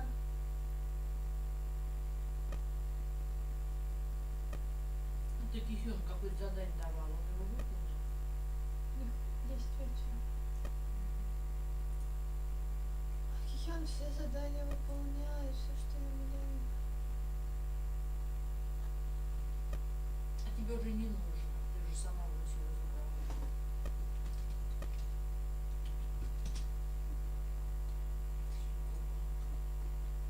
Да. Ну просто, может быть, не в Корее потом надо будет сделать как-то.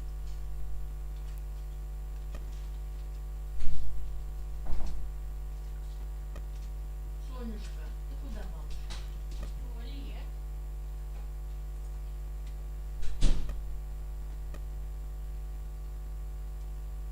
Что расскажешь? Я тоже не знаю.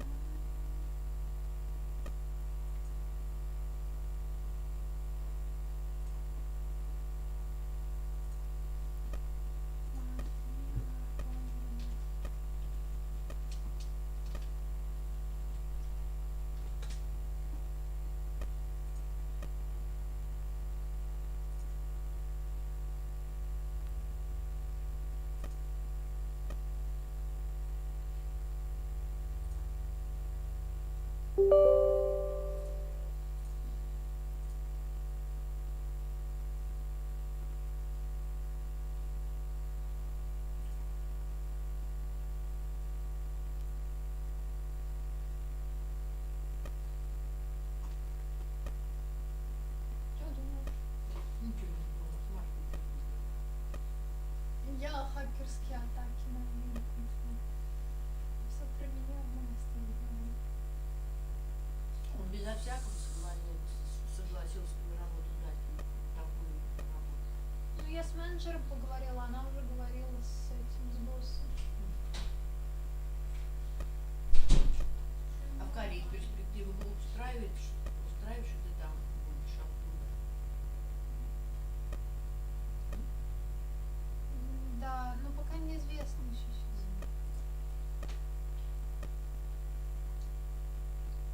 Вон Настя уж инструменты рот. Ну, это же тоже надо как-то по связям, по поиску оптовиков, что ли. Ну, до сих пор ты в муздамёнке работает. Если что, чтобы не волновали, съемки на кухне. Спит, да? Да. Малыш, иди сюда. Ночью я спать не буду, походу. Весь день сплю. Мы его сейчас выгулим. Давай. А ты с нами пойдешь? Ты Я пока не могу. Да Но я не могу говорю, пока. что сию минуту. Я тоже пойду. Как же мы без тебя-то, мое солнышко? Заинька, иди сюда на секундочку.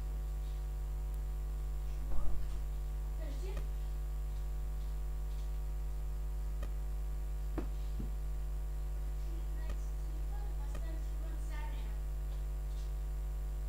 Ну где телевизор в зале, наушника? Ты не потеряла его?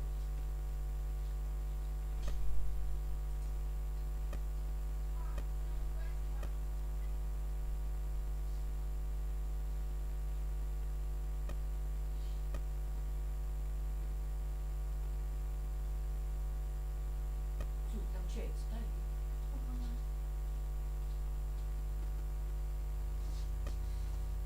Что мне все как не постепенно, а все разом сваливается все.